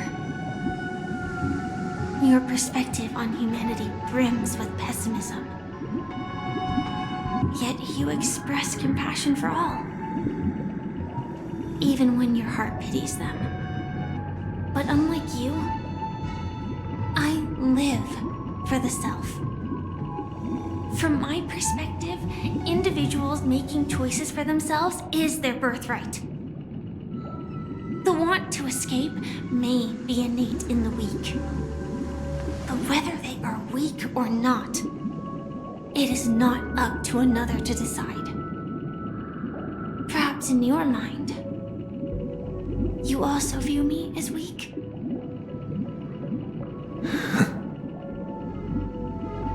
Because I don't think so. Since Miss Firefly has said her piece, the Astral Express will also naturally give you our answer. We'll leave it to you. Just as Mr. McHale instructed before. Tell him our choice.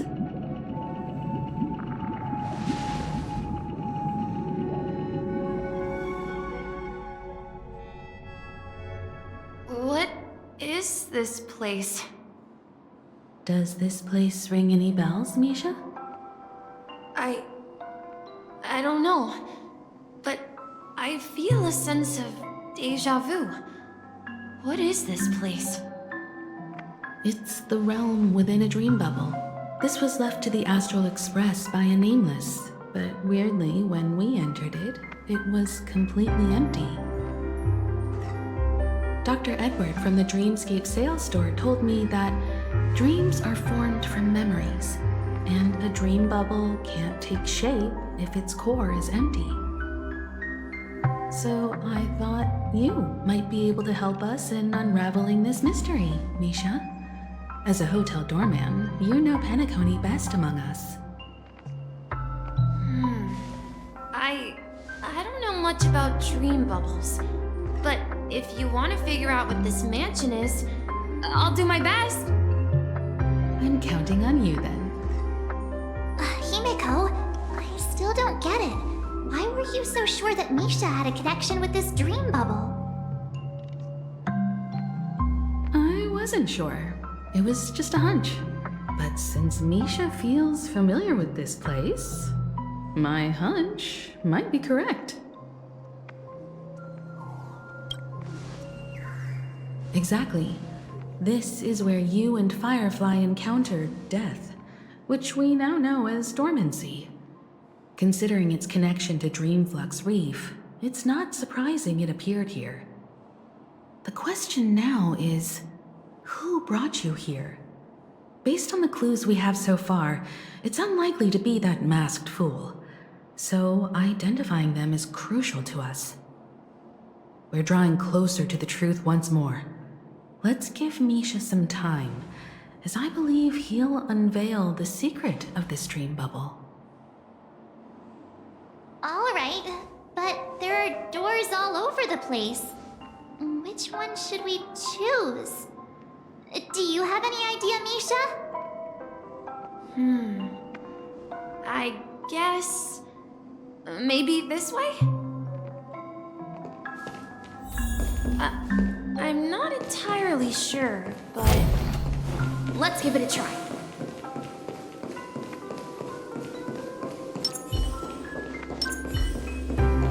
Wait, you managed... Weird. This place is quite different from the hotel. But I feel like I've been here before, and even lived here for a while. If I remember correctly, there should be a fireplace down that hallway. Clocky and I used to sit by the fire, listening to the crackling of firewood. And the room on the other side was the toy room. I loved spreading out all the toys from the box on the floor and making up stories for each of them. Hold on. This doesn't make sense. Didn't I grow up in Dreamflux Reef? So, what is this place? This could be a case of amnesia. Don't worry, Misha. It's common for everyone to forget certain aspects of the past. Those memories haven't vanished. They're just lying in the depths of your mind. We can surely get them back. Since this place seems familiar to you, why don't we explore a few more rooms and see if you can recall anything more? Yeah, then let's check out the rooms I just mentioned.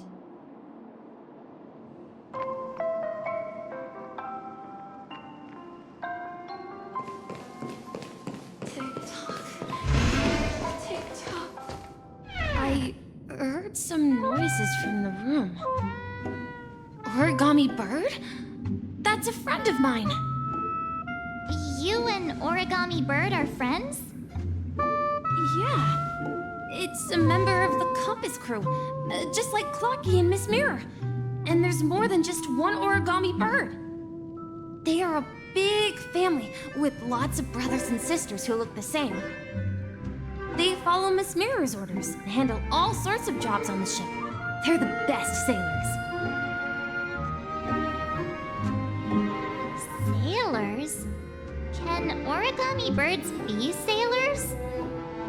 Could you tell us more about the compass, Misha? The compass is a ship bound for the New World. Clocky and his partners travel through layers of fog to the depths of the sea.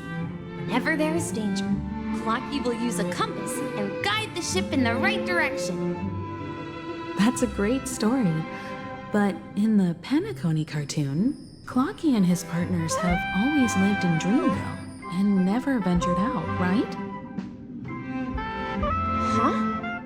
Oh, that does seem to be the case. Weird.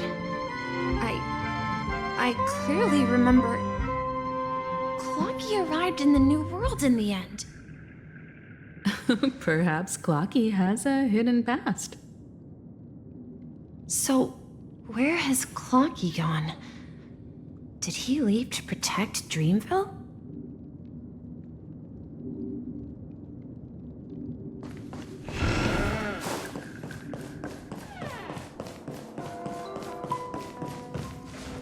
Mikhail, that's the name. Now we all know him as the Watchmaker. So, who is he talking to? Do you know anything about it, Misha? I'm sorry, I don't know much about the Watchmaker. But, Mikhail... Anything special about that name? Mikhail is Grandpa's name. Grandpa? Do you mean you're the Watchmaker's grandson? But we haven't heard anything about the Watchmaker having descendants. And the name Mikhail is not rare. Perhaps it's merely a coincidence. Could you tell us more about your grandpa, Mikhail? Yeah, sure. He was a seafarer who fearlessly ventured into mysterious seas and storms. He was always on the sea and had lots of friends who accompanied him on his travels. He didn't want me to call him Grandpa because that would make him sound old. He believed he was still young. The name Mikhail was given to him by his parents, Mihaly and Elise, both renowned seafarers. Every time he came back, he'd share his logbook with me and tell me about his adventures at sea. I want to become a great adventurer, just like him. It appears that the seafarer has nothing to do with the Watchmaker. So, perhaps it's just a coincidence? So, where is your grandpa now? He went off on a new journey, and it's been quite a while since I last saw him. I think I hear the sound of water. You once mentioned there's a magnificent fountain up ahead.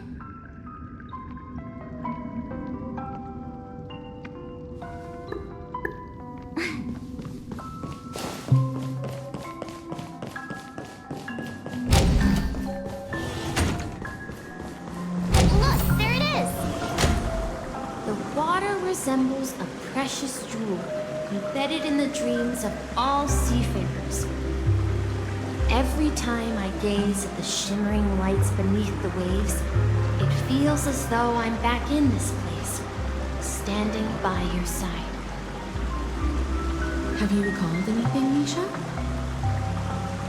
Yeah, I saw these sentences in Grandpa's logbook.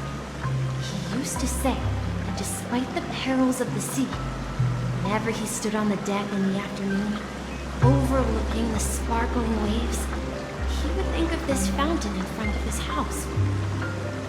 He often said that those moments felt like returning to his family's side, and the difficulties at sea didn't seem quite as challenging. You know, I quite understand such sentiments.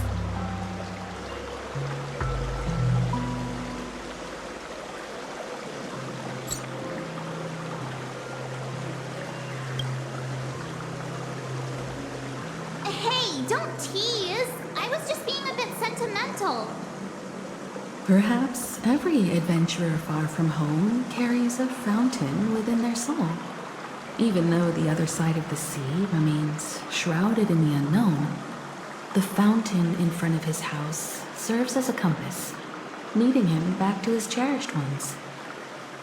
Yeah, while Grandpa was at home, we would stand by the fountain and place the compass, a toy boat that I made, into the pool. Back then, I would ask him when I could go on adventures like him, and he would always laugh and say I was still too young. It seems this Mikhail is truly a seafarer and has nothing to do with the watchmaker. Yeah. Based on Misha's recollections, the scenes in the dream bubble appear to be his childhood memories. But this raises more questions. According to Misha, he was clearly born on an oceanic planet and led an ordinary life, with no connection to Penacony at all. Could this be some sort of metaphor? Perhaps the sea refers to the memory zone. I'm sorry. I don't know, but my memories keep pouring out uncontrollably, like water flowing from a fountain. Perhaps I'll remember more things if we go further.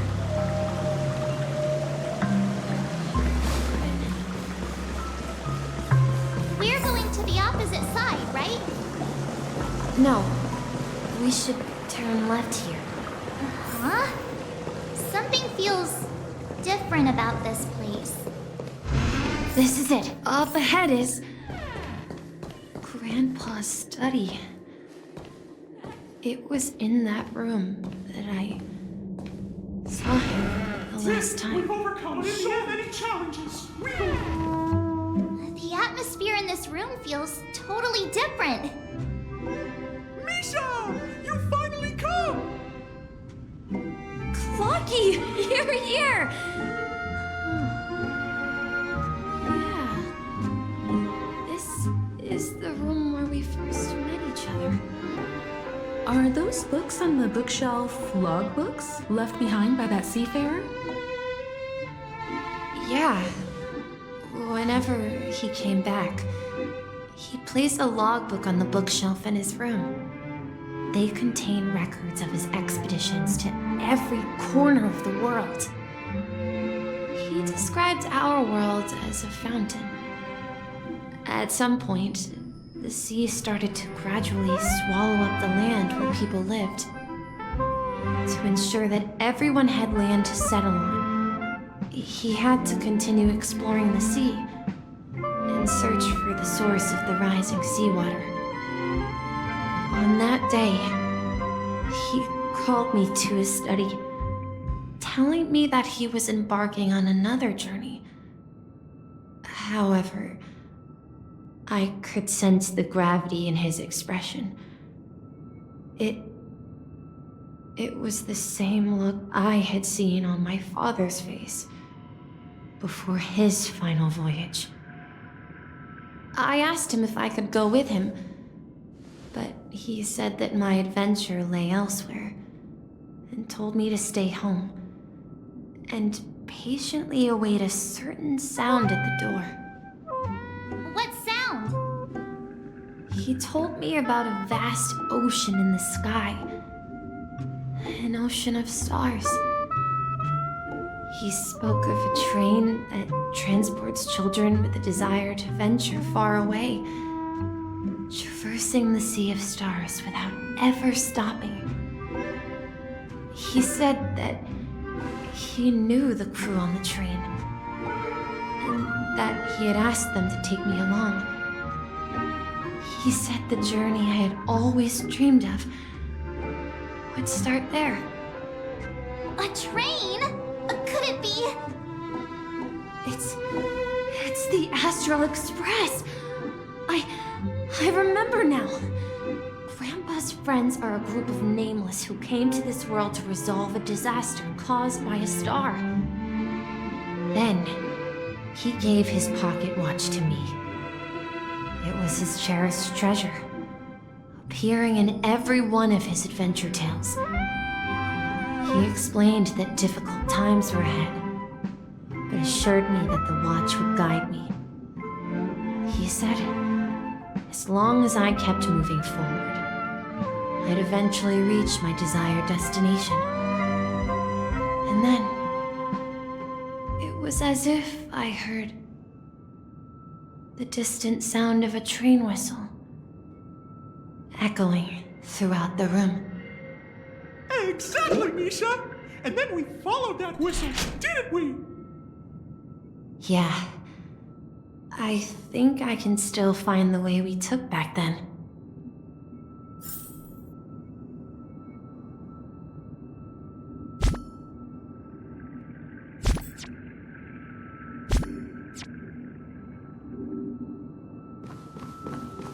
This is the dream jigsaw, right? So we're supposed to find the exit. But where can we find the last piece? Do you remember? You said you obtained a mysterious shard when you stumbled into this place. Hey, the shape seems to match.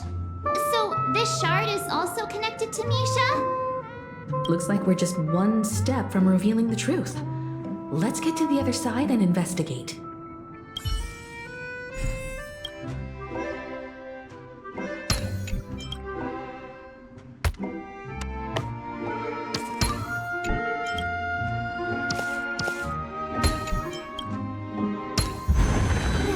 Deserve a nice pat on the back for that one.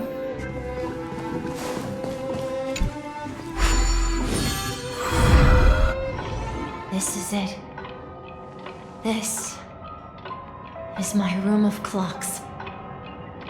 While I spent my time waiting for Grandpa to return from his voyage, Walter gave me this workshop, and it became my secret base. Here, I learned how to repair clockwork and gears out of my fondness for precision mechanics. In my dreams, I was the captain of the compass, embarking on adventures with my companions, Clocky and Miss Mirror, in search of the new world. I was born and raised here. So, this building in the dream bubble is your childhood home? Yes, but not exactly. To be more precise, this dream bubble itself is my home. Looks like you've remembered everything now. Wait. Why does it feel like everyone else knows something I don't?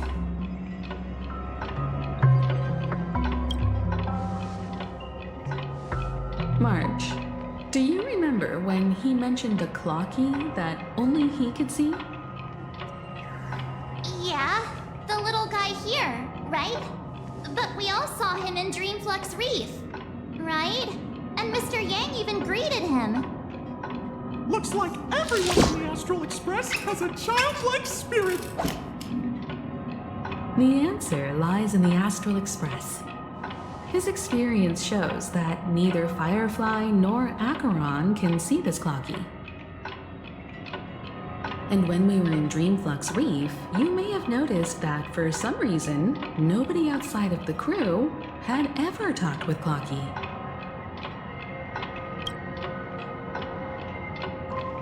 A mimetic life that can only be seen by a select few. It's just like a hidden message left by someone for the nameless. But Misha can see Clocky too, right? They even grew up together. But Misha hasn't started the way of the Trailblaze yet. That's the key to the mystery, March. Now, take a moment to recall. Have you ever seen anyone outside of the crew interact with Misha?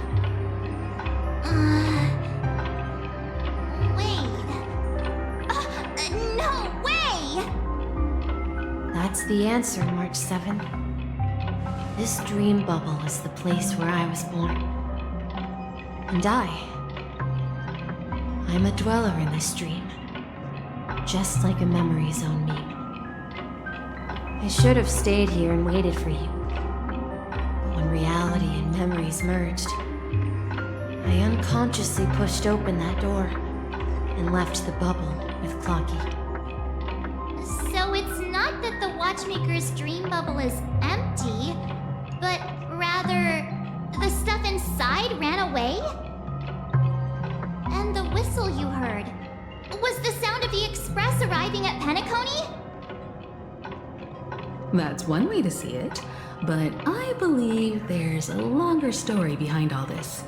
It's best for Misha himself to explain all the details. How about we start with your name? Now, should we call you Misha, or...? Thank you all for helping me rediscover my true self. Now, please allow me to reintroduce myself.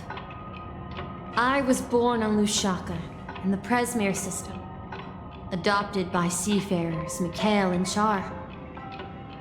They gave me a treasure, a name that carried their hopes. Mikhail Char Legwork, or simply Misha. If you prefer, you can call me by a more familiar name, the Watchmaker. So, you're the Watchmaker himself? Unfortunately, that legendary figure is no more. I am only a reflection of his life. As for the child who has been with you, he's the innocent protagonist of Misha's childhood dream. Friend of Clocky, a young apprentice, and a future mechanic on the Express. And this also marks the beginning of his journey, devoted to the Trailblaze. At the end of the journey, I left this little flame, which I so cherished, in my deepest dreams, hoping to pass it on to the nameless of future generations. However, he somehow left the dream bubble and forgot all about his task. I apologize for all the confusion this caused. Because he was born with a desire to trailblaze, wasn't he? I don't think Misha has forgotten his role as a guide. He remembered it, and that's why he mistakenly appeared as a hotel doorman in his dream from the very beginning. The one who brought our unconscious friend here must have been Misha. If that's the case, we encountered the Watchmaker's legacy from the beginning, didn't we? Well, I have a sarcastic friend who says I always take big detours and end up back where I started. Perhaps that's what every nameless has to go through. But in the end, you found me. I'm sure you're all wondering what my legacy is. I believe my hound has mentioned the Stellaron and my wealth. If I may apologize, the Stellaron part is real. As for my wealth, however, it's nothing more than a baseless rumor. I left my homeland as a child and embarked on the journey of Trailblaze. I traveled to various planets until finally reaching Asdana, where my friends and I built the original Penacony and fought for its future ever since. I've been moving forward all my life, doing what I could to overcome the obstacles in my path. But ultimately, my journey reached its end, and I left behind no possessions worth entrusting. So, if you ask what's left within this worn-out train engine that can be called a legacy, I suppose it's the things that are still burning in the engine's furnace. Now that you're well aware of the current situation of Penacony, I certainly hope that you'll help me get this world back on track. But I'll leave that decision to you, for the path of Trailblaze is never paved by others. All I have for you is a story and 2 gifts. I want to give you my pocket watch. It has accompanied me throughout my long journey, guiding that naive child forward, and has been blessed with the presence of so many great people up to this day. And my hat too. The one who navigated for me placed it on my head and planted a fanciful thought in my mind. The trailblazing expedition will never end. Now, it's time for you to make your choice. Once you've made up your mind, open that door and enter the long dream of an old man. I'll be waiting for you at the end of this corridor of time. All right, everyone, let's make a decision. Although I don't think anyone will have any objections.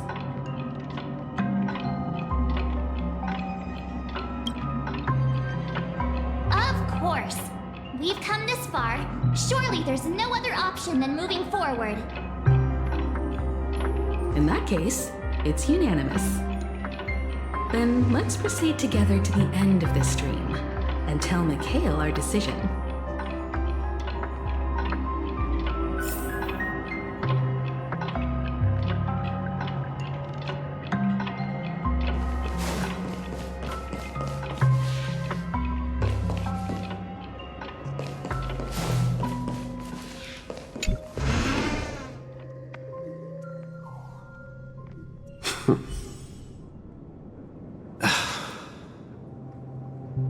Mikhail, where are you going?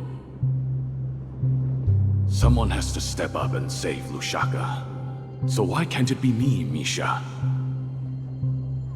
Please don't go.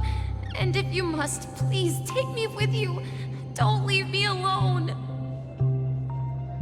Even without me, you know how to proceed forward, brave Captain Misha. The compass is waiting for you. Haven't you always wanted to be a better adventurer than me? Now go, board that train and start your journey. Where are you going, Mikhail? I'm going to clean the floor in the parlor car. I've promised the conductor. Wait, first tell me, did you fix this watch? Yeah? I know what it looked like before. Its chain was broken, the back case torn, and the marks on the dial all worn out. How did you manage to fix it? Well, it's hard to explain, but I knew it could be fixed. It's the hands, Mr. Amundsen. Its hands were intact and pointing in the right direction, so I knew there would be a way to fix the rest.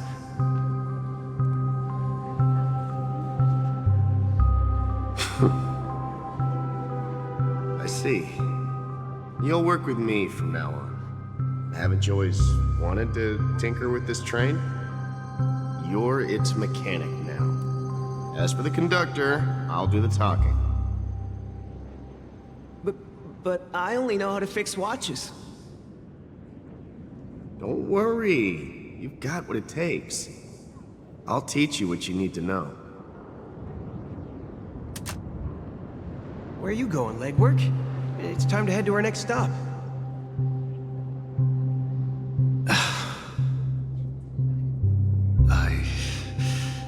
I'm staying in Astana with Rosalina and Tiernan.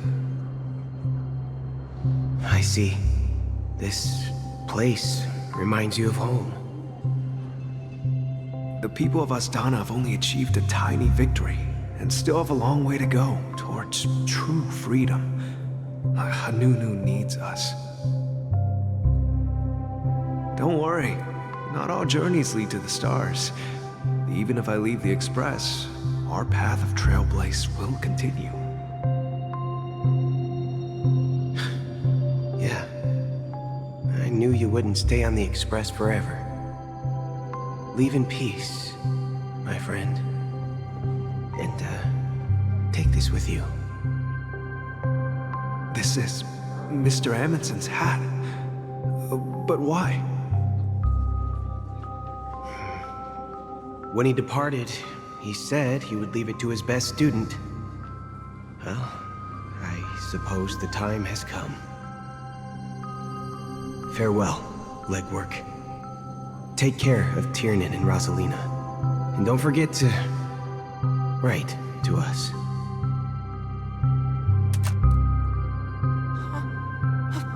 Where are you going, Watchmaker? Don't worry, Micah. Just going on a little trip. Someone has to be at the forefront of the interstellar frontier, and I'm the only former Nameless in Penacony. So why can't it be me?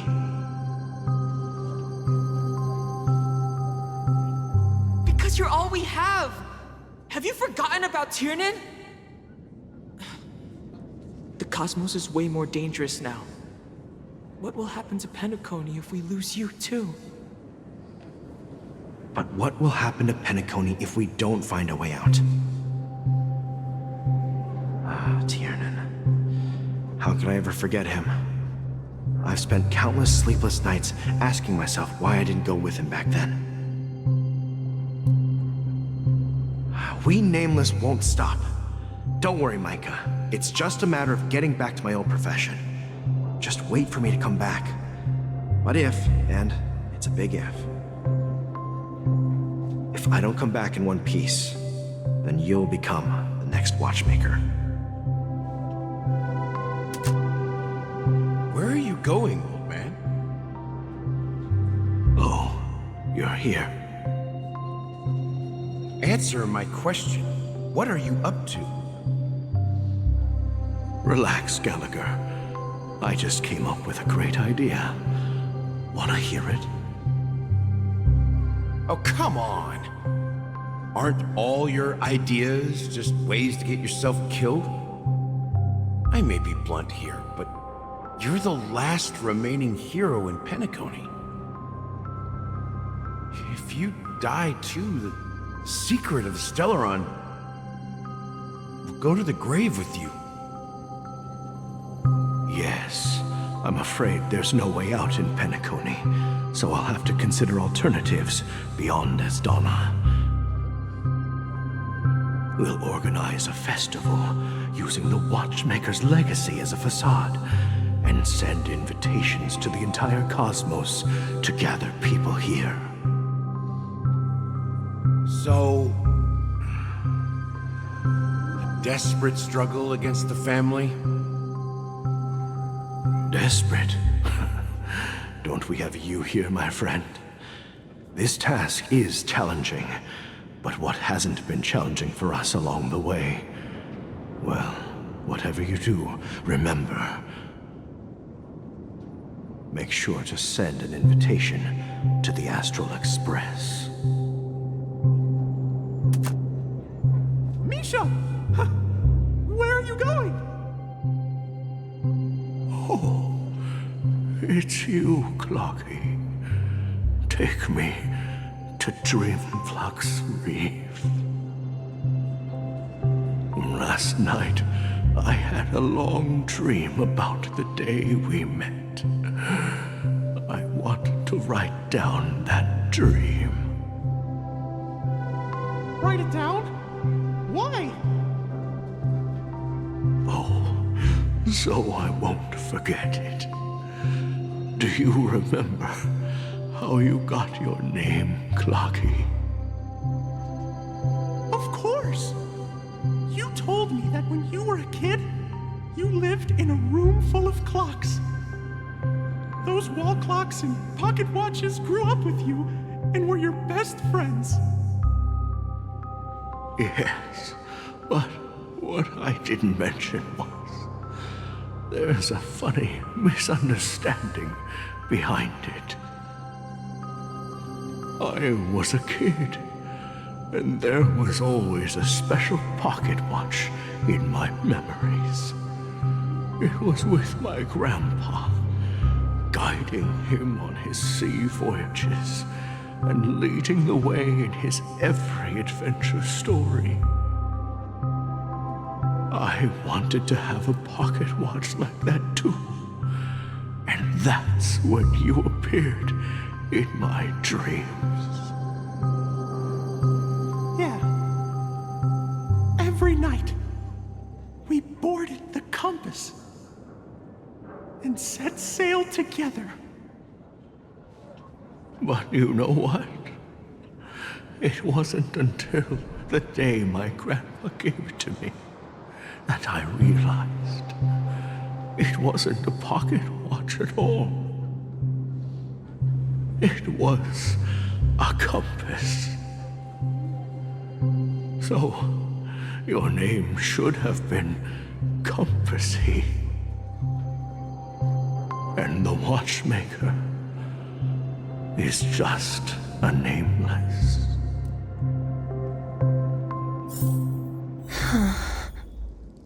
We've arrived at Dreamflux Reef. So, where to next? You know, Clocky, I don't think I'll be going anywhere else.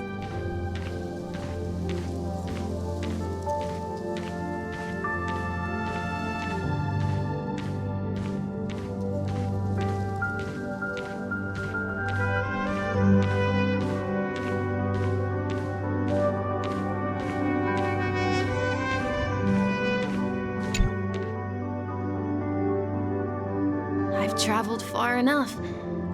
It's time for a little break. Oh. So, we'll set out again. When you're rested? No, I'll stay here.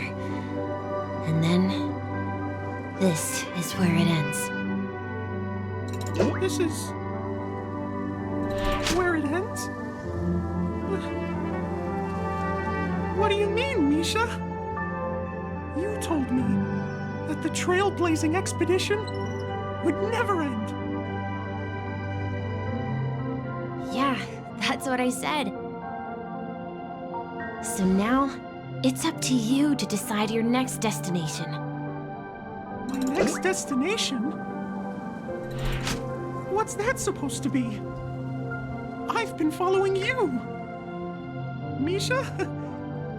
You're acting weird today. If you're feeling down, we can just do what we usually do. With the clockwork. No, I'm not feeling down. As for clockwork, yeah, it resolves all problems in this dream. So, do you know what clockwork actually is? I'm not quite sure. Well, everyone gets lost at times. They may hesitate and doubt which way to go. That happens in this dreamscape and beyond. But don't worry. Everyone goes through moments of uncertainty and hesitation. Eventually, they gather the courage to make bold decisions. Whether it's calming, happy, angry, or sad, all they need is a little nudge to take that step toward where they truly belong. I'm leaving that little nudge with you, and I hope you'll share it with others. Such is the essence of clockwork, the will of the Trailblaze. Clocky's hands spin around non-stop, indicating confusion, frustration, and weakness. But ultimately, people still need to move forward. Just like your hands, always pointing ahead. This is where my journey ends. From now on, it is your path to walk. Trailblazing means taking paths your predecessors forswore, and venturing even further. The Penacony and Mikhail's dreams does not belong to Order.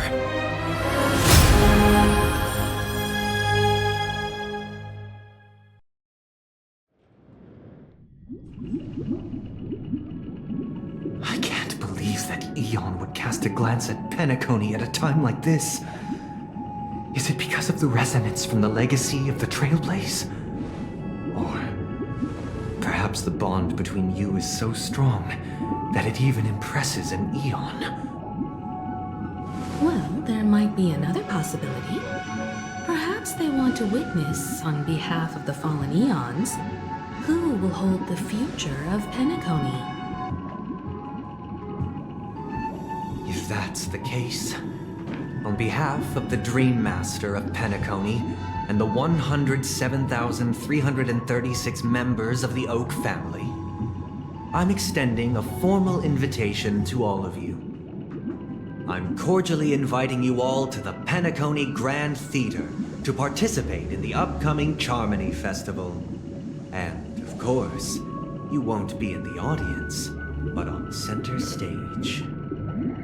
Since the future of the Stellaron, Penacony, and even the entire cosmos is at stake, let's draw a conclusion there, in all fairness. If you truly believe in Akavili's path, then show me their courage and determination.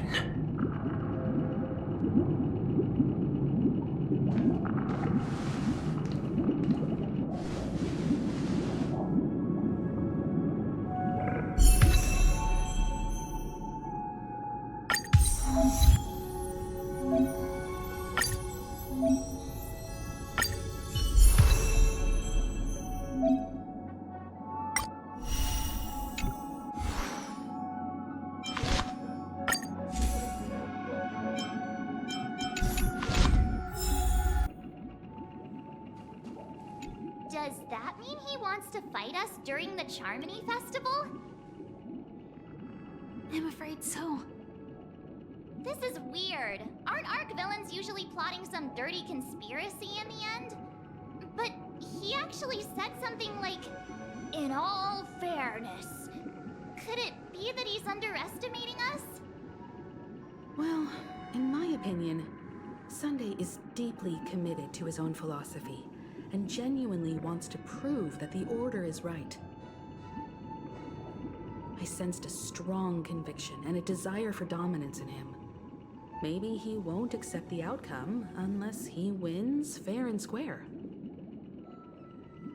That's why he'll give it his all in the upcoming battle.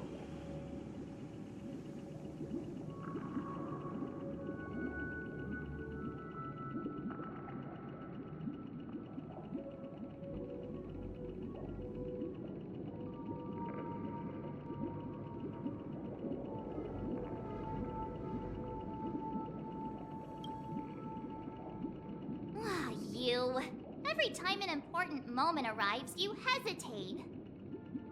We've even dealt with a Lord Ravager of the Destruction, so a follower of the Order won't be a big deal. Anyway, we can't leave the Stellaron unchecked.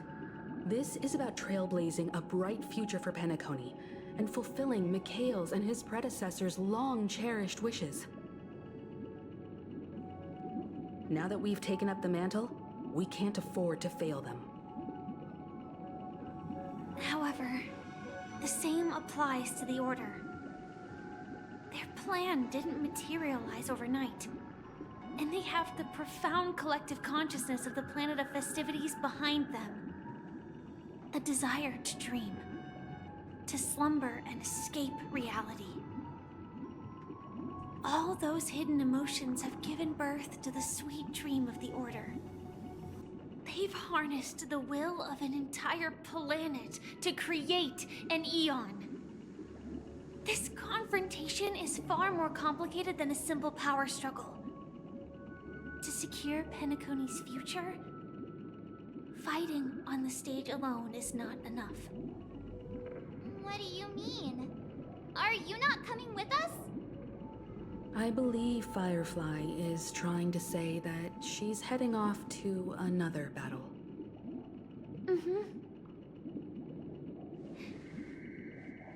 Before I left, the Destiny Slave told me that this journey would bring unforgettable rewards. Even though the script he gave me only had a few lines, I couldn't ignore them. Because one of the lines said, "I'll experience death 3 times in the land of the dreams." 3 times? This can't be serious, right? The first time was a painful death when I was stabbed by the Blade of Dormancy, which led to all subsequent events. The script will always come true, but in a way that will only be revealed when that page is turned. So now I've understood the meaning of my second death. And I am prepared to face it. If all goes well, my efforts will provide crucial support for you.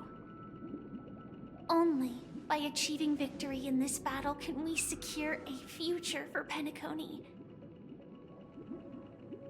And only then, my third and final death won't come true in the most terrible form.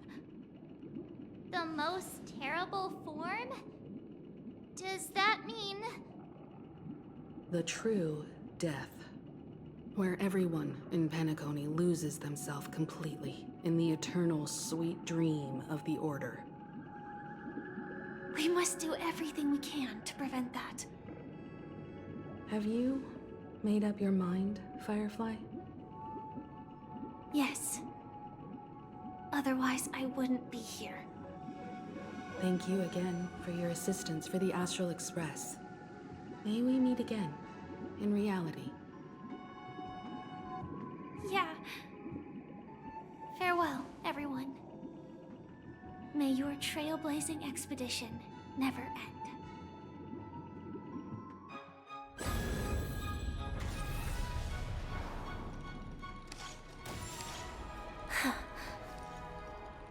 I dreamed of a scorched earth. Everyone, are you ready?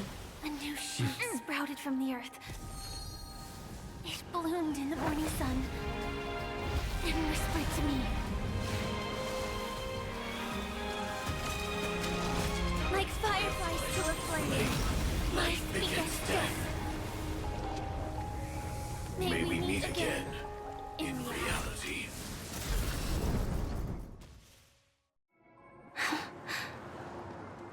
After today, Japella's name will disappear from cosmic history, and the Everflame Mansion will take its place. In the not-too-distant future, you'll receive an invitation. That's your next stop. Land of the Dreams. Penacony. I hope you find whatever you seek there. Be it answers or salvation. You mean my 3 deaths?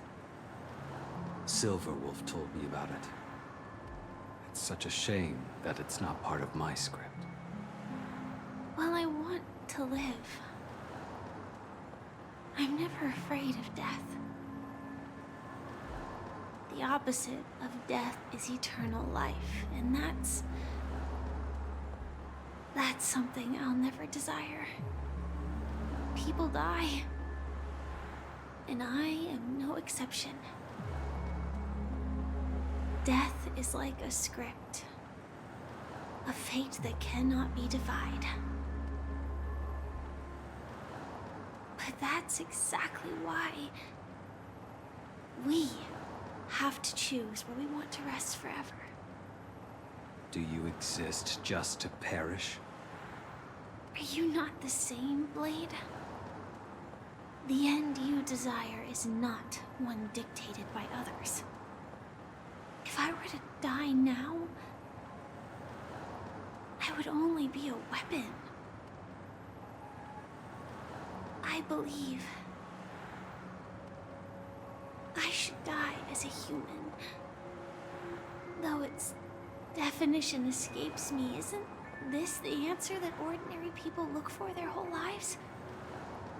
A name that can be carved onto their tombstone. The tombstone that belongs to me once bore the inscription, Glamoth's Iron Cavalry. Then it changed to Stellaron Hunter. But one day, it will bear the name Firefly.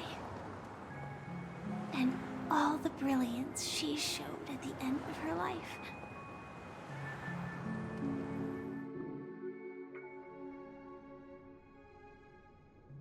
That's quite unexpected, old man. Who would have thought your crazy plan would actually work? Do all you nameless fools just act on a whim? I can sense that this false sweet dream is coming to an end. The Nameless may be young, but they had the ability to achieve this goal. Just like you did in your time. It's a shame you won't be able to see it firsthand. Maybe I won't either. Once something fictional is seen through, it ceases to exist. Yeah, not just those Nameless. Even Mr. Wings is just like you. Stubborn, won't listen or give up, no matter what. Well, fate is unpredictable, I guess. If we weren't bound by those cursed paths, maybe we could have had some good talks. But in the end, we managed to do it. And now we can find solace. Remember how those idiots cursed us? They said, "Go to hell, you worthless traitors." Well, I don't know if they really meant it, but if longing for freedom means going to hell, then I'll be joining you soon, you fool. Let's get together and have supper again in hell.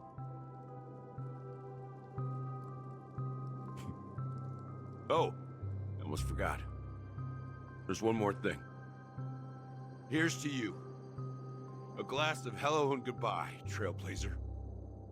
To the imperfect tomorrow.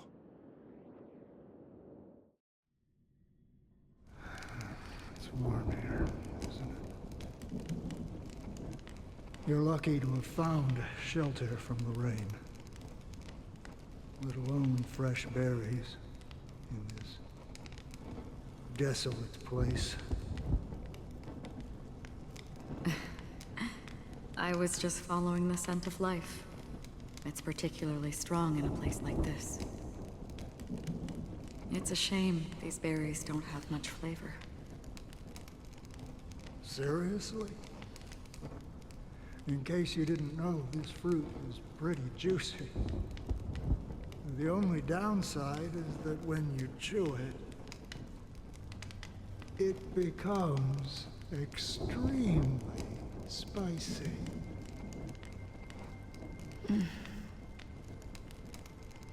Have you lost your sense of taste? I can still taste certain things, like a faint sweetness. Before coming here, I stopped by a place called Orkron. It had barren cliffs and nights lit by bonfires. Burgundy snow would fall from the sky, and when it landed on my tongue, it tasted like raspberries. The flavor wasn't exactly sweet, but it left a lasting impression. When I think back on my past, I realize that what's tying everything together isn't the big events, but rather these small yet unforgettable moments. Don't worry about it. Losing oneself is a reality that every self-annihilator must face. At least I haven't completely lost my senses and memories yet. Well, congratulations on adding another footnote to your journey. By the way, are you always alone? No, I had a companion in Orkron. She's a short, nameless girl who aspired to explore IX. She always said she'd walk a path deeper and farther than Akavilis. Quite an ambition for such a small girl. So what happened? She became stagnant water. Well, my condolences. Condolences. I don't need them. The girl left with a smile.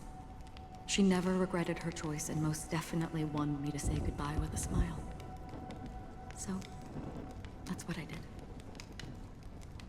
That's proof that you're grieving for her. Or perhaps I'm just afraid. Afraid? I rarely sense that emotion from you. What do you fear? I'm afraid I'll forget the 30 days I spent with her. Just like all the other days in my life. Most of them have already washed away with the rain, disappearing into an unseen realm. I fear that those vivid red memories will fade away too. There isn't much color left. And besides this faint, warm red, there's almost nothing. Hard to imagine. A ranger accustomed to bloodshed, destruction, and chaos finding warmth in the red color. Because I have experienced this warmth many times. Long ago, I promised someone that I'd bring it to more people. And that for every remaining moment of my life, I'd strive for a better ending for all. As long as this red color still lingers, I have a chance to fulfill that promise. It represents a burning fire, a blooming flower, the berries in this cave, and life itself, fleeting yet still dazzling. In the end, it will lead me beyond the horizon of existence. And on the other side, I will cut off nihility. The one blessed by the sleeping and shapeless is considering how to kill them. That's truly pure nihility. But you're right about one thing.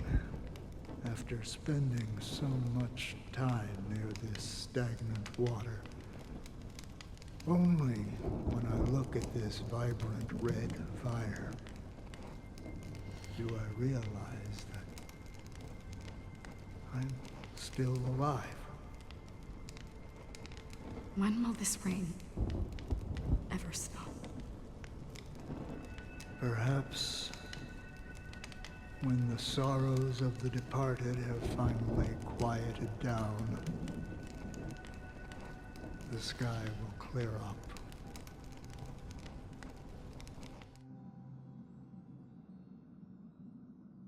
Have you heard of a planet named Biari Scamandros, Don Heng? It's one of the paradises under the influence of the Harmony, a sought-after wonderland for the inhabitants of the Dardanu major and minor systems. Half an Amber era ago, the family held an unprecedented festival there. And after that, everyone on the planet became part of the family. Do you think the same thing will happen on Penacony? Yes. Or how else can we explain it? The family deliberately used the Watchmaker's invitation to keep all the Pathstriders here, but banished the Emanator of the Nihility. Because of the nihility, I'm rarely affected by the power of other paths, but somehow I can unconsciously infiltrate them. Maybe that's the risk they're trying to avoid. I would disagree. Biaris Commandros is not part of the credit system or connected to the Silver Rail. It's nothing more than a remote civilization sheltered by the Harmony. But Penacony is different. If the family messes with Penacony, that would be like declaring war on almost half of the factions in the cosmos. They have no reason to do that. No, they don't. If they truly serve the Harmony, that is. What do you mean? The path in Penacony is impure. The Harmony here has impurities. Do you remember the ancient swarm disaster? Tazerond, the propagation, brought endless havoc to the universe, and it eventually evolved into a fierce battle among all eons. 2 paths lost their eons in that war, the propagation and the order. Coincidentally, their downfall is related to a certain eon. Xipe, the Harmony. Legend has it that they participated in the crusade against the Imperator Insectorum, and devoured Anna the Order for unknown reasons. Holy forgaroni. So you're saying that the 2 leaderless paths are working behind the scenes? But I don't see any descendants of the propagation in Penacony. Could it be that the remnants of Beyond the Sky Choir are hiding within the family, trying to resurrect a fallen eon? I can't say for sure, but they're definitely planning something for the Charmony Festival.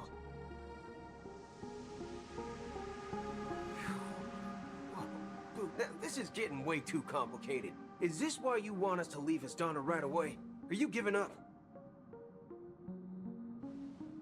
The Charmony Festival will start soon. There's one thing that I need to confirm no matter what. A warp jump is the best way to do so. Time is running out. I have another plan.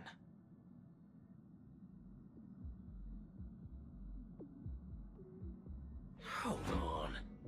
Are you thinking of using the Jade Abacus of Allying Oath?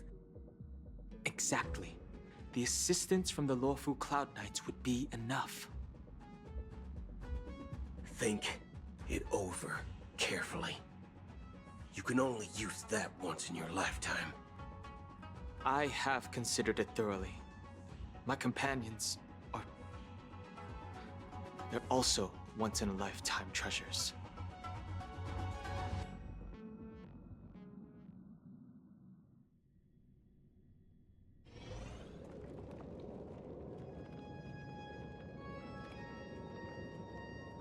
Are you the only one here, my child? The Nameless is quite the diplomat. Our secrets have spread like wildfire within the family.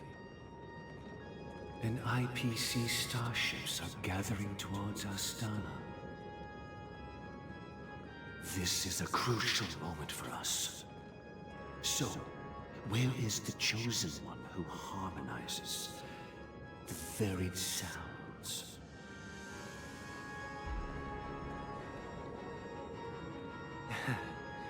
What do you mean, Master? I'm right here in front of you, aren't I?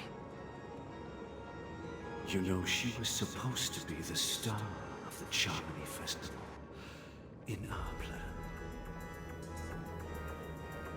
But the plan has changed. As her brother, I know she doesn't want to sing for the Order, so I'll take her place. You've always been wise beyond your years. I'm sure you understand the consequences of your choice. If you consider this a betrayal, well, there can't be 2 suns in the sky. I'll step up and take down the other son if necessary. Do you believe in karma? If karma exists, then everyone has their own karma. You have yours, and I have mine. And my karma has nothing to do with you, Mr. Gopherwood.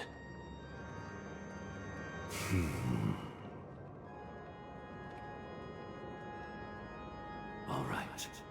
Since you're willing to sacrifice yourself for her, I'll grant your wish. Well, the compromise came sooner than expected. Why? You and your sister were born as twins of the Order. And one of you is destined to follow this path to the end.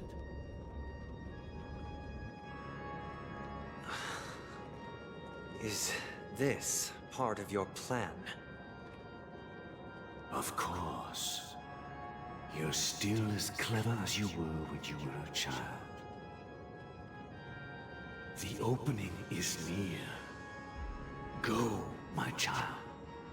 Seize the power of the harmony and reveal your karma. I have one final question, Master. Why did you choose to bring the Order to Penacony? Wouldn't it have been better to choose a desperate world instead of a city filled with hope and dreams? Why? It's for justice, my child. If we lose justice in our hearts, we'll make the same mistake as the Harmony did. So, it's not you who manipulates the dreamscape with the Stellaron, but... Well, that's where our conversation ends. Go ahead. The 107,336 souls of the Oak family have dreamed of this moment too many times.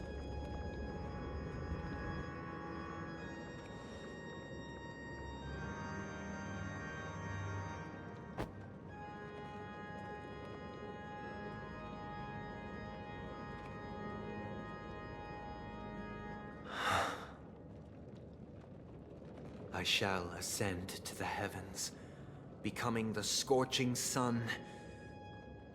Bathed in my light, my people shall flourish, while all evil shall be eradicated. This is the interior of the Penacony Grand Theater. It's quite exhilarating to be flushed into the air by Soulglad. But why is the venue still closed when the Charmony Festival is about to start? And not only that, the entire theater is eerily quiet. No audience, no staff, no one around.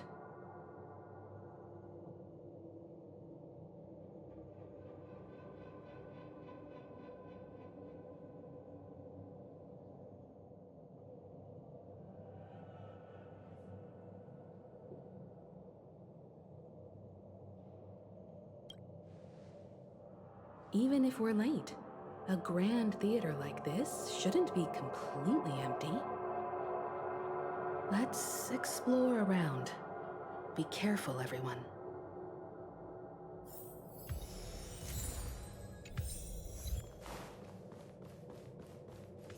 Gosh, the atmosphere here is so creepy and unsettling. Even if there's no audience yet, there should be some staff around. Why is it so silent?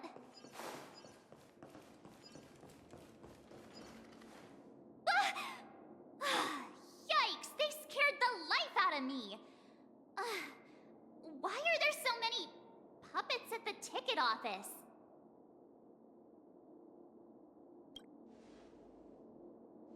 What? You're so annoying. Stop scaring me. Are these puppets part of the stage setup? Even so, it's so eerie that the entire front hall is empty.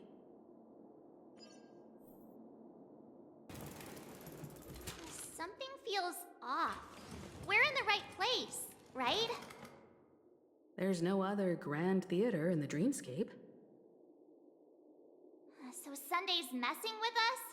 He said we'd have a final showdown on the stage, but why is there no one here? My apologies for the delay, March 7th. You scared me! Where are you now? I'm waiting for you behind the curtain. Following the Asdana tradition, I invite you to enjoy a stage play in 3 acts before the festival begins. History is a mirror reflecting the universe's true essence. Let's use this opportunity to delve into the rich history of Penacony and the eons. Within it, naturally, the future takes shape. Let us commence with the dawning of the world. After the Dusk Wars, darkness veiled the sky, and chaos consumed the earth. Enna the Order emerged, destined to restore all existence. That marked the first day.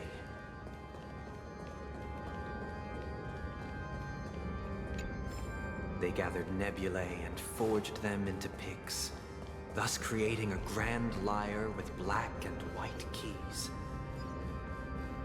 Strike the white keys, and the sun rose.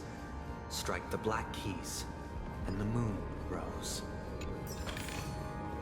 And so, the cycle of day and night arose. That marked the second day. The puppets are gathering around the frame. Are they expecting us to enter?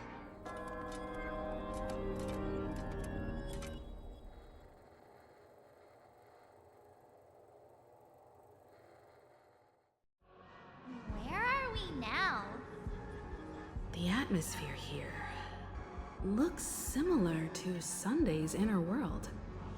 Perhaps this so-called stage play is created with his abilities.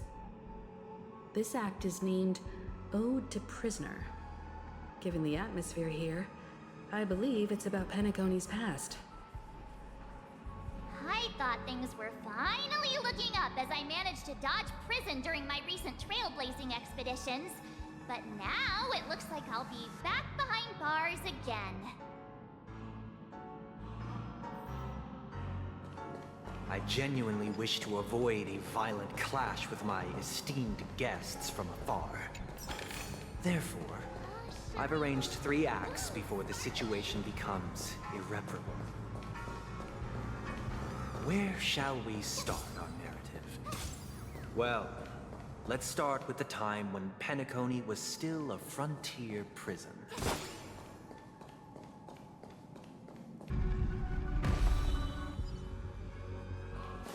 This place was once a In 2147 AE, a prisoner named Hanun ignited a struggle for liberty and emerged triumphant. IPC referred to it as the War of the Frontier, while the Asdanians dubbed it the War of Independence.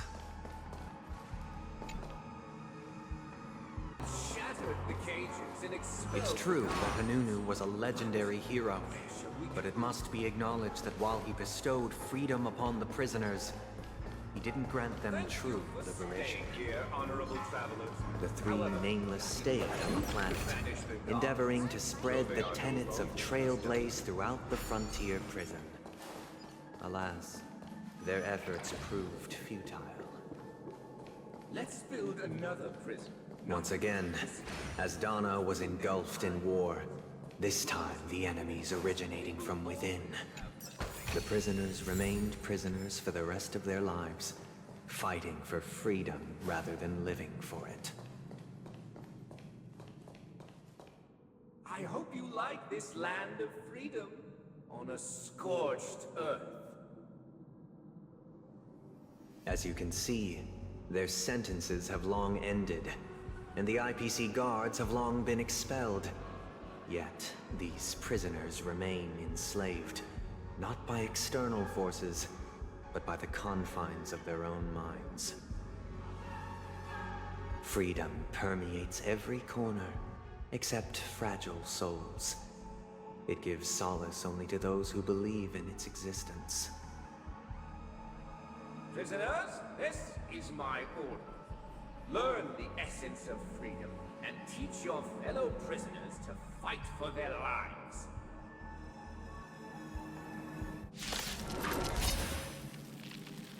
Hey! Why do we have to fight while enjoying the show? For I desire not only your enjoyment, but also your assistance in its completion.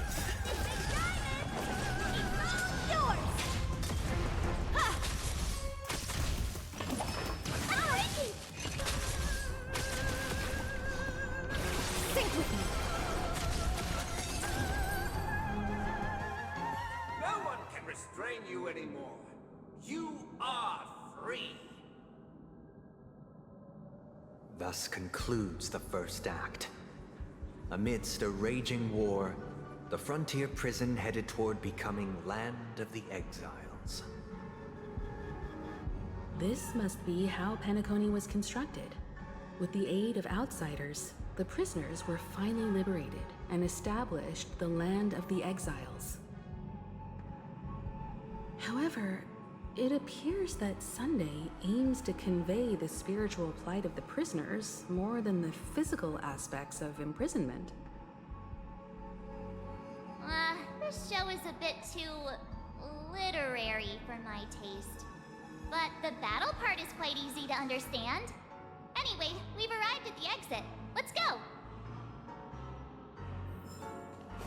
These puppets... Where are they guiding us this time? They transmuted streams of stars into inked nibs, creating symbols to be pronounced and counted. They molded stardust into flowing rivers, assigning the righteous upstream and the unjust downstream. Thus, all things were marked, and the world learned to discern between good and evil. That marked the third and fourth days. Look! Another frame!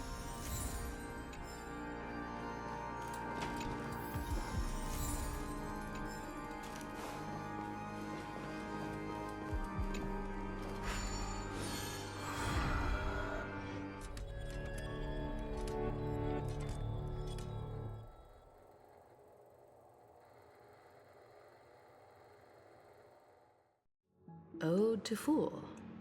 This must be the second act. The surroundings are different from before. The stage decorations look a bit tidier now. Behold the ensuing tale, a struggle for power.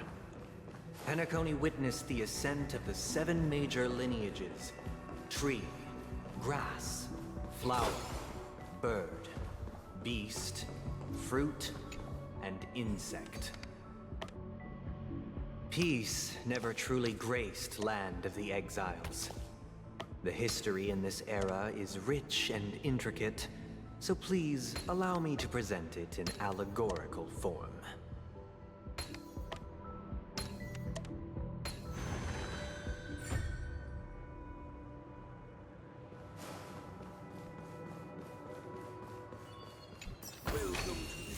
Oh, shiny!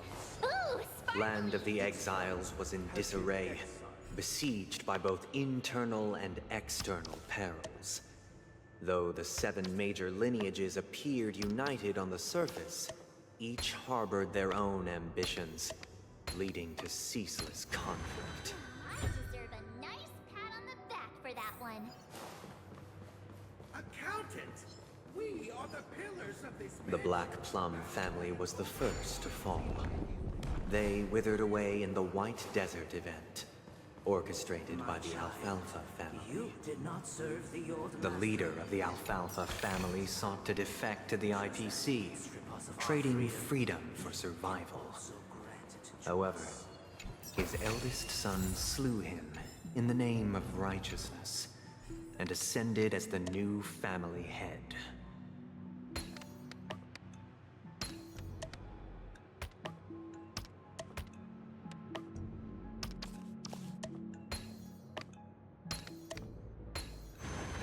Done and dusted.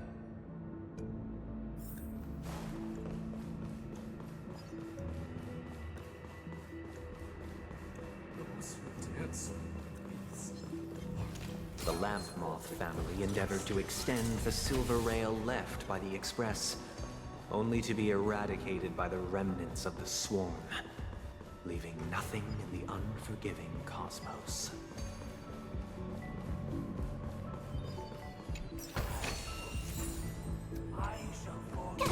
Only when Gopher Wood led the family to Land of the Exiles and earned recognition from all 5 major lineages did Penacony earn its new name, the Land of the Dreams. Dear outsider, I beseech your aid in purging this mansion of the poison spread by the lurking instigators. You want us to help you? What do you need? I wish they could regain their reason and cast away the shackles of hypocrisy. This is the second act. Looks like it's about Penacony's journey to becoming the Land of the Dreams, during which the family plays a crucial role. But this new master seems like a bad guy to me, don't you think?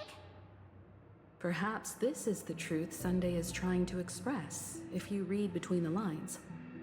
The Harmony changed Penacony just as the guards once did. Looks like we've gotta help those guys kneeling down over there calm down a bit, right?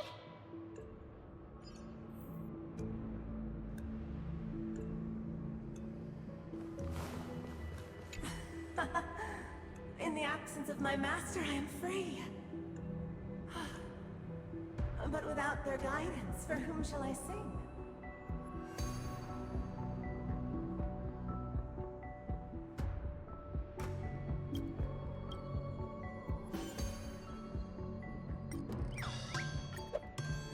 I shall sing for my new master, just as their noble voice once resonated throughout the cosmos.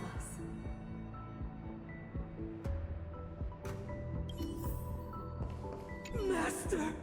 Oh, you will return in due course, and I shall stand vigilant, awaiting the reward for my loyalty.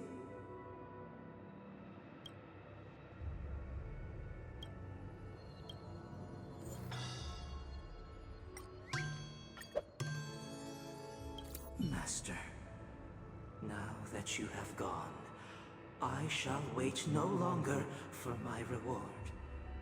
I shall seize what is rightfully mine. Once, I stood as the most loyal guard among all the servants.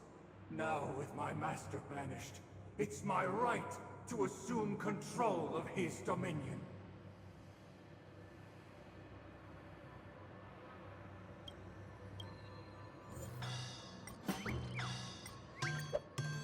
My former master has long departed, but why do I still fear the remnants of his creation? Master is no longer here. I thought I'd be free, but I'm not. Now, without my master's command, I'll have to seek guidance from the blind.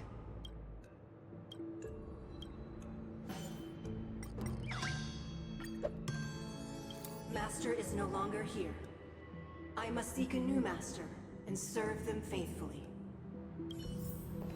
Either I shall be my own master, or I shall return to my former master.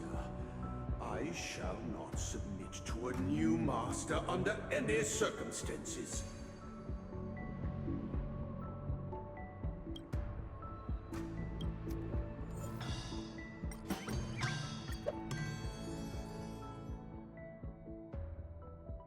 Without a master, who can grant me true freedom?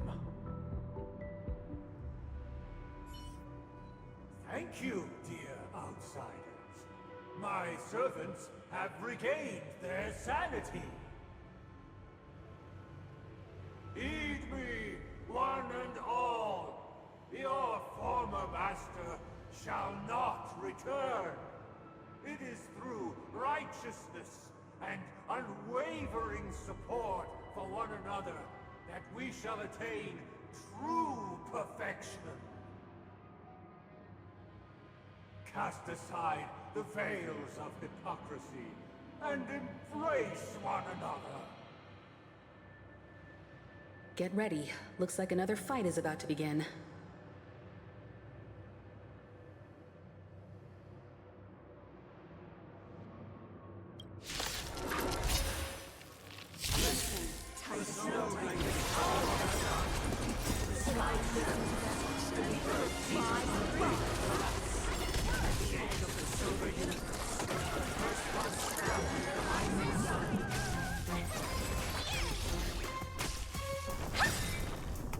This big diamond! It's all yours!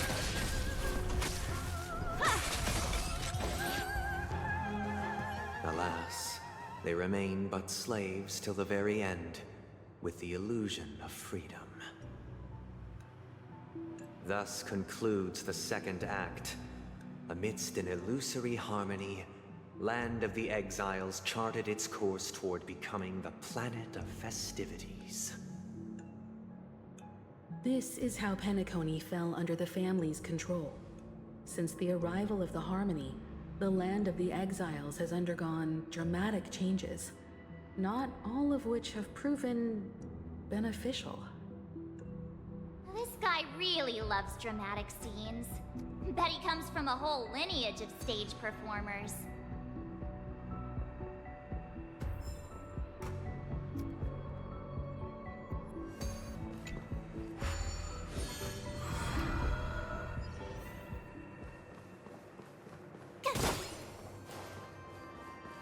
They used the planetary rings to establish the law, forging a code of conduct among the masses. A grand lyre with black and white keys served as an instrument, while symbols of articulation and numerical notation took the form of musical notes. The downward flowing river became a melody, and the canon of law dictated the form. This guy is really into these puppets.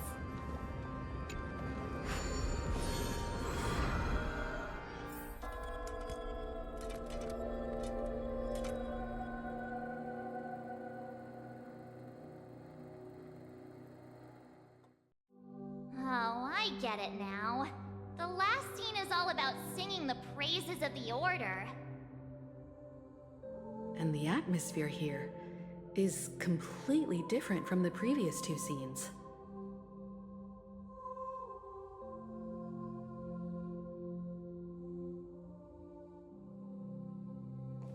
This is the concluding act of this play. I have showcased the past and present of Penacony, hoping that my desire for change resonates within you. And now, I shall reveal its future to you. Responsibility for the people. Without people lack foresight, we will make choices on we shall support one another. And standing against the mighty.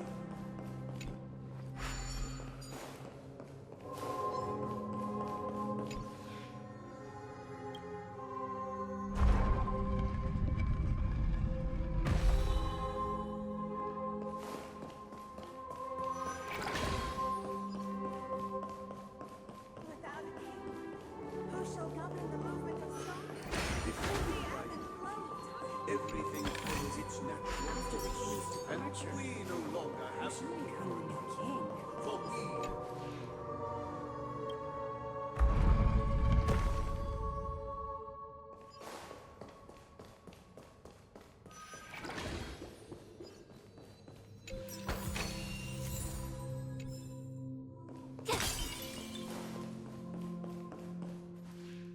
Hey, aren't we supposed to kick off a short story and have a fight here just like we did in the previous acts? Why aren't any of these puppets saying anything? Perhaps we'll need to complete the story ourselves, just like we did before. So, do you think their mind needs tinkering or something?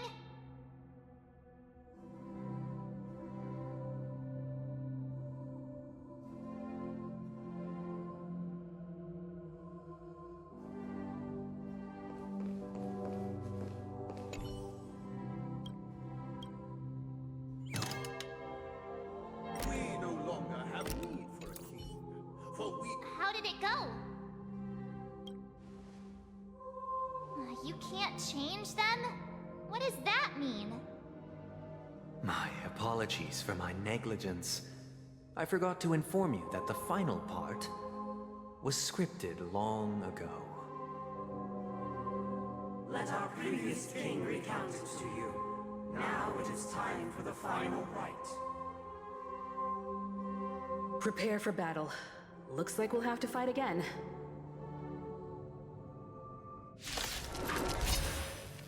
Descending from the infinite spiral staircase, I traverse towards the future with measured steps.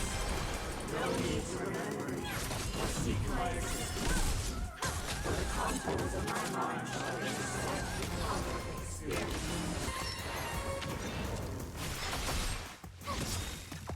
What? Be intoxicated! In the hushed expanse of a nocturnal reverie, I leave faint traces behind. No need to remember me, or to recall the essence of dreams. What is mine shall wane, while you shall transcend its delicate nature.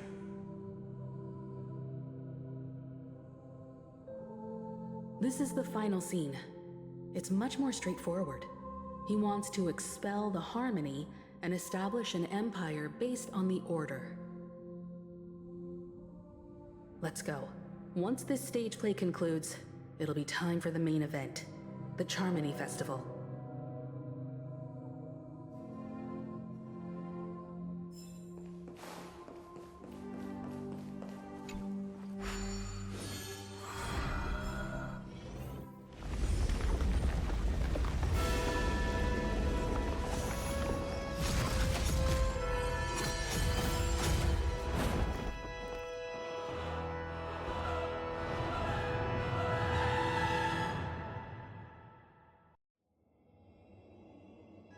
They imbued the world with meaning, perfecting all things in the heavens and on earth. Then, they rested from the labors of creation. Yet, all beings cried out to Enna. Under the banner of the Order, you have defined all things in the cosmos. But this made us realize that we are but puppets in your hands. Thus, on that day, all beings united and cast the Eon into the abyss of oblivion. This Grand Theater looks totally different. Is this the power of the Order? Everyone, get ready. This could be a tough battle.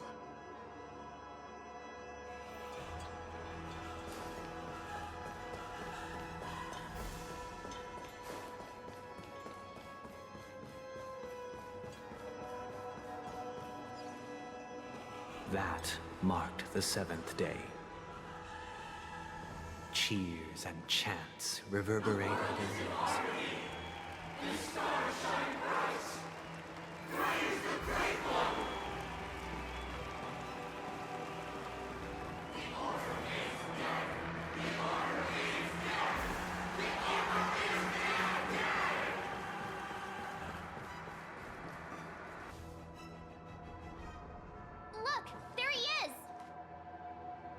That concludes everything related to the Order. What are your reflections on this, my dear guests? Nevertheless, this is but a trivial blip in the annals of galactic history. What truly matters is the course this river shall take in the days to come. You've arrived at the perfect moment. The Charmony Festival is about to commence, and it would be a shame if you were absent for the Harmony's prologue.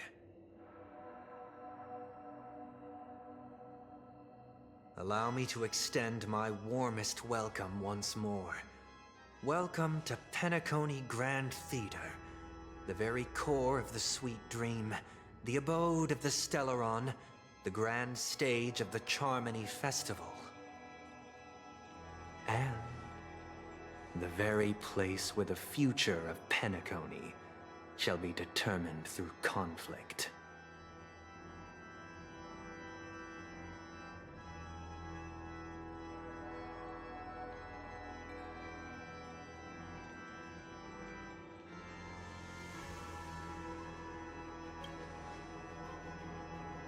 Your unwavering faith in the Trailblaze is truly impressive. True goodness can only be achieved through faith. Allow me to point out that falling into a permanent slumber is not happiness, especially when those people are driven by someone else's will in their sleep.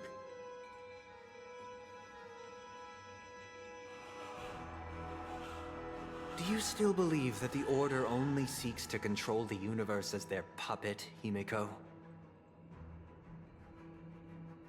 No matter how perfect your vision of paradise may be, a cage remains a cage.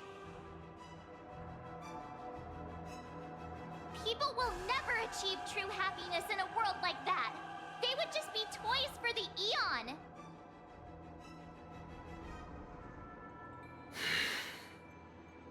It seems you have misunderstood my intentions. Allow me to clarify. My desire is not to resurrect a fallen Eon, or become one myself. My sole objective is to create a paradise free from Eons, where the Order ensures the dignity and happiness of all humanity. A paradise exclusive to us human beings. That's not the case.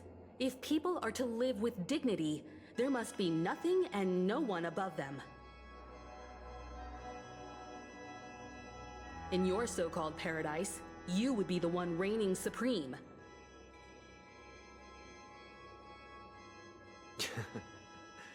Looks like we won't be able to convince each other. Now that our conflict has been destined, let's unveil our paths and reveal to the universe the true path. However, before the prelude to the future begins, please take a moment to ponder the questions I've posed. Is darkness equal to daylight? Are sinners equal to the righteous? If you are born weak, which god should you turn to for solace?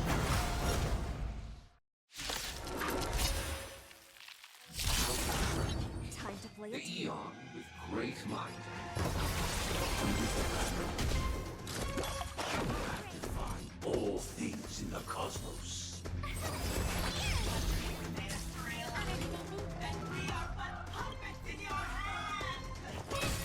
I have something for you.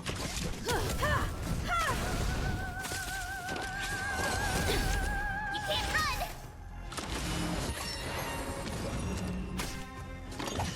Insulted. Try that again! Be intoxicated. In the abyss's revels, your cries rise. My turn! What do you look like?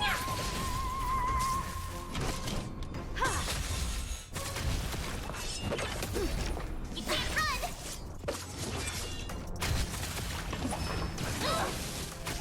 Don't let waves open your throat. Sink with me. You won't get away. Time to twirl! Do you know who I am? This big diamond! It's all yours! Told you I could fight. Gotta try hard some. Watch this awesome move. Honored to meet me. Time for an overhaul. You won't get away. Thrashing and snapping. Seems humanity never conceals its desire to control the heavens, and I'm no exception. Be intoxicated.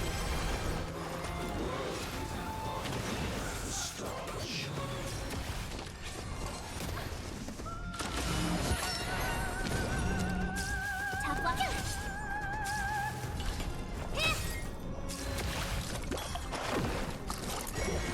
Barely felt it.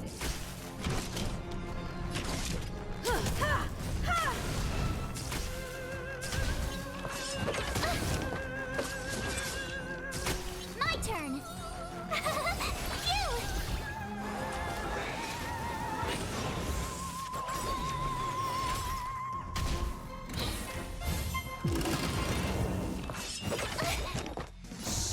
In the abyss's revels, your cries rise.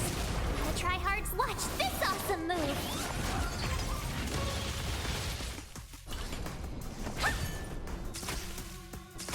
Don't let waves open your throat. Think with me. Told you I could fight. Connection love.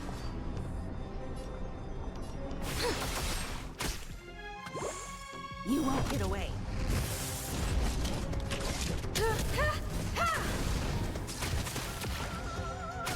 Tough luck running into me.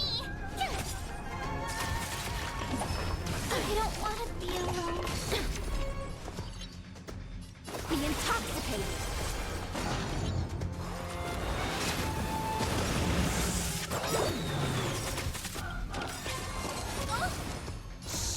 In the abyss's revels, your cries rise. Perhaps humanity never conceals its desire to control the heavens, and I'm no exception.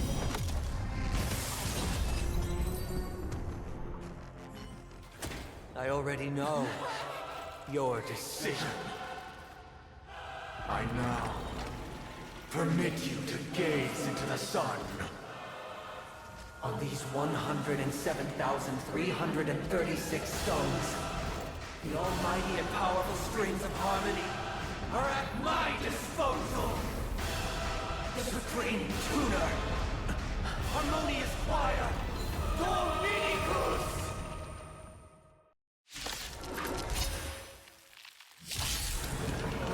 Lost souls, come and meet your master! The embodiment of the harmony? So the true purpose of the Charmony Festival is to usurp it?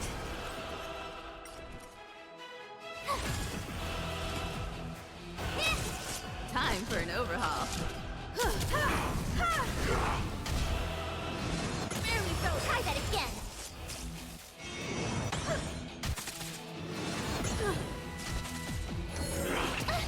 Wise and receptive as you are, answer me this. Why could the harmony and the order merge into one?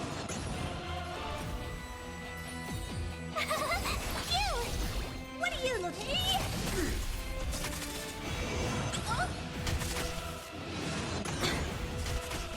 Because neither side could tolerate discord.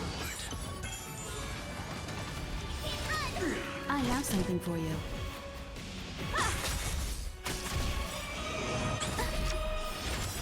Perhaps you still don't. Humanity never conceals its desire to control the heavens, and I'm no exception. Gotta try hard. Watch this awesome move. Offer you a requiem. Be intoxicated. I'm feeling like there's another world in front of my eyes. It's the power of tuning.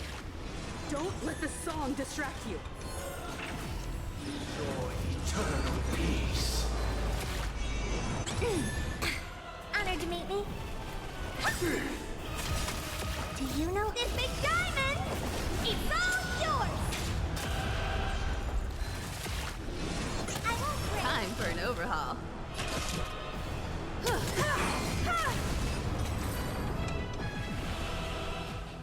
The time has come. Creation will be reborn from the remains of the gods. Dan Heng?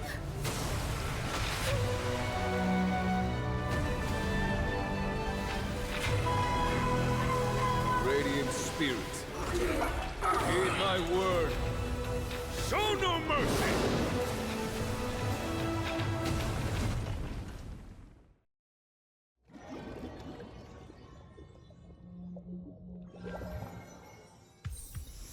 Wake up! Wake up! Hey, wake up! The sun's frying your butt! Are you alright? Can you hear me? Do you remember your name?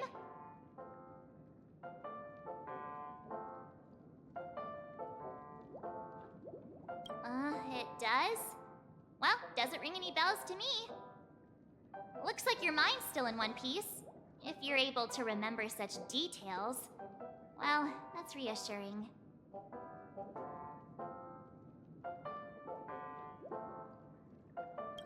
It's a long story. Simply put, Don Heng used the Jade Abacus of Allying Oath when we were in the middle of a fierce battle, and summoned the General to help us just in time. And then we returned to reality. Look, this is your room. Everyone else has also returned from the dreamscape. Himeko and the rest are at the lobby discussing matters with the General. And now that you're awake, we should tell the crew that you're all right. Come with me.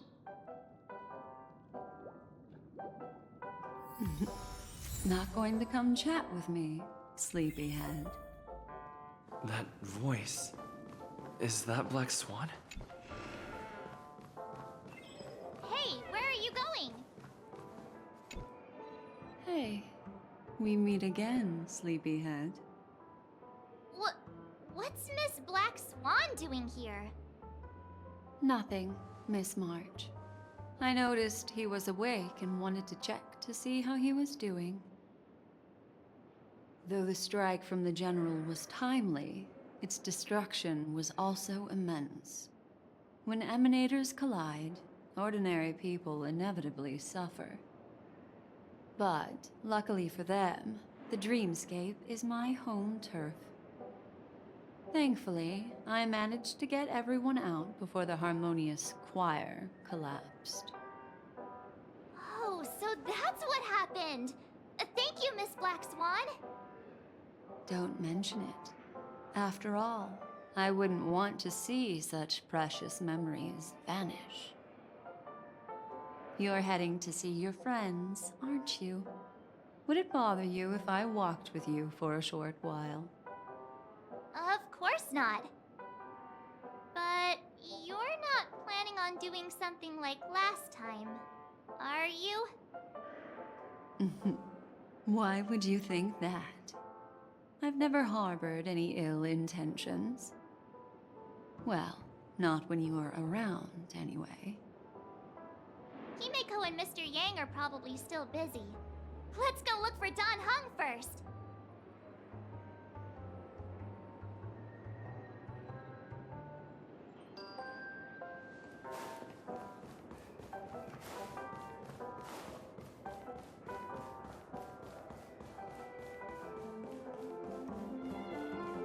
Look, he's still talking to that cowboy. You're awake. How do you feel? Well, fork me. You must be that Stellaron they were talking about.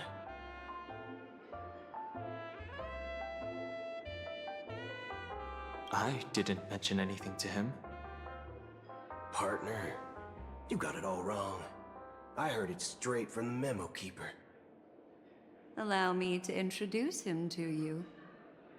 This is Boot Hill, a Galaxy Ranger.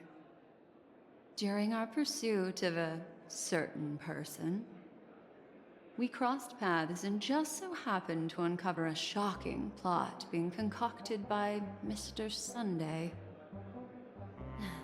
Which is why we sought you out, to help the Astral Express save the world together.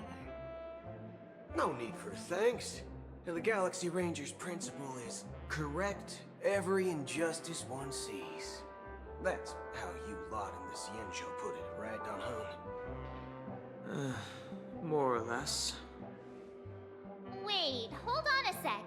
This is the first time I'm hearing about this certain person. Who are you chasing? And why would that lead you to the Express?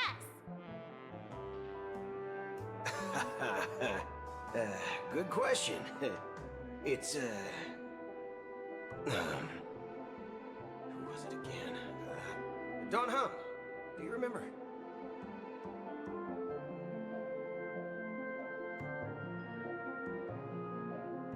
No, that ain't it. I just can't seem to recall. Weird. My neurochip hasn't registered any malfunctions. I can't seem to remember either. What's going on? Heck, forget about it. If it slipped all our minds, reckon that person was just a minor scoundrel. Unimportant. Ain't gonna stop us from piecing together the story anyhow. Yes, when the dust settles, I'll just think of a way to recall it in the memory zone. Everyone, let's hurry up and look for Miss Himeko, shall we? He's now a minor star on Penacony, and the entire hotel's concerned about his well-being. You're right. Let's head to the lobby then. Soul glad, shaken, not stirred.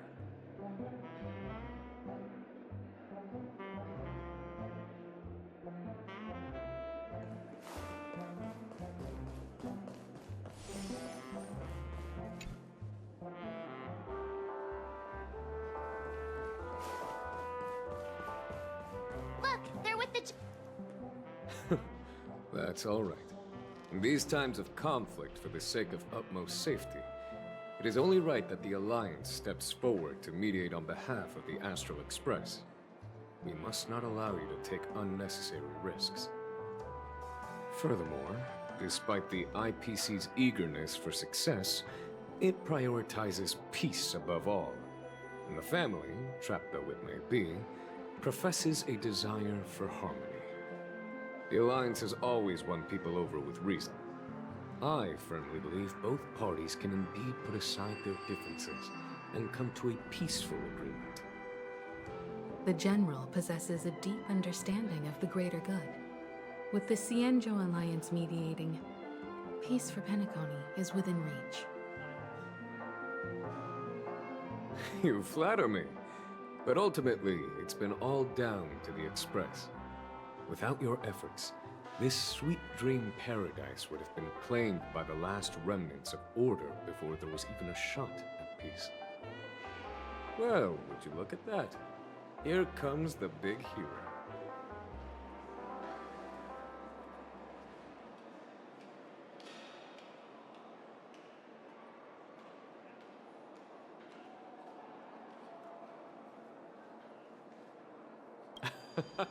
If it isn't the galactic baseballer, a hero with unparalleled insight.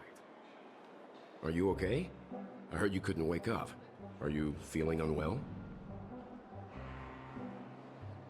Don't worry, Mr. Yang. There is nothing wrong with him. He practically burned through a lifetime's worth of jokes on the way here. What about you, Mr. Yang? I heard that even Miss Robin wasn't spared. And that guy locked you both up. It's a long story. But at least Mr. Sunday took it easy on us. He used an ability called tuning to connect our consciousnesses with his.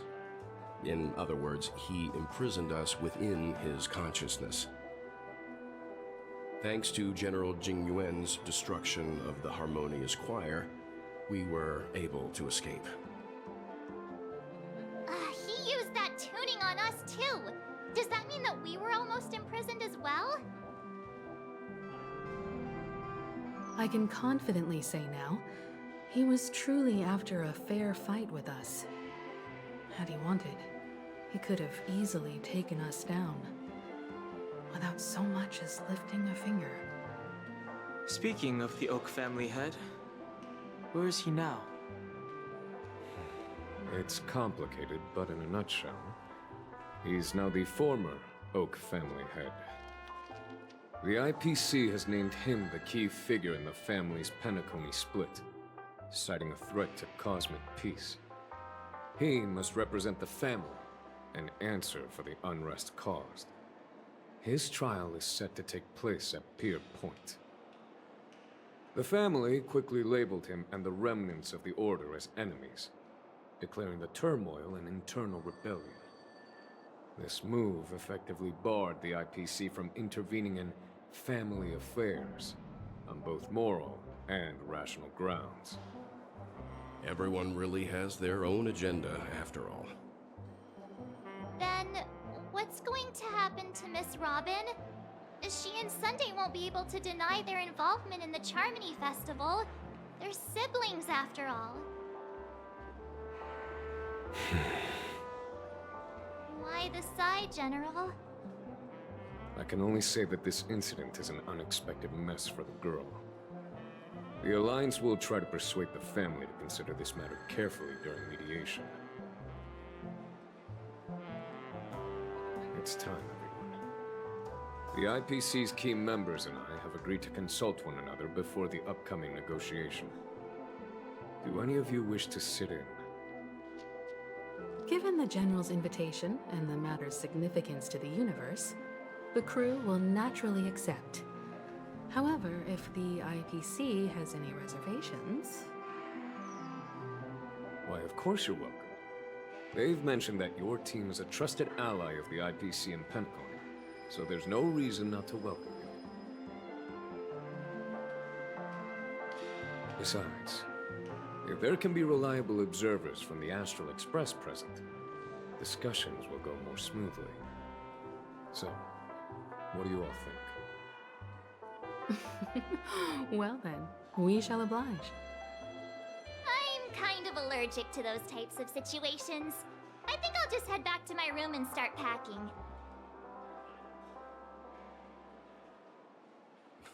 Not to worry. Himeko and I will take care of things.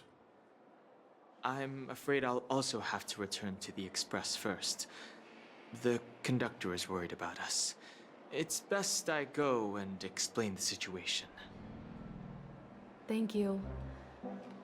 What about you, Will you join Welt and me? Or have you got other plans?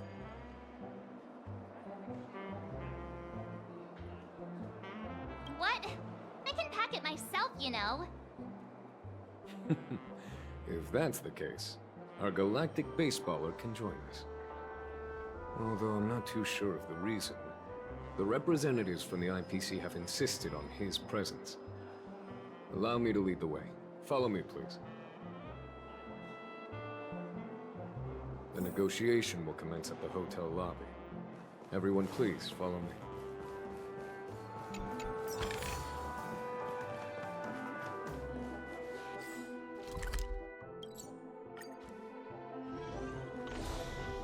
Mr. Aventurine and Miss Topaz are here too. It's been a while, my Astral Express friends. I would also extend my sincere thanks to you, General of the Lafu. The presence of everyone here assures that the talks will likely reach a conclusion that satisfies all sides. Oh. Looks like everyone has come with expectations. Care to share? Of course. Topaz, if you please. Sure, leave it to me. In summary, it's good news. After much deliberation from the Strategic Investment Department's Council, the absolute majority of members have agreed to the following resolutions. In light of long-term considerations for interastral peace, and by authority of Pierpoint HQ, the Strategic Investment Department, on behalf of the Interastral Peace Corporation, will permanently relinquish its claim on Penacony sovereignty and offer unconditional support of the family's rebuilding efforts on Penacony. Now that's something.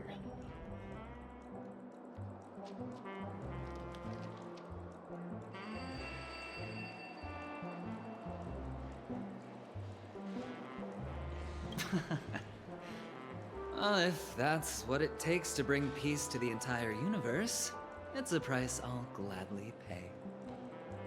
Has the IPC finished sharing all its thoughts? Then it's our turn. The Guild, much like the Genius Society, has taken a keen interest in the recent calamity in Penacony. Ultimately, both parties have agreed to a comprehensive collaboration, offering technical support for the reconstruction of Penacony. The floor is yours for the finer points, Mr. Scroolum. Enlighten us, please. Organic life's unrelenting search to understand the realm of inner spirituality is something I both admire and envy. Inorganic life has no mechanism to evoke dreams. But when my mechanical impulses are activated, my inspiration circuits will start to operate, and I will enter a state defined as imagination. Every time, within the realm of imagination, there emerges a fire from the shadows. It is warm, bright. I frequently ponder this flame might represent the essence of intelligence, a cluster of inspiration ignited by high temperatures. The future direction of the universe may well lie within it. Alas, they are nothing but projections of my thought system to me, desired but unattainable. But after learning of Penacony's accomplishments, I have come to realize that the flame is not beyond my grasp. After deliberations with my partners, we have decided to defer the progress of the Simulated Universe project, and instead assist the Intelligentsia Guild as technological consultants in the research of the Dreamscape and Memory Zone, so that these assets may be better used to serve humanity. Not only that, we've also established contact with the Garden of Recollection through the IPC, and they've pledged their support for our research endeavors. I'm truly happy for the Dream Chasers on Penacony. The cosmos' brightest and, let's admit, dimmer intellects are now at their service.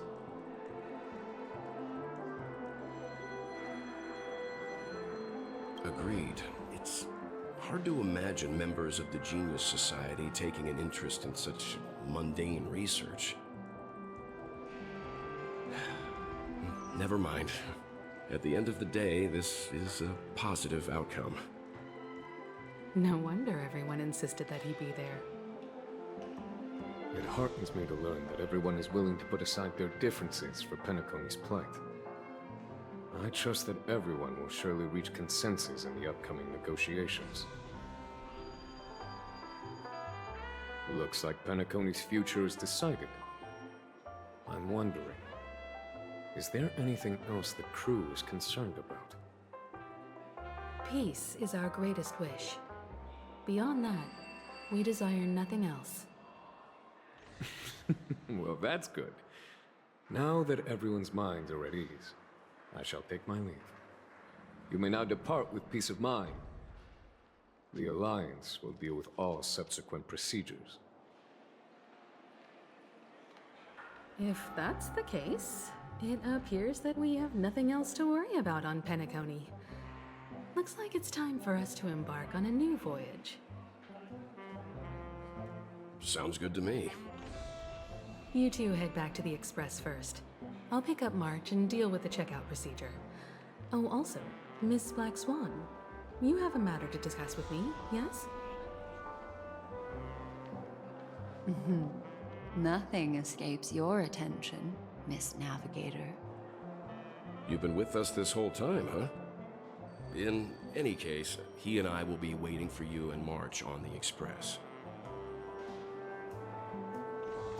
let's go. Our time on Penacony has come to a fruitful end. Penacony's journey ends here. I guess it was pretty fruitful.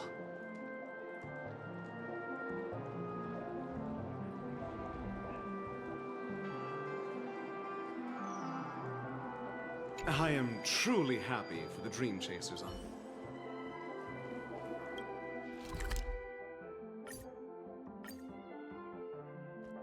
The navigation meeting is about to start. We're all waiting for you. Ahem. Looks like everyone's present. Let the navigation meeting commence then. This a meeting to decide our next stop? How we doing this? By show of hands. Hold your horses, cowboy. It's for those to decide.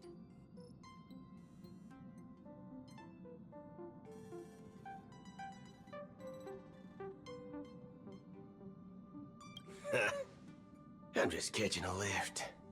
Don't sweat it. Allow me to explain. Mr. Boothill and Miss Black Swan submitted a request to temporarily travel with the Express for their own personal reasons.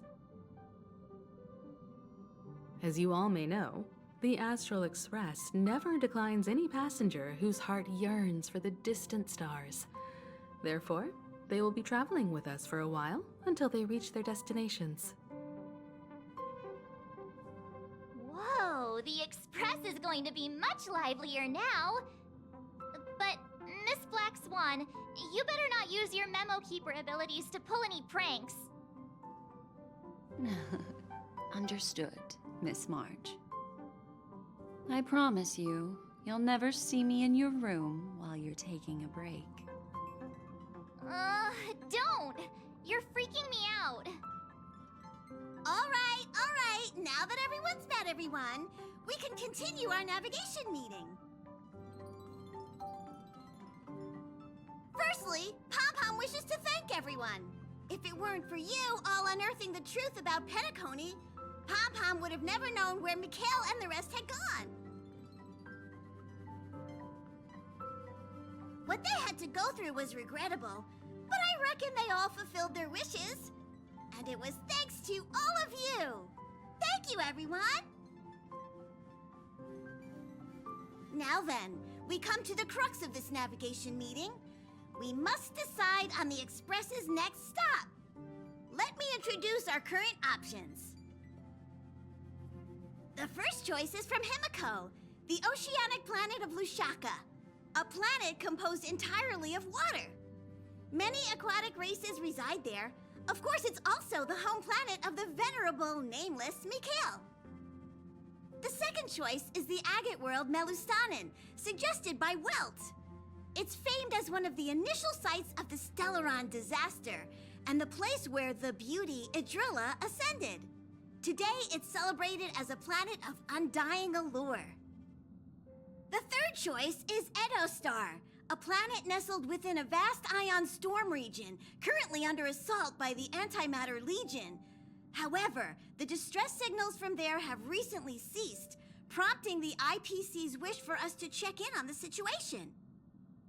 The last choice, courtesy of Black Swan, is the glass belt Petravia, a massive belt of asteroids that was turned to glass by the Lord Ravager Zephyro.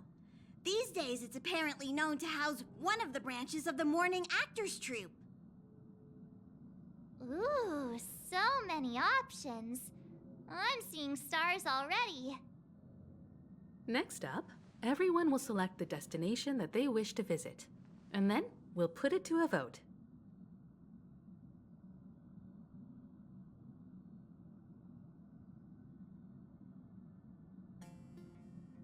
If that's the case, how about we go to Edostar first?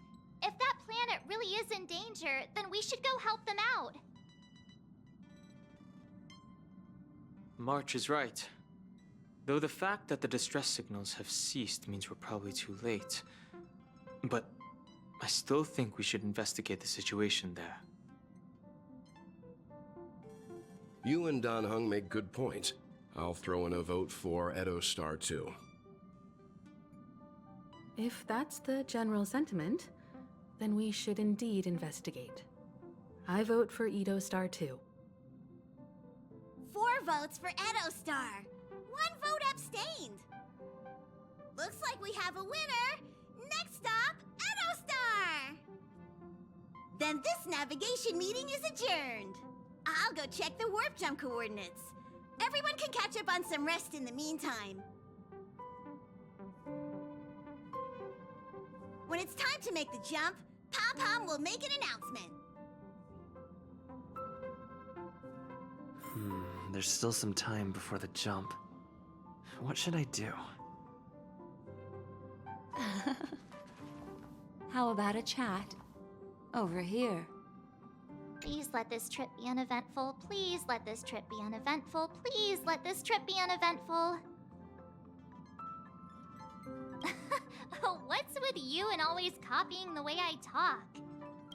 The last couple of trailblazing expeditions have been downright terrifying. It's about time we had some fun, cozy, and cute adventures for a change. Come on, start praying with me. Please let this trip be uneventful. Please let this trip be uneventful. Please let this trip be uneventful.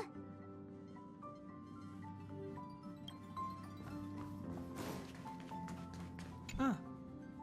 For some reason, I'm suddenly stricken by the feeling that we haven't crossed paths in quite some time.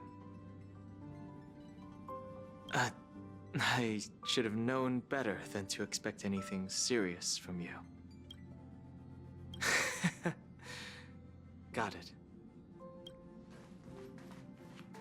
This Astral Express sure is comfy. But I got one tiny problem with it. How come there ain't no potent drinks on this ride? I can live without malt juice. At least stock something else. Like that white gem. Common as dirt and not too pricey. Oh, well, that's, different kind of strong. All these years out in the wild, and now I'm bunking in luxury. Gotta say, it's quite the treat.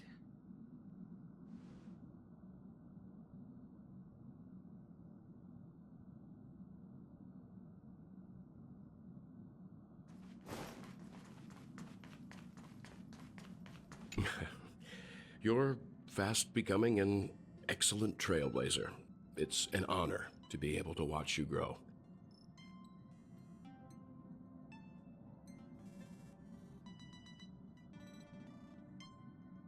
Don't downplay your achievements. Everyone has witnessed your growth. I've known many warriors in my time, and only a few achieve the kind of growth you have. Back home, where I'm from, you'd be rated at least an S tier. It's not been easy for you these past few days. You've earned some downtime. I'm looking forward to seeing how you'll perform on our next journey. Come to think of it, this trip to Penacony was the first time we trailblazed together, wasn't it? Don't worry, we'll have plenty of time to spend together on the Express, so there'll definitely be more chances for adventures like this. Turn in early today. You've really been pushing yourself hard recently. If you don't take this chance to recharge, it could lead to long-term problems. It seems fine when you're young, but it's a different story as you age.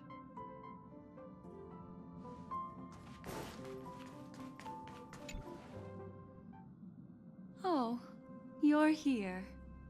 Seeing your reflection among the stars in the porthole really does seem somewhat surreal. How about it, this journey of beautiful dreams? Was it to your liking?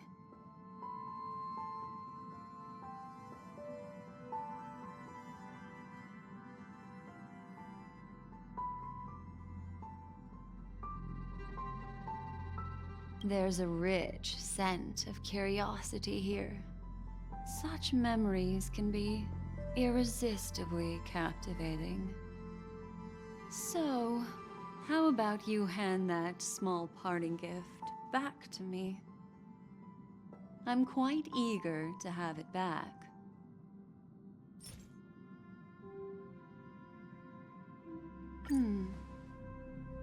Oh?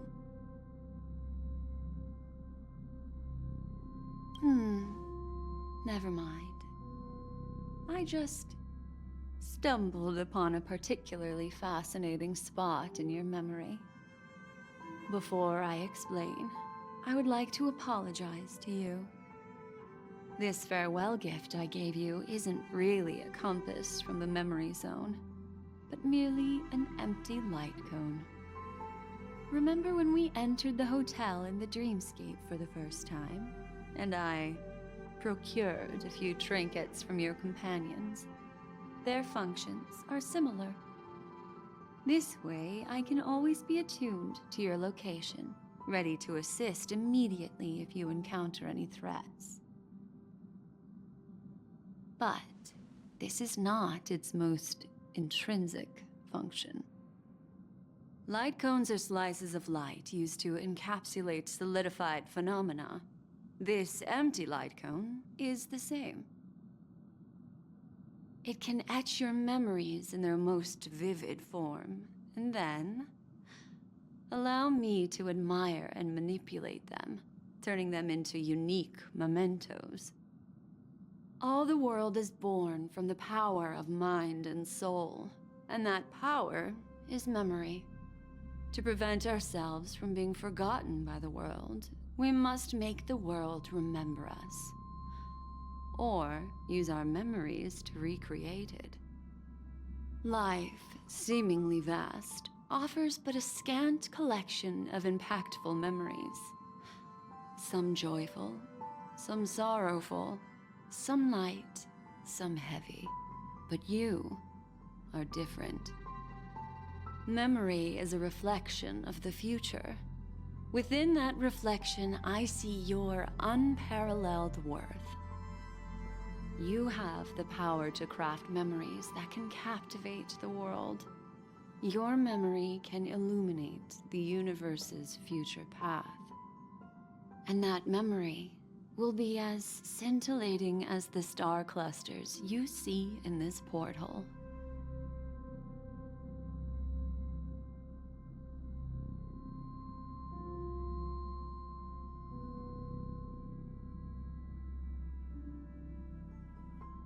Precisely. But do you know the deeper meaning behind it? The reason is simple. In this grandiose and ostentatious dream of the families, only you personally experienced the entire course.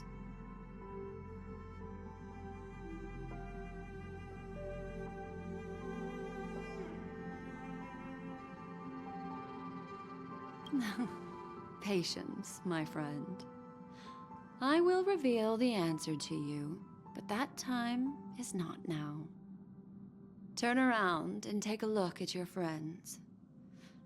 Every one of them is reveling at the arrival of their next destination, all filled with hopes and expectations of their own present and future. Revealing everything at this moment would be a bit of a buzzkill, wouldn't it? I'm looking for an opportune time, a time when you're totally at ease. Perhaps when the night grows hazy and you're about to drift off would be the most opportune. How about one fine night? I will prepare the candles, aromatics, and even a cushy couch to create a cozy dreamland for you. And then I will tell you the answer in the form of a little bedtime story to lull you to sleep. Hi! Hello! Attention all passengers! The express is about to make the jump. Please be seated and hold on! It looks like we're finally about to set off. There are countless gleaming memories out there waiting for us. Why don't we just leave it at that for now? Ah, that's right. As a small token of compensation for playing that little trick on you with the empty light cone, I will gift you with some words. They hold great significance to me. Life is akin to a winding labyrinth where memories serve as our sole companions. You'll remember these words dearly, won't you? In the year 2158 of the Amber Era, the first year of the new epoch, the universe resumed its intended trajectory. The kindling of conspiracy smoldered in Penacony, the land of the dreams. Failing to erupt into a blaze, it instead flickered briefly on Klapoth's anvil, before vanishing in the blink of an eye. The dead and those fated to die remain in their eternal slumber, while the living find solace in deep sleep. All clamored in a cacophony of silence, and then went about their own ways. The cosmos emanated a vitality characteristic of a new era, all for the modest price of a brother and sister's mild grief. Babies are born as stars extinguish. The silver rail unfolds. The story of the Astral Express comes to a close, yet it also embarks anew. Time marches forward, heralding the arrival of a new chapter in the history of trailblazing expeditions.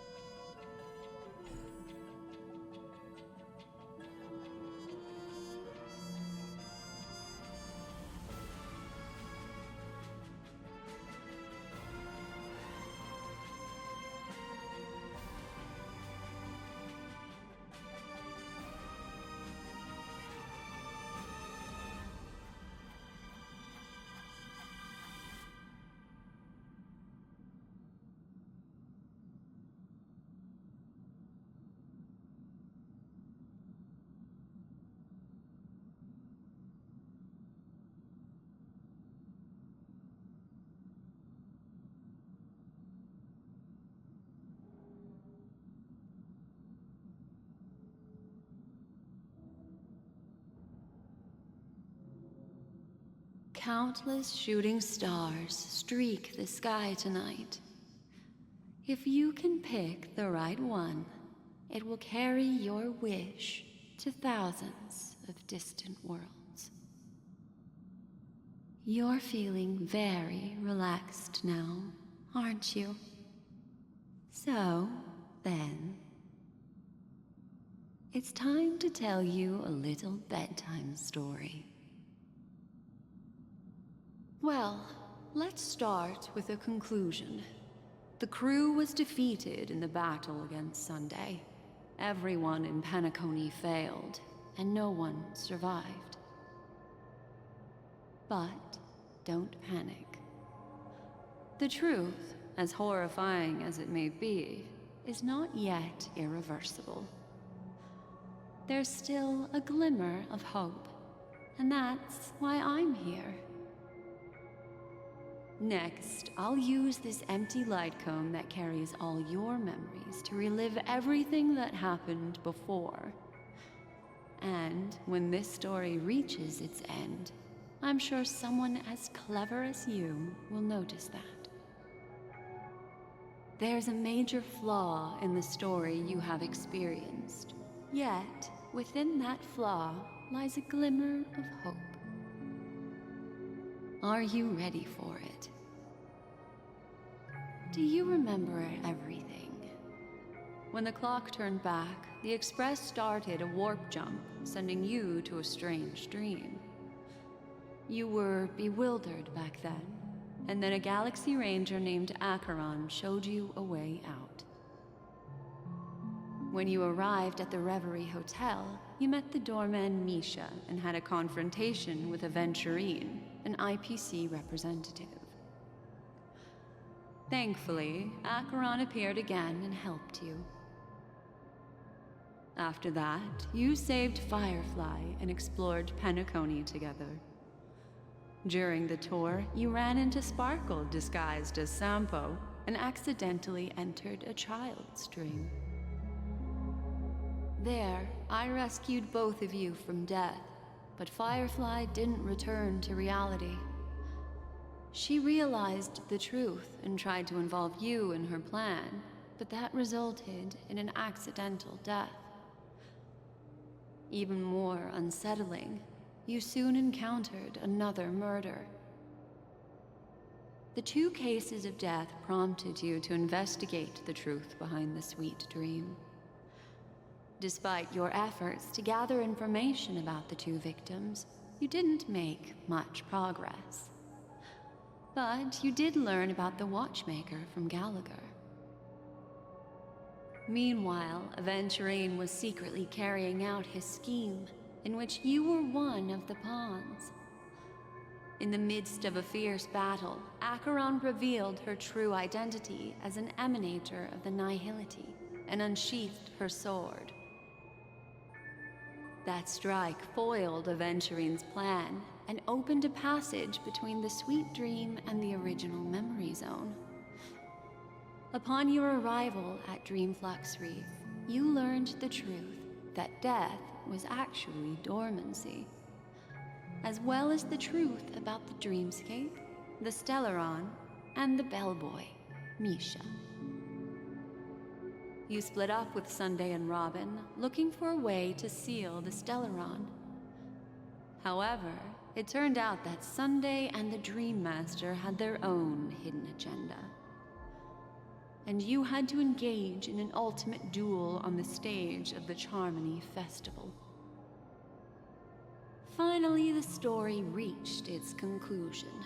You emerged victorious, with the Trailblaze triumphing over the Order, and Penacony embracing a bright and peaceful future. This marks the end of the thrilling journey in Penacony. I'm sure you've already noticed something unusual, haven't you? The major flaw, which contradicts all the known information, hides in this story.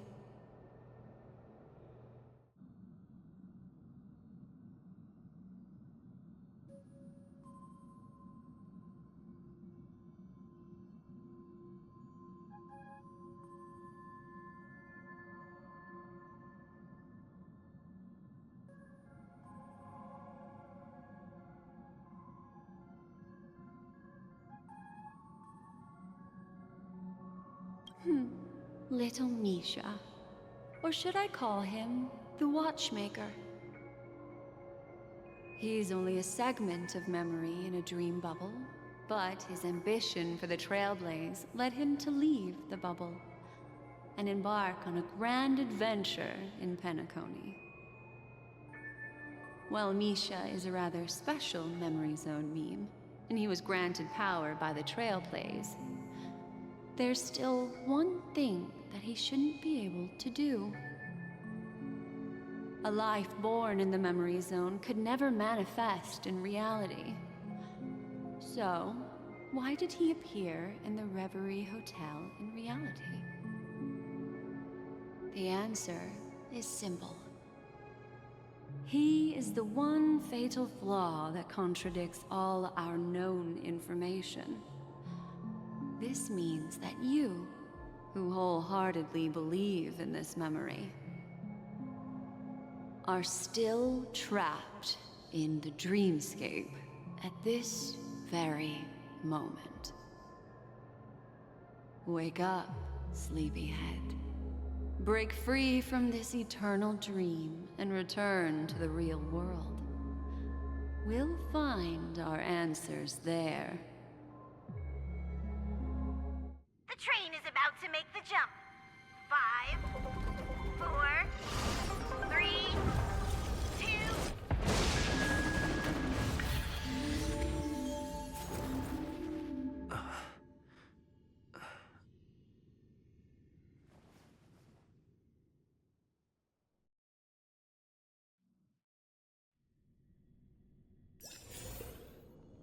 This way, darling.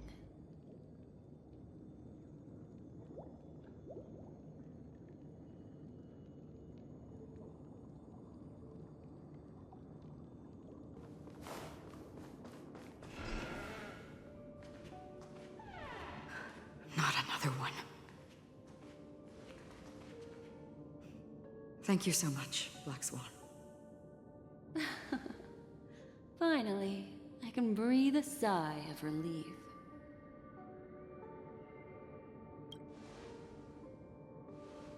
I understand you must be confused, and will do our best to shed light on the situation. However, before that, it's essential to know that this place is the rift between dream and reality. A place reserved only for those who have awakened from Enna's dream. Do you remember Sunday's ambitious plan? He intended to harness the power of the Stellaron, the collective will of over 100,000 Oak family members, and the desires of everyone in Penacony to usurp the harmony and restore the order. Unfortunately, it didn't stop there. From the early days of our journey into Asdana, we were already affected by the Stellaron. That strange dreamscape where we met. Maybe it was a sign that your thoughts were beginning to drift away.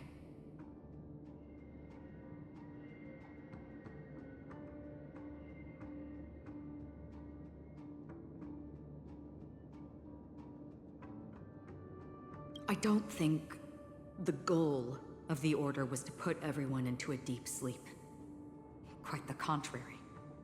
They used the Stellaron to catalyze the leakage of Asdana's memoria into the material world, allowing the dreamscape to blend with reality. And that included a lot of memoria from the Beyond the Sky Choir. As time came and went, the dreams eventually became indistinguishable from reality, and reality became an illusion. People think they are awake, but their spirits have long since stepped into the Temple of Order. This is what makes Enna's dream so powerful. In this paradise governed by the Order, everyone indulges in their delightful dreams and lives happily ever after. I believe what you experienced in the sweet dream, except for that flaw, was real. Only in this way could you reach the destination, lifting the crisis in Penacony and embarking on your next trailblazing expedition. If it wasn't for Acheron's plan, we might have been trapped in this dream forever. Fortunately, while the path of the Order governs all things, it can't affect the Nihility. I came to realize this when the Dream Master tried to expel me at any cost. This is also why you felt a sense of peculiarity when traveling with her. Well, I'm not as fortunate as she is. Even if I'm a memo keeper, I was still influenced by the power of the Order and fell into hallucinations. However, thanks to your memories, now we still have a chance to turn the tide. For mortals, even if they possess the great power of a path, they can't create a flawless world like gods do. That's why there was a flaw in your dream. In other words, once you have realized the world is not real, you'll have a chance to break free from the dream. The flaw in your dream lies within Misha, who could have never appeared in reality. When I turned the pages of your memories, I realized that I was in an illusion too.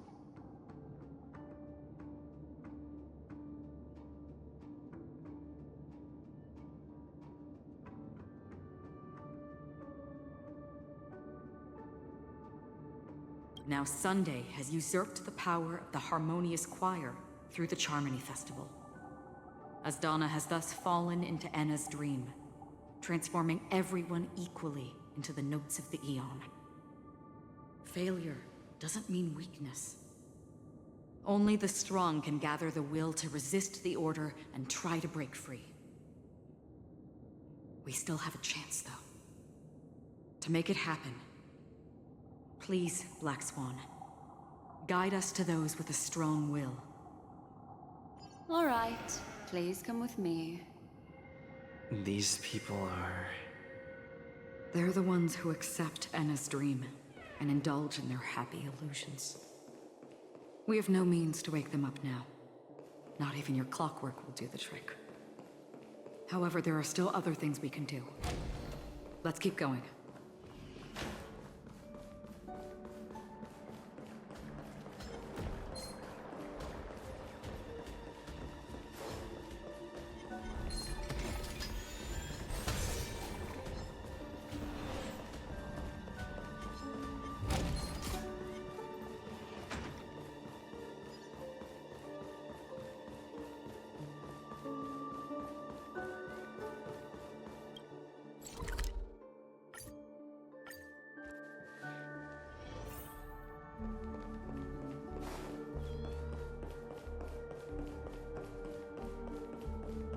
Here we are.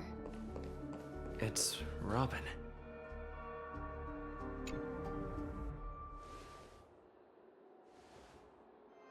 Finally, you've arrived. Let me introduce you to Robin.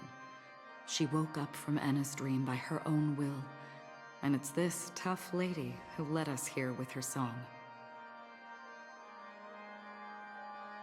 I woke up for the same reason as all of you. In the dream, I experienced something that could never occur in reality.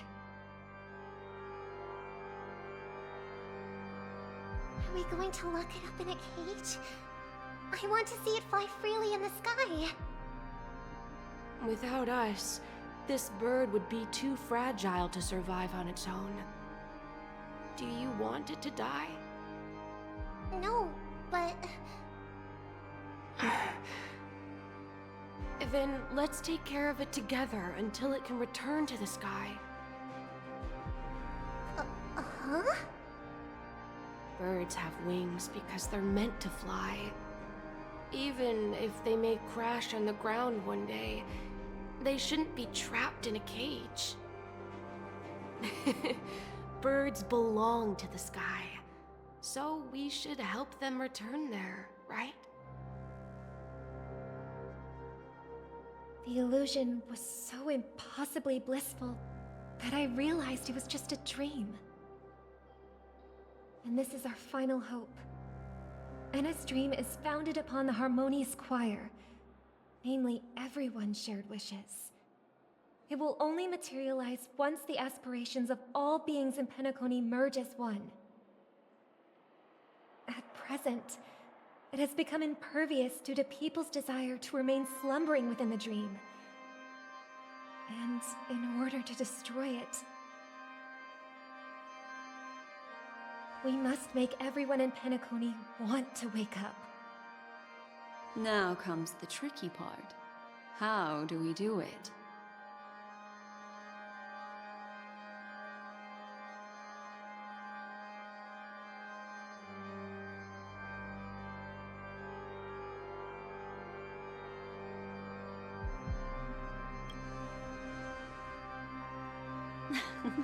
You want to go back? Unfortunately, human consciousness always gravitates toward reality. Now that you've seen the flaw in the dream, there is no turning back. Humans yearning for sweet illusions borders on obsession, leading them to subconsciously resist the harsh reality. Therefore, I carefully selected a moment where he was completely unguarded, guiding him to uncover the truth himself to make him regain his consciousness. However, to wake up everyone in Penacony and get them to share the same determination, that would be nearly impossible. Indeed. I'm afraid it's almost as difficult as resurrecting an Eon. But we can't just stay here and do nothing. This is a critical moment for the whole universe. Who cares about some dumb number?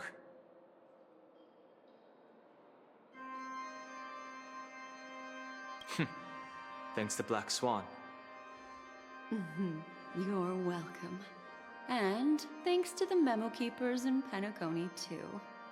I believe your partners have also awakened from their dreams. This is the first step of our plan. With the assistance from the Garden of Recollection, those who possess a strong will, like you, will gradually awaken from the dream. These free wills are the discord that will sway Anna's dream. However, awakening a mere handful of individuals is insignificant compared to the vast number of people immersed in the dream. We must find other ways to awaken the free will of millions of people within a short period of time. If breaking through from the inside proves challenging, we can seek assistance from the outside. We've long been aware of a potential solution. Asdana is a galaxy known for its abundant memoria and the remarkable phenomenon known as synesthesia dreamscape. When people first enter this place, they often find themselves and others sharing a collective dream. At this very moment, there is only one dream encompassing the entire Asdana system. So, you mean, if we can attract a large number of outsiders to this system, their free will would intertwine with this dream and shake it to its core? However, those outsiders might also succumb to the dream and become the foundation of the Order instead. The real challenge is, how can we gather a huge number of people as determined as you within a short period of time? Looks like the Jade Kiss of Allying Oath will be the only solution.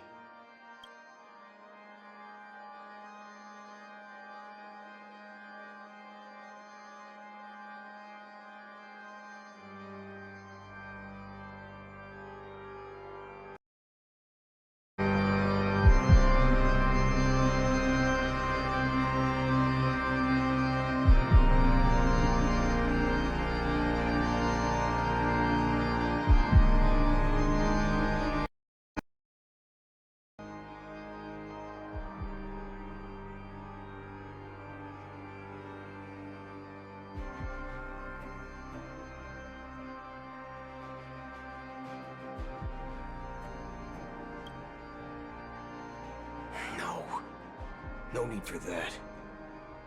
Keep your once-in-a-lifetime treasure. We don't need to bother the Cienjo Alliance for such a tiny request. You want thousands of people with unwavering free will? That's easy. Just leave it to us Galaxy Rangers. You can gather Galaxy Rangers?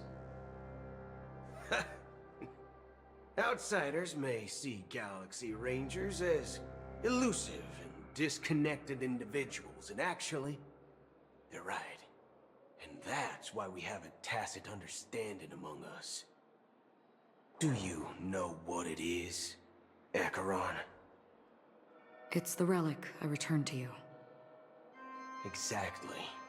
Its owner must have told you that it's meaningless to anyone other than a Galaxy Ranger, and that it can only fulfill its purpose when returned to its rightful owner.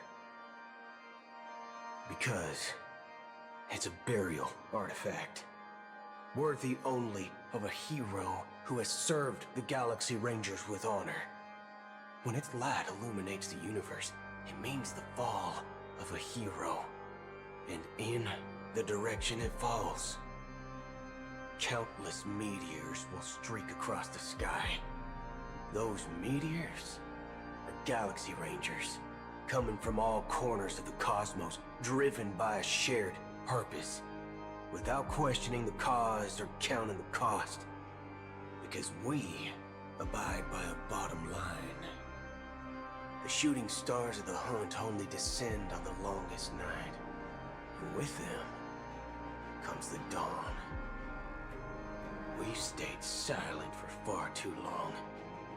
Now, it's time to remind all the cowards, oppressors, and villains of the universe of our presence. I'll be the one to ignite the first spark. Once the dreamscape is swayed, I'll complete the second step. I'll fine-tune the slumbering souls with the Song of the Harmony, interrupting them with the discord of Trailblaze, and guiding them towards reality. It's true that some people are born strong, and others are born weak. If the Trailblaze is the target of heroes, then the Harmony will guarantee that the strong help the weak. Only the people of Penacony themselves can be the saviors of their homeland. Their path of happiness should be forged by themselves. While I may not be a nameless, I'm willing to instill courage in all those who need it. This includes my brother as well. And his dream is too cruel for him and everyone else. Your plan sounds well conceived, but still, it appears somewhat idealistic and romantic. The flaws rooted in human nature can't be eradicated overnight. Do you believe these efforts alone are enough to convince everyone to choose the right path? I agree with you, Black Swan.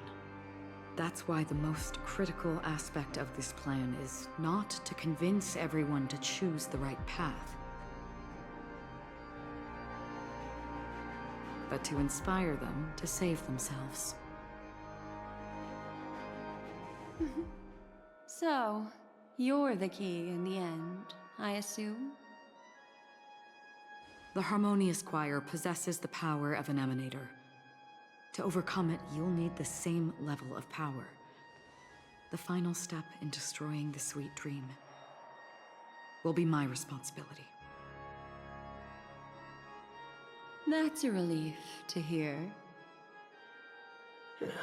Now that our roles are assigned, let's get to our battlefields and pose a grand finale.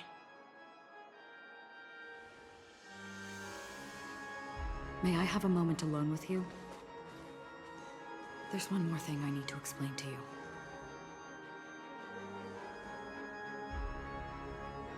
This grand festival is drawing to its close. This is the starting point for the ultimate stage of our journey, just as it marked the beginning of all the stories in Penacony.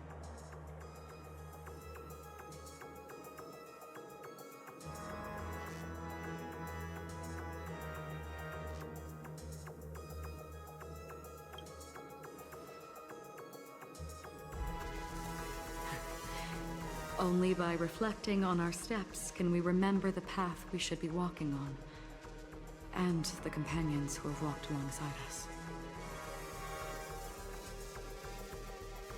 There's something you should know.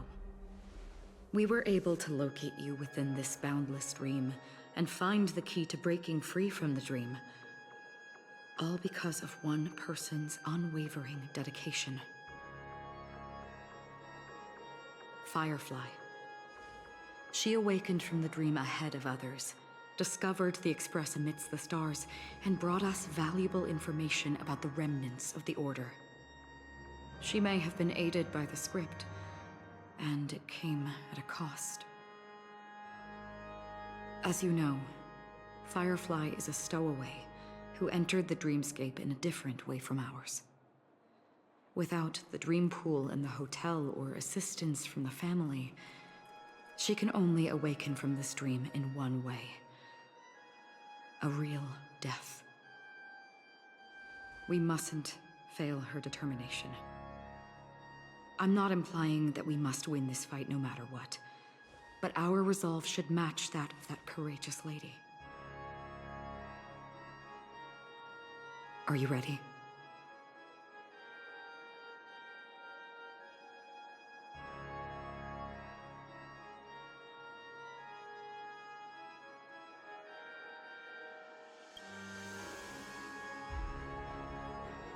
Very well. Now, please close your eyes.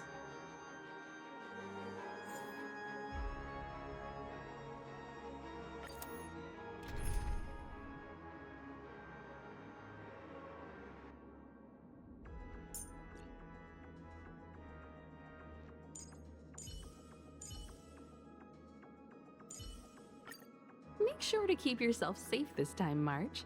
And remember, we're all in this together. How long has this rain been ongoing?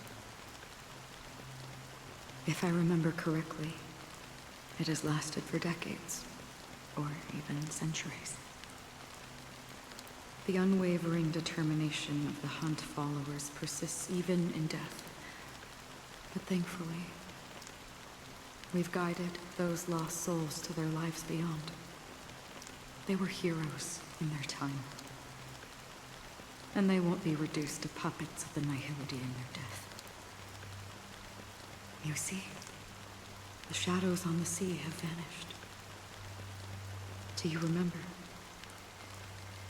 He once said that the sky would clear when the regrets of the departed had faded away. But it's still raining. I know. So, why is all this? Why did this rain choose me? Because someone's regrets haven't been fulfilled, perhaps. Mortals who walk the paths are like sailors on a vast ocean, leaving behind a trail that creates countless ripples of possibilities. These ripples last longer than the fleeting lifetimes of humans. And for some, their presence leaves such a strong mark that it's reflected in the waves. Sin-thirsters, the obsessions of the Pathstriders. They emerge from the depths of Ix, seeing themselves as masters of their own destiny, unknowingly repeating the actions of their past lives. They emerge from the Nihility and head toward it, leading purposeless lives. However, these hollow phantoms, they have journeyed with me for such a long time.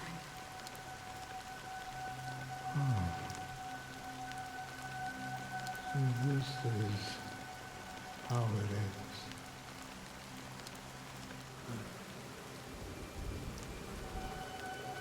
I'm already dead. Yes. Are you watching over me? This is my duty as the Watcher of the Acheron. I'm guarding the path to the abyss of the Nihility, guiding every soul reluctant to become one with it. Back to this side. But if this is what the departed ones expected, should you try to change it? I don't know. But someone once told me that when the inevitable moment came, he hoped that someone would stand at his grave and place a bouquet of flowers. Even if it doesn't make sense at all? Some tasks have to be done, even if they are pointless. I have experienced that much already. Please extend your hand and then close your eyes. I'll carry your wish with me and fulfill it. Only then will I be able to put an end to the final regret by the Dead Sea. Will I ever see them again? Yes, that is certain. Because it was you who told me about the Express, your two former companions. The expedition cut short by the swarm. Your narrow escape from death. And your encounter with the Galaxy Rangers. And Penacony. The hometown to which you could never return. Yeah, For countless times, I got rejected by the family and had to pass it by. But I knew that my companion was still there. Alone. Mikhail, are you still there? Take my hand and come with me. We will leave this place. You'll embark on a long, long journey, shrouded in darkness. But fear not, as a touch of red will be awaiting you at the end of the path. That's the color of existence. Follow it, and it'll guide you and illuminate the way out. By doing so, you'll eventually reunite in the warmth of the sunlight. Thank you. May death be the end of your boundless dream, guiding you back to the waking world. Welcome to the horizon of existence. This place is one of the thousands of manifestations belonging to the sleeping and shapeless. And it's also an exit out of the nihility for the awake ones. Let's bid our final farewells here.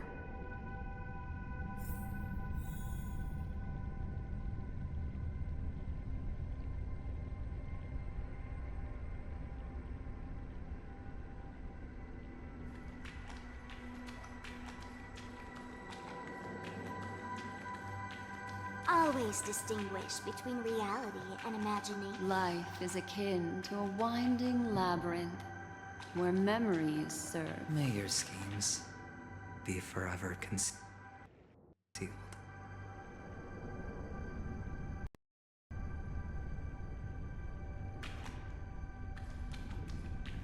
Anna's dream is too cruel for him and everyone else. To the imperfect tomorrow. I still remember the question on the invitation letter. Why does life slumber? Why does life slumber? We don't know the answer yet, but we're about to awaken from this dream. Or perhaps such is the answer itself. Leave this place. Return to where you belong. And awaken Penacony from this dream.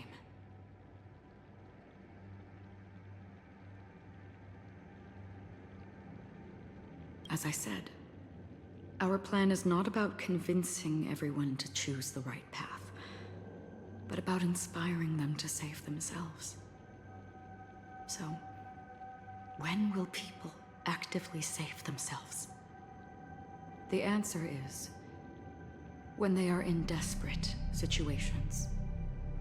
Like a drowning individual in the deep sea. When one's body and mind bear immense pressure, agony, confusion, and despair will follow. I firmly believe that. The fragility of humankind often freezes them in their tracks. But in truly desperate situations, they will strive to save themselves. And now, Penacony has enough heroes to lead them forward.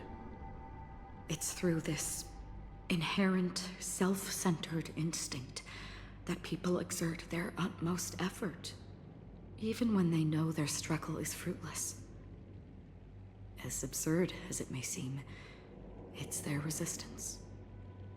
As for now, it is time to guide them, not as a savior, but as a nameless among those mortals. In this way, you will reunite in the warmth of the sunlight. The rain is intensifying. Before we part ways, Please allow me to ask a few final questions. So far, you have forged unbreakable bonds with numerous individuals and entities in the Sweet Dream.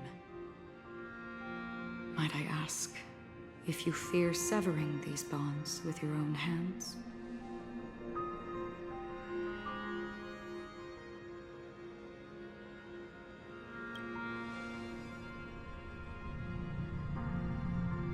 If there is a vast, lifelike dreamland that is virtually indistinguishable from reality, a realm without death, where everyone can attain the happiness and fulfillment they deserve, living blissfully ever after, I would ask, would you wish to stay?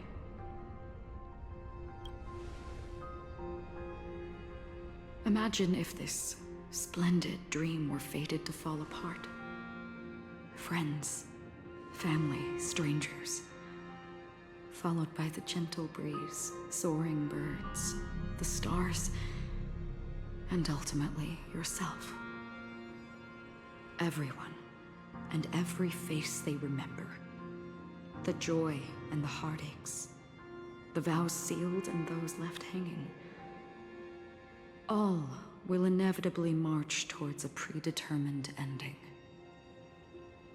If you had grasped the journey's finale right from its inception, I would ask, would you still embark on this journey?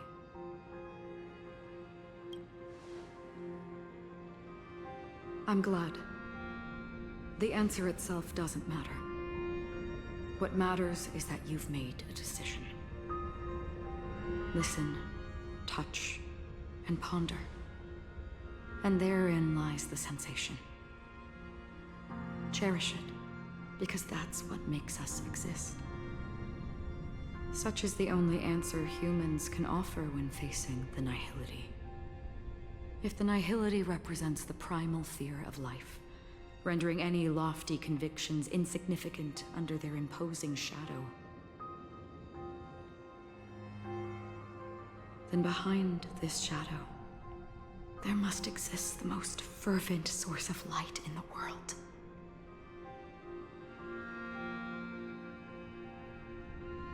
Just as every life that edges closer to death fervently approaches the end of the nihility, we must pursue that primordial light. Now come to think that you exist in the nihility, and you watch over others to depart it?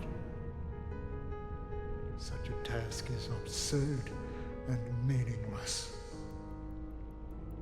Nevertheless, someone had to do it. As for the meaning you mentioned, even if it's a meaningless task, I've come this far, haven't I? Even if the future you forge may not even belong to you. It may not belong to me, but it definitely belongs to someone.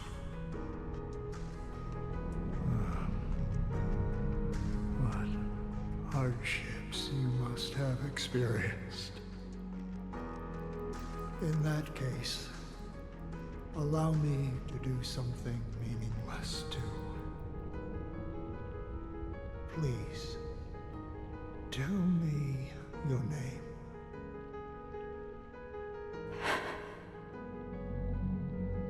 Perhaps my existence will vanish in the next moment, and nobody will remember this conversation or your answer. But I believe that your name should be remembered. And this universe will remember it as well.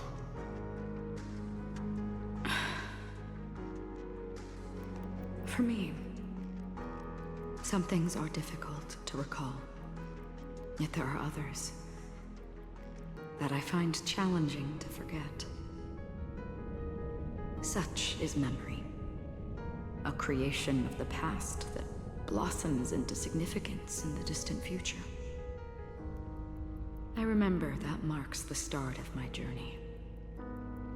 The origin of the vibrant red hue in my life, and the most fervent element amidst every tempest. That's my name. Raiden Ozenmori May.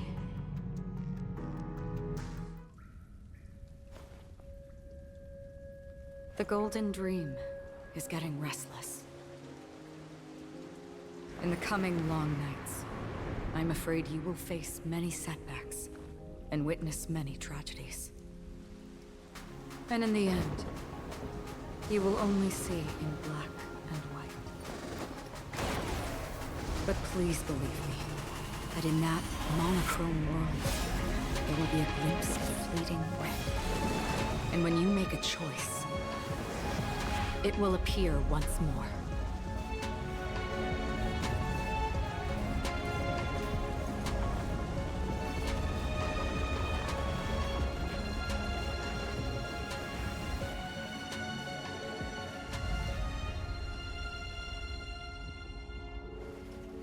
What you must do is ponder its significance, then return to the waking world.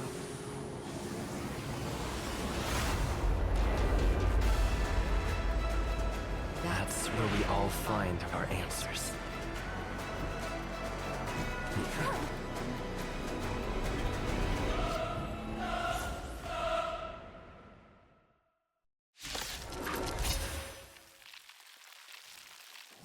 You've broken free from the dream of order. We've done enough sleeping already. Let's show them a wake-up call. Be intoxicated.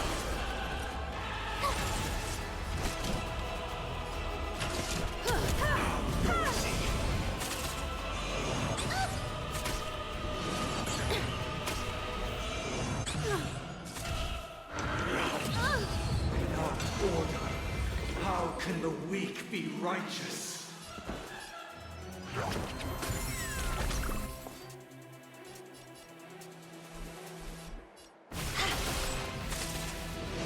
Oh, my turn. Time for an overhaul. You won't get away. Perhaps use humanity never conceals its desire to control the heavens, and I'm no exception. Why is everybody silent? The noise is fading. There we go. Listen up!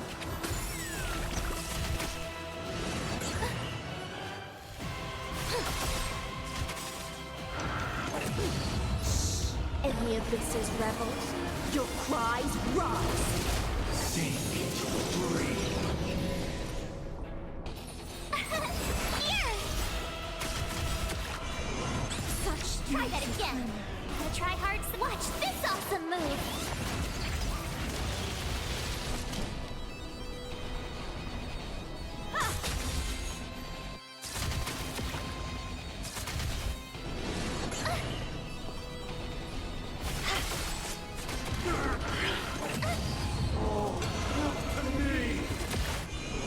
You're annoying.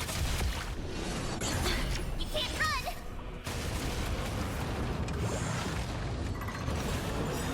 7,336 notes. I solemnly invite you to join the glorious chorus and ascend to the heavens!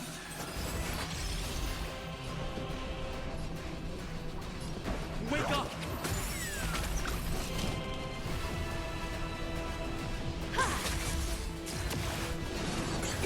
Try that again.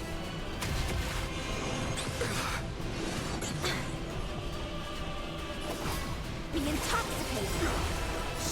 In the abysses rebels. Your cries rise. Uphold the truth! Wanna try hard? Watch this awesome move.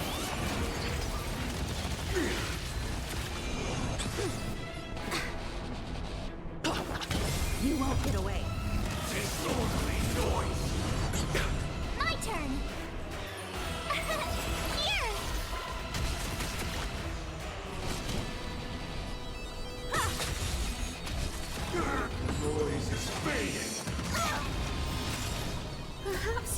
humanity never conceals its desire to control the heavens, and I'm no exception. Disorderly noise!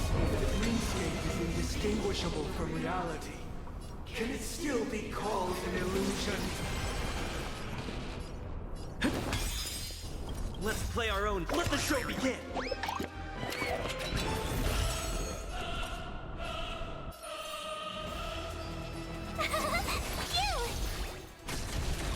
With this perfect melody I command, we create paradise anew!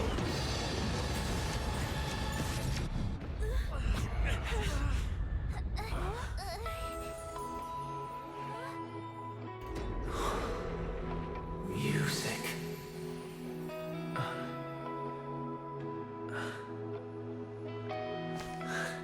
There seems to be another kind of sound coming into the Order's symphony.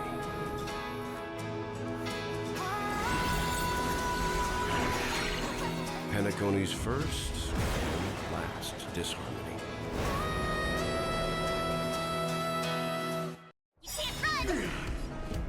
Those imprisoned in their dreams are awakening for freedom. Disorderly noise! Robin, is that you singing? You have heard their cries. This is not the paradise they hoped for. Even so, they don't know where they should be heading. That's why I had to become the lone star in the sky to guide them. Even if that star must hang in a perpetual night of solitude. Disorderly noise! Try hard. Watch this awesome move! If we had never experienced solitude, how could we have embarked on different paths? Now, our final talk has concluded. All the work of creation has been completed. The inevitable day has arrived. The embryo of philosophy will reshape for us all of reality. If your paradise can save more people, sever my path with your hands. In the abyss's revel, your cries rise. Insolent. Perhaps humanity never conceals its desire to control the heavens, and I'm no exception. Let's play our... Let the show begin!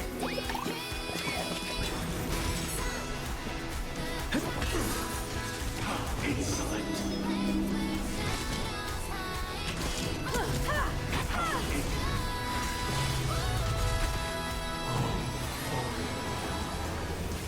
May I honor you? Wake up! This 7-day vow, I command you to heed my... Uh-oh. I have a bad feeling about this. It was not you who created all things. It was humanity that created you.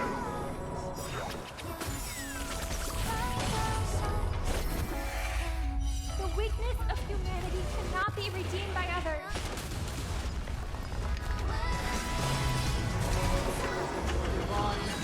Become the foundation of our paradise.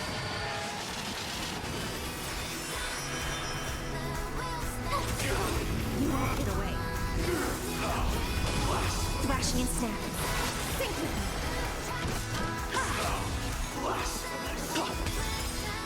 Let's play our own melody. Let the show begin! Here! The intoxicating. In the abyss's revel, your cries rise. Perhaps humanity never conceals its desire to control the heavens, and I'm no exception. Wake up!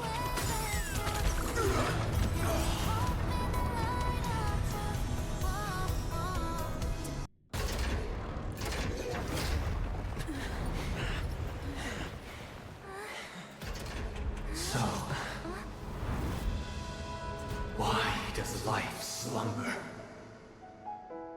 Because someday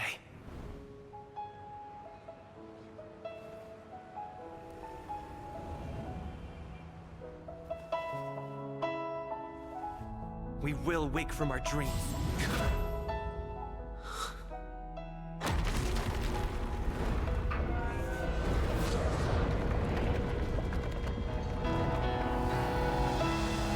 The night is still too short.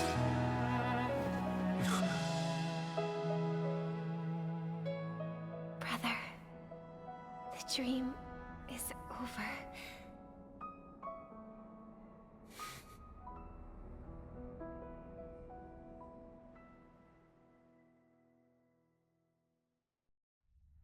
In the first year of the AE 2158, a fiery conspiracy erupted in the land of the dreams, but soon faded in chaos and destruction. Whispers carried the tale of those fateful 48 system hours, when a sun teetered on the precipice of collapse. A paradise stood on the brink of destruction, and a world was poised to surrender to its new master. Amidst it all, a body decayed, a pack of vultures gathered, and a brother and sister were doomed for long separation. And so, an eon succumbed to slumber once more. Some celebrated this fall, while others mourned. Among the insignificant witnesses, mere specks in the vast tapestry of the universe. It was said that this time, the Eon met their demise with dignity. As the cosmos bathed in the radiance of a pure dawn, a tempestuous storm brewed on the horizon. The chant of "All for the Amber Lord" grew ever louder. Yet, no matter how one contemplates it, time inexorably swings Klapot's colossal hammer in eternal cycles.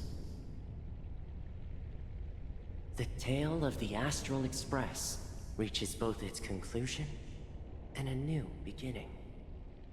Time marches forward, heralding the arrival of a new chapter in the history of trailblazing expeditions.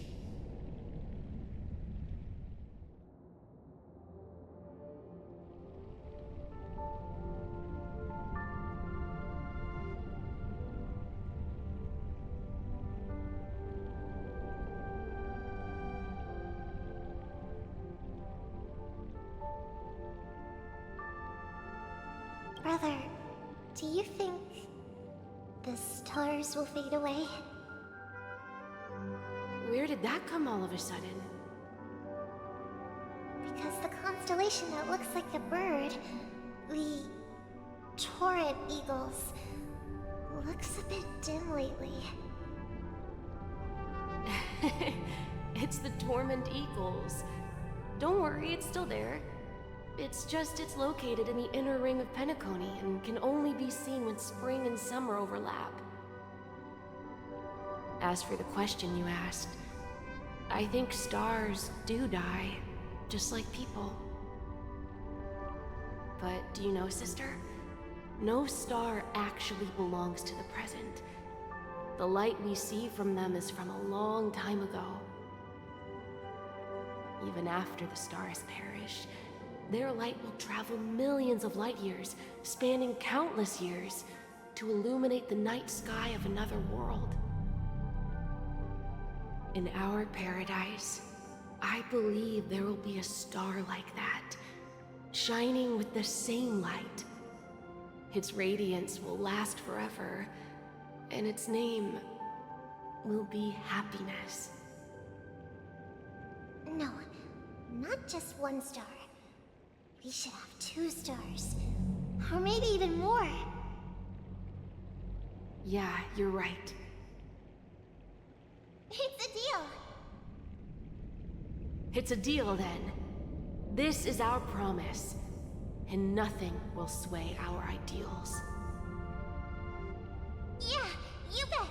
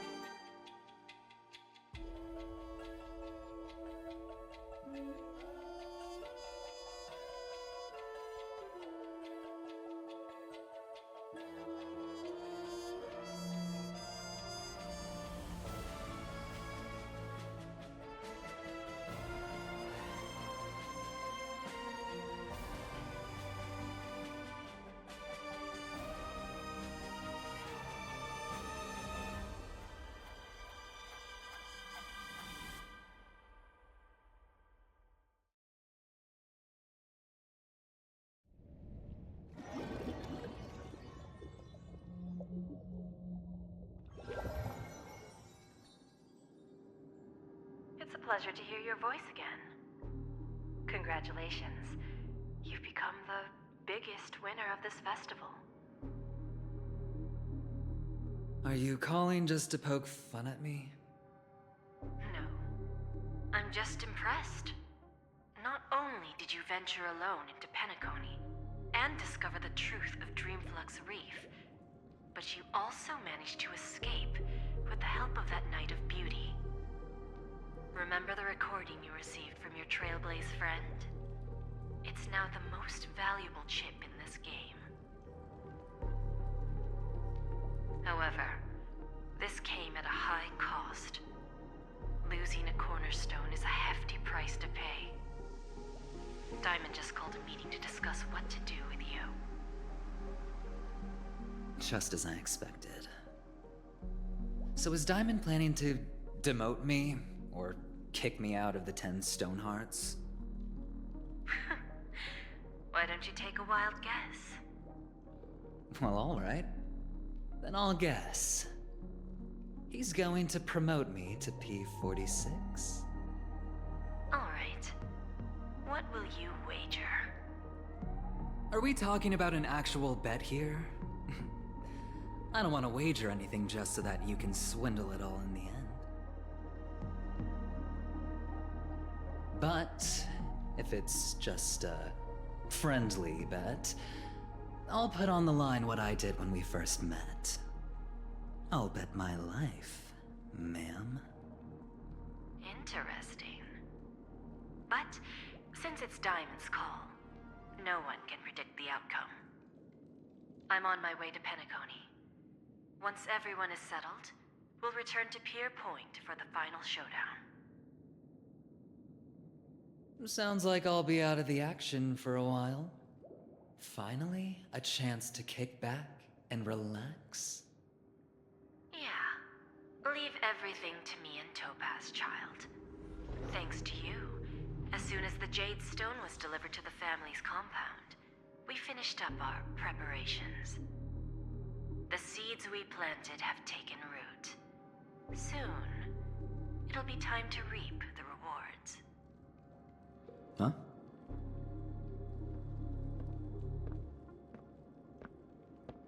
let's wrap it up for now. Looks like I've got a visitor here.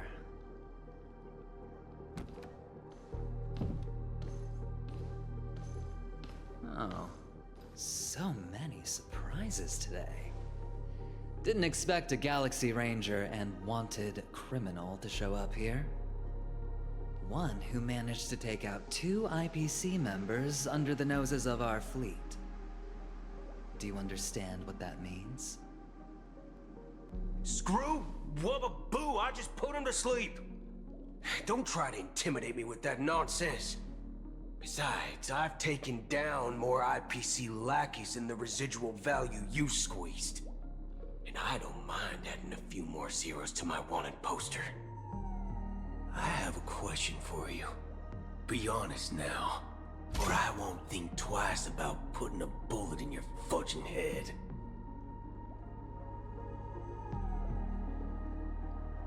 Tell me, where is Oswaldo Snyder?